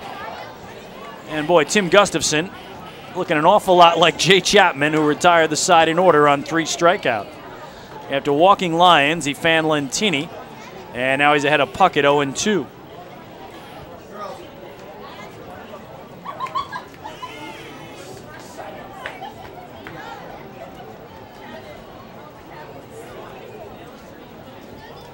The pitch popped up, foul behind home plate. Luis Rodriguez, the catcher, back near the screen, but it's about 3 rows on the other side.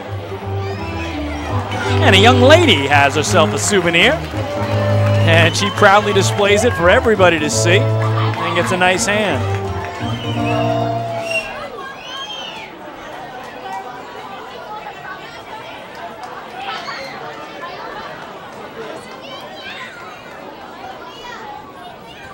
Tim Gustafson played his college baseball at Georgia Tech.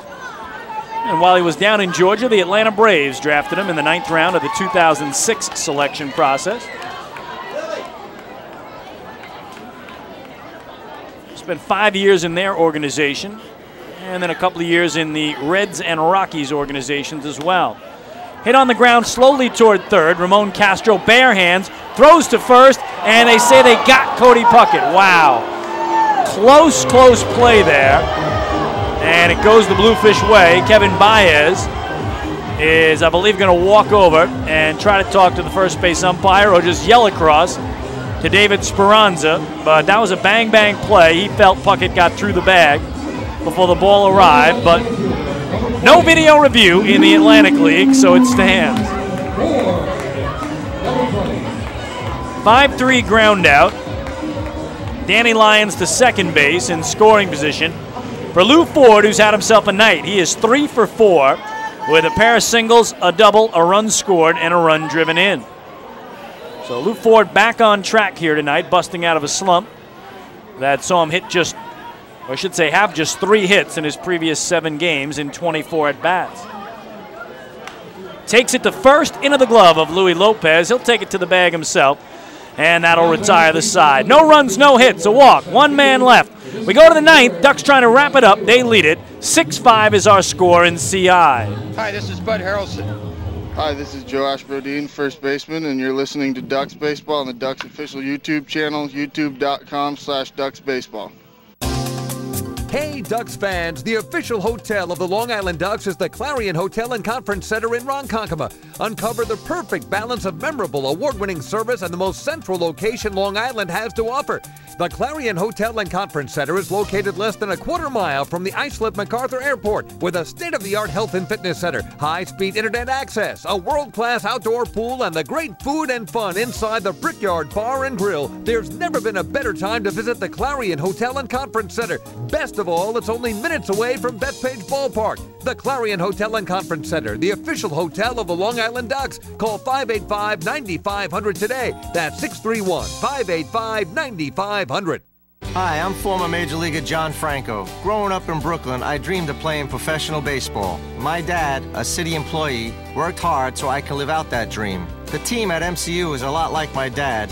They're New Yorkers you can count on, and they'll work hard to help you reach your financial goals. Municipal Credit Union has a full range of financial services that make sense in today's economy. Join today. Call 1-866-JOIN-MCU or visit nymcu.org. MCU, strong, trusted, growing. Hi, this is Bud Harrelson, and you're listening to Ducks Baseball on the Ducks official YouTube channel, youtube.com/DucksBaseball. Few places on earth offer the charm and excitement of Fire Island. At Fire Island Ferries, located conveniently at 99 Maple Avenue in Bay Shore, they offer convenient travel to Fire Island 7 days a week. Fire Island is quickly becoming a top destination for families of all ages. Experience the informal, carefree communities, the dazzling night scene, enjoy fine dining, or climb to the top of one of the tallest lighthouses in the United States. But there's only one way to get there, by calling Fire Island Ferries at 631-665-3600 today. For fare and scheduling information, please visit fireislandferries.com.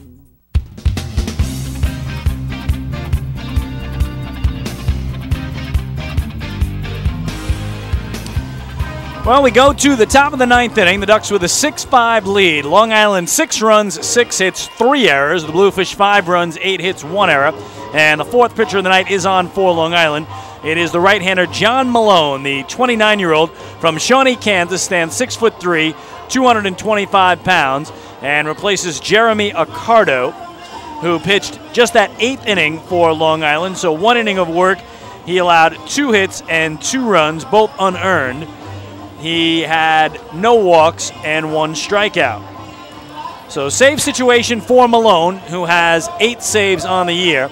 And boy, has he been terrific for Long Island. 15 relief appearances, no record, a 1.13 ERA. In 16 innings, he's allowed 12 hits. He's walked only 3, struck out 13. Opposition batting just .211 against him, and he has not surrendered a home run all year. So can Malone close out this crazy game that started a couple of minutes past 7 o'clock, had a 27-minute rain delay, and now as we approach 11 p.m., trying to wrap this one up is John Malone against the heart of the order for the Fish, Castro, Tolles, and Lopez. Malone's second appearance of the series. He pitched Monday night in Game 2 of the doubleheader, the 10-3 win for Long Island. First pitch to Castro is up high for ball 1. In that game, John went 1 inning, 1 hit, no runs, no walks, no strikeouts. Did see Castro and got him to ground into a double play.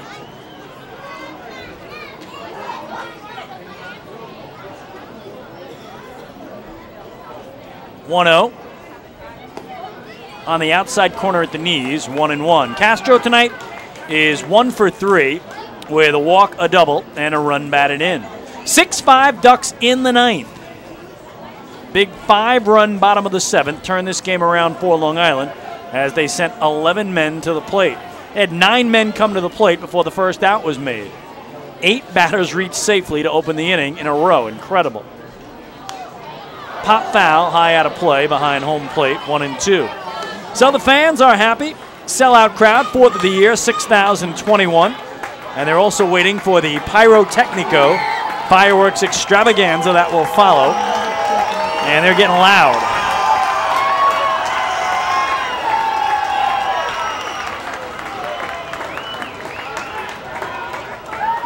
One and 2, the count on Ramon Castro.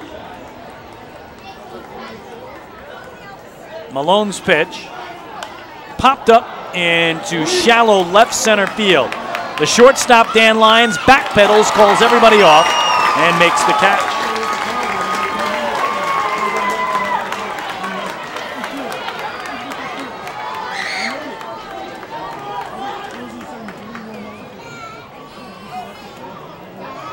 Designated hitter, number 23, J.R. Tolles. Number 23. So 1 away. And here's the cleanup man, J.R. Tolles. He is 0 for 2 tonight. Has walked, been hit by a pitch for his league-leading 11th time. Flied to right and looked at strike 3. Another head-high fastball from Malone, and the count 1-0. On Monday night in Game 2 of the doubleheader, in the top of the 7th of a 7-inning game, the final out recorded by John Malone was getting J.R. Tolles to fly out to left to end the game and give the Ducks the 10-3 victory. Gets a strike, outer edge, 1-1.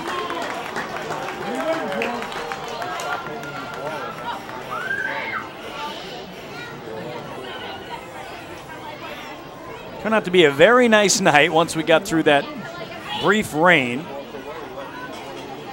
Lasted less than a half hour. Another strike on the outer corner, 1-2, and we got lucky because that rain and the storm was ferocious in New Jersey, canceling the Patriot Barnstormer game. Nasty when it made its way through the city. We had some flashes of lightning beyond the outfield walls, but it really was very, very minor rain that passed very quickly. 1-2 pitch is well hit to left field. Adam Bailey going back to the track, reaching up, and he makes the grab. Oh, what a great jump by Bailey. And the Ducks an out away from the win. What a game Bailey has had defensively. As up will come Louis Lopez, who he robbed of a homer back in the 5th, a 2-run shot it would have been. But he leaped above the wall with his glove and pulled it back into the ballpark, literally. One of the best catches of the season for Long Island. So here is the aforementioned Lopez, last hope for the Fish. 0 for 4 tonight, 2 flyouts, a ground out, and a strikeout. Malone to Lopez, righty-righty. And there's a strike. Boy, John wasted no time at all going right at these Bluefish hitters.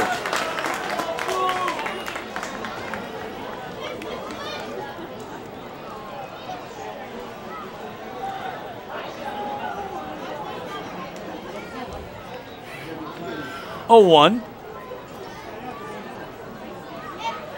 And that bounced high in the air and through the left side and in the left field. So that was a classic Baltimore chop. Nothing that Sergio Miranda, the third baseman, or Dan Lyons, the shortstop, could do about it. And the Bluefish with 2 outs get the tying run aboard for Denny Almonte. Your attention, please, ladies and gentlemen, boys and girls. Running for Luis Lopez at first base, number 33, Joe Mather. Number 33. So Joe Mather will come in and pinch run for Louis Lopez at third base. His first appearance of the series.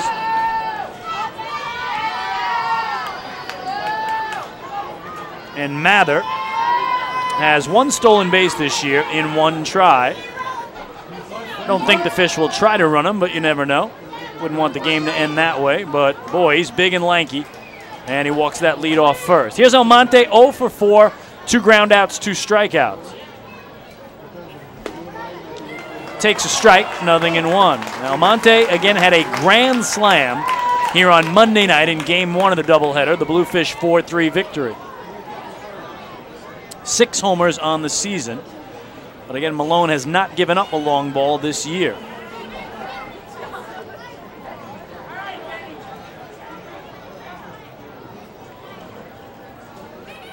(0-1) is popped up foul out of play.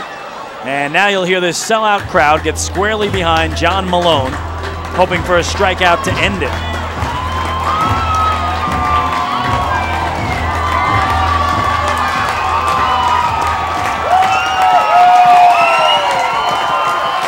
(6-5) Ducks, top of the 9th.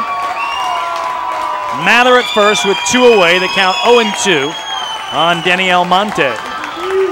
Malone stares into Vasquez, comes set, and then steps off the rubber and bluffs a throw to first to bring Mather back to the sack. Everybody wants the end and the fireworks. That's what they're waiting for. 0-2 the count. Malone's pitch. Swing and a miss, he struck him out. John Malone fans Denny Almonte and gives the Ducks the 6-5 victory as he records his 9th save of the season. They are out to congratulate one another. Again, the Ducks take it here tonight by a run. They even up this series at 2 games apiece and set it up for a rubber game tomorrow night at 7:05. Again, the final tonight, the Long Island Ducks 6 and the Bridgeport Bluefish 5. We'll be back to talk about it on the postgame show. Hi, this is Bud Harrelson, and you're listening to Ducks Baseball on the Ducks official YouTube channel, youtube.com/DucksBaseball. Hey Ducks fans, your recreation destination this year is The Rinks at Hidden Pond Park. The Rinks features 2 full-size ice rinks, a 97-acre summer day camp, a New York State licensed preschool academy, and a wide variety of birthday party options. Learn to skate, join one of many hockey leagues, swim in an Olympic-sized pool, and enjoy all the fun that The Rinks has to offer. Visit us today at 660 Terry Road in Hauppauge or check us out online at therinks.com. The Rinks, your recreation destination. All 2,000 of us at PSEG Long Island care deeply about our communities. Our company has a long-standing commitment to giving back. And our people, along with our energy efficiency and renewable energy programs, are helping to improve the businesses and towns we all call home. Learn more about how we're working together to better serve our communities. Visit us at psegliny.com/community.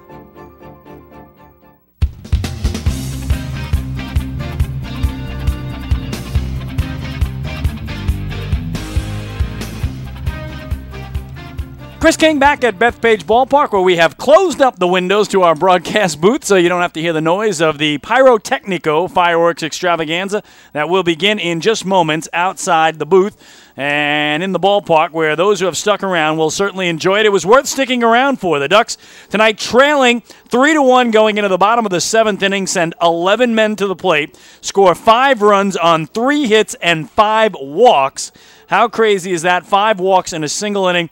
They took the 6-3 lead, gave up 2 runs in the 8th, but got through it in the 9th as John Malone slammed the door to give Long Island the victory. Well, we are selecting Lou Ford as our Nicolak player of the game tonight. Ford goes 3 for 5 for Long Island. He had 2 singles, a double, scored a run, and drove in a run. So Lou Ford, our Nicolak player of the game. He wins Nicolak player of the game honors. Nicolak retaining walls and paving stones, a company synonymous with quality and service in the manufactured concrete industry for almost 50 years. So the Ducks get it done tonight, even up this series at 2 games apiece, take the lead in the Ferry Cup standings, 5 wins to Bridgeport's 4, and set us up for a nice rubber game tomorrow night. Well, the fireworks have begun beyond the outfield walls, and we'll take one more break, and when we come back, the full recap of how it went down tonight in the Ducks' 1-run victory over the Bluefish. We'll run you through the out-of-town scoreboard and preview tomorrow's rubber game matchup between the Fish and the Flock. It's all next on the postgame show.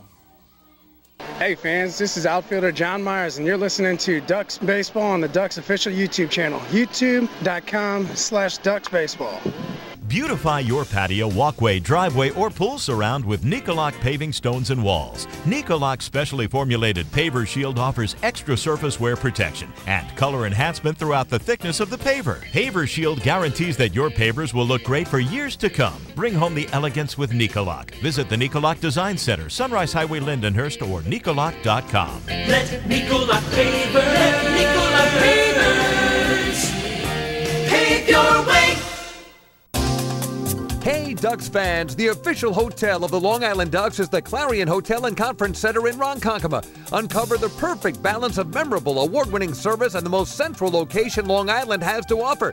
The Clarion Hotel and Conference Center is located less than a quarter mile from the Islip MacArthur Airport with a state-of-the-art health and fitness center, high-speed internet access, a world-class outdoor pool, and the great food and fun inside the Brickyard Bar and Grill. There's never been a better time to visit the Clarion Hotel and Conference Center. Best of all, it's only minutes away from Bethpage Ballpark. The Clarion Hotel and Conference Center, the official hotel of the Long Island Ducks. Call 585-9500 today. That's 631-585-9500.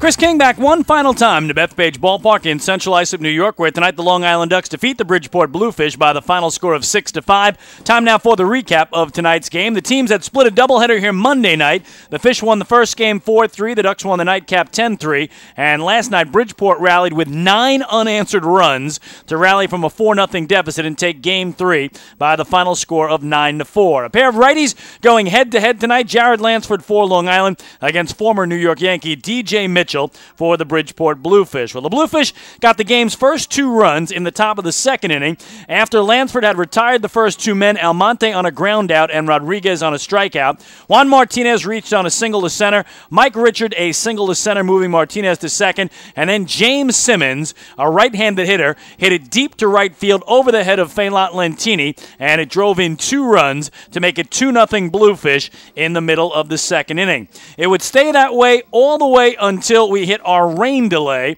which happened tonight in the 6th inning, the middle of the 6th inning. Still 2-0 Bluefish. Starters still in the game at that point, and the game came to a halt at 9:04, but the rain delay lasted only 27 minutes, and we were back playing baseball at 9:31. DJ Mitchell, the starter for the Bluefish, remained in there and would face the Ducks in that bottom of the 6th inning after that 27-minute rain delay, and the Ducks would get their first run of the game in that inning as Cody Puckett would ground out to third. Lou Ford doubled down the left field line. Randy Ruiz grounded out to third, but then Brendan Harris hit a ball to short that was thrown away by the shortstop Mike Richard of the Bluefish.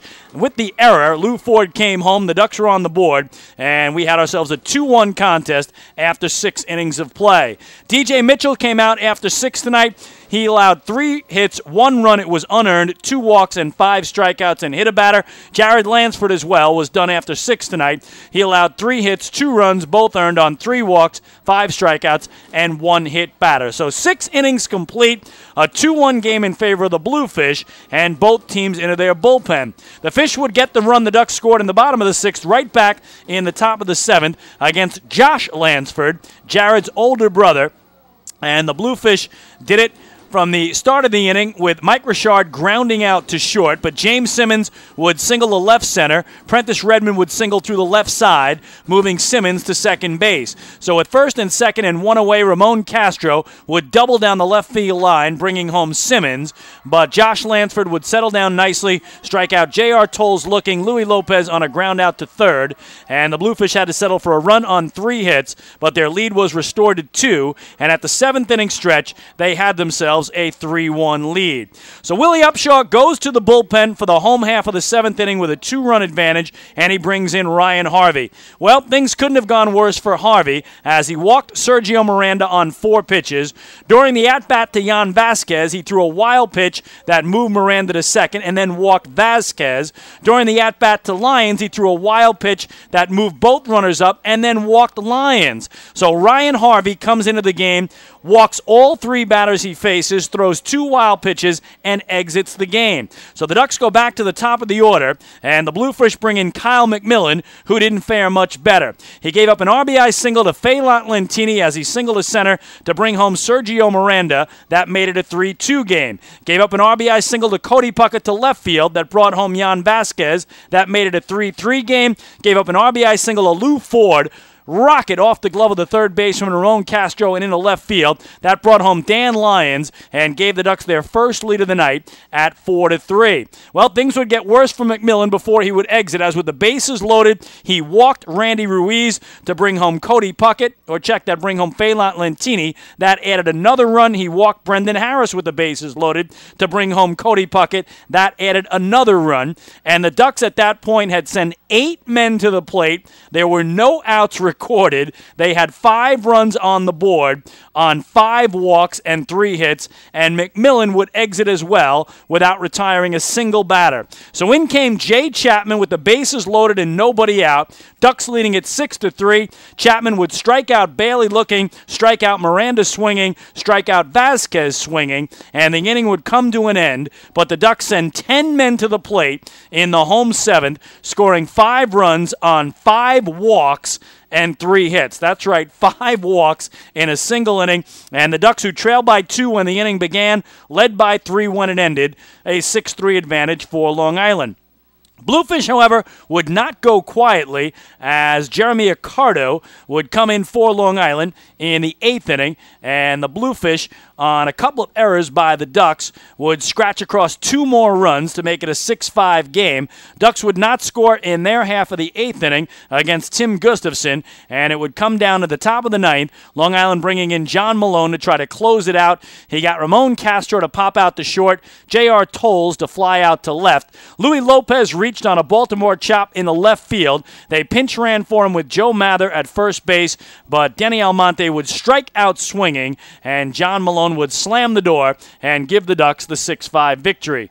Final numbers tonight for Long Island: 6 runs, 6 hits, 3 errors. They leave 9. For the Bluefish, 5 runs, 9 hits, 1 error. They strand 10. The winner is Josh Lansford. He goes to 4-2. The loser, Kyle McMillan, he drops to 0-2. And John Malone picks up his 9th save of the season.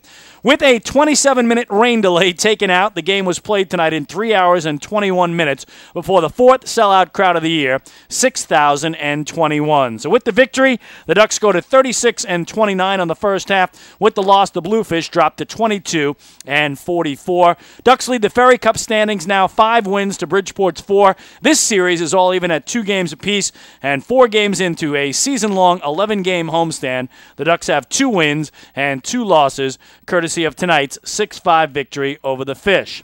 One final look at the out-of-town scoreboard tonight. They were rained out in Bridgewater, New Jersey. Somerset Patriots hosting the Lancaster Barnstormers. They will play a doubleheader tomorrow at 4:05.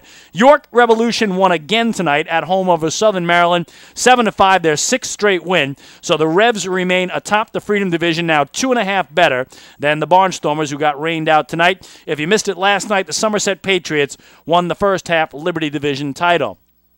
Only game still in progress, top of the 9th at Constellation Field in Sugar Land, Texas, and the Skeeters lead the Camden River Sharks by the score of 7-2.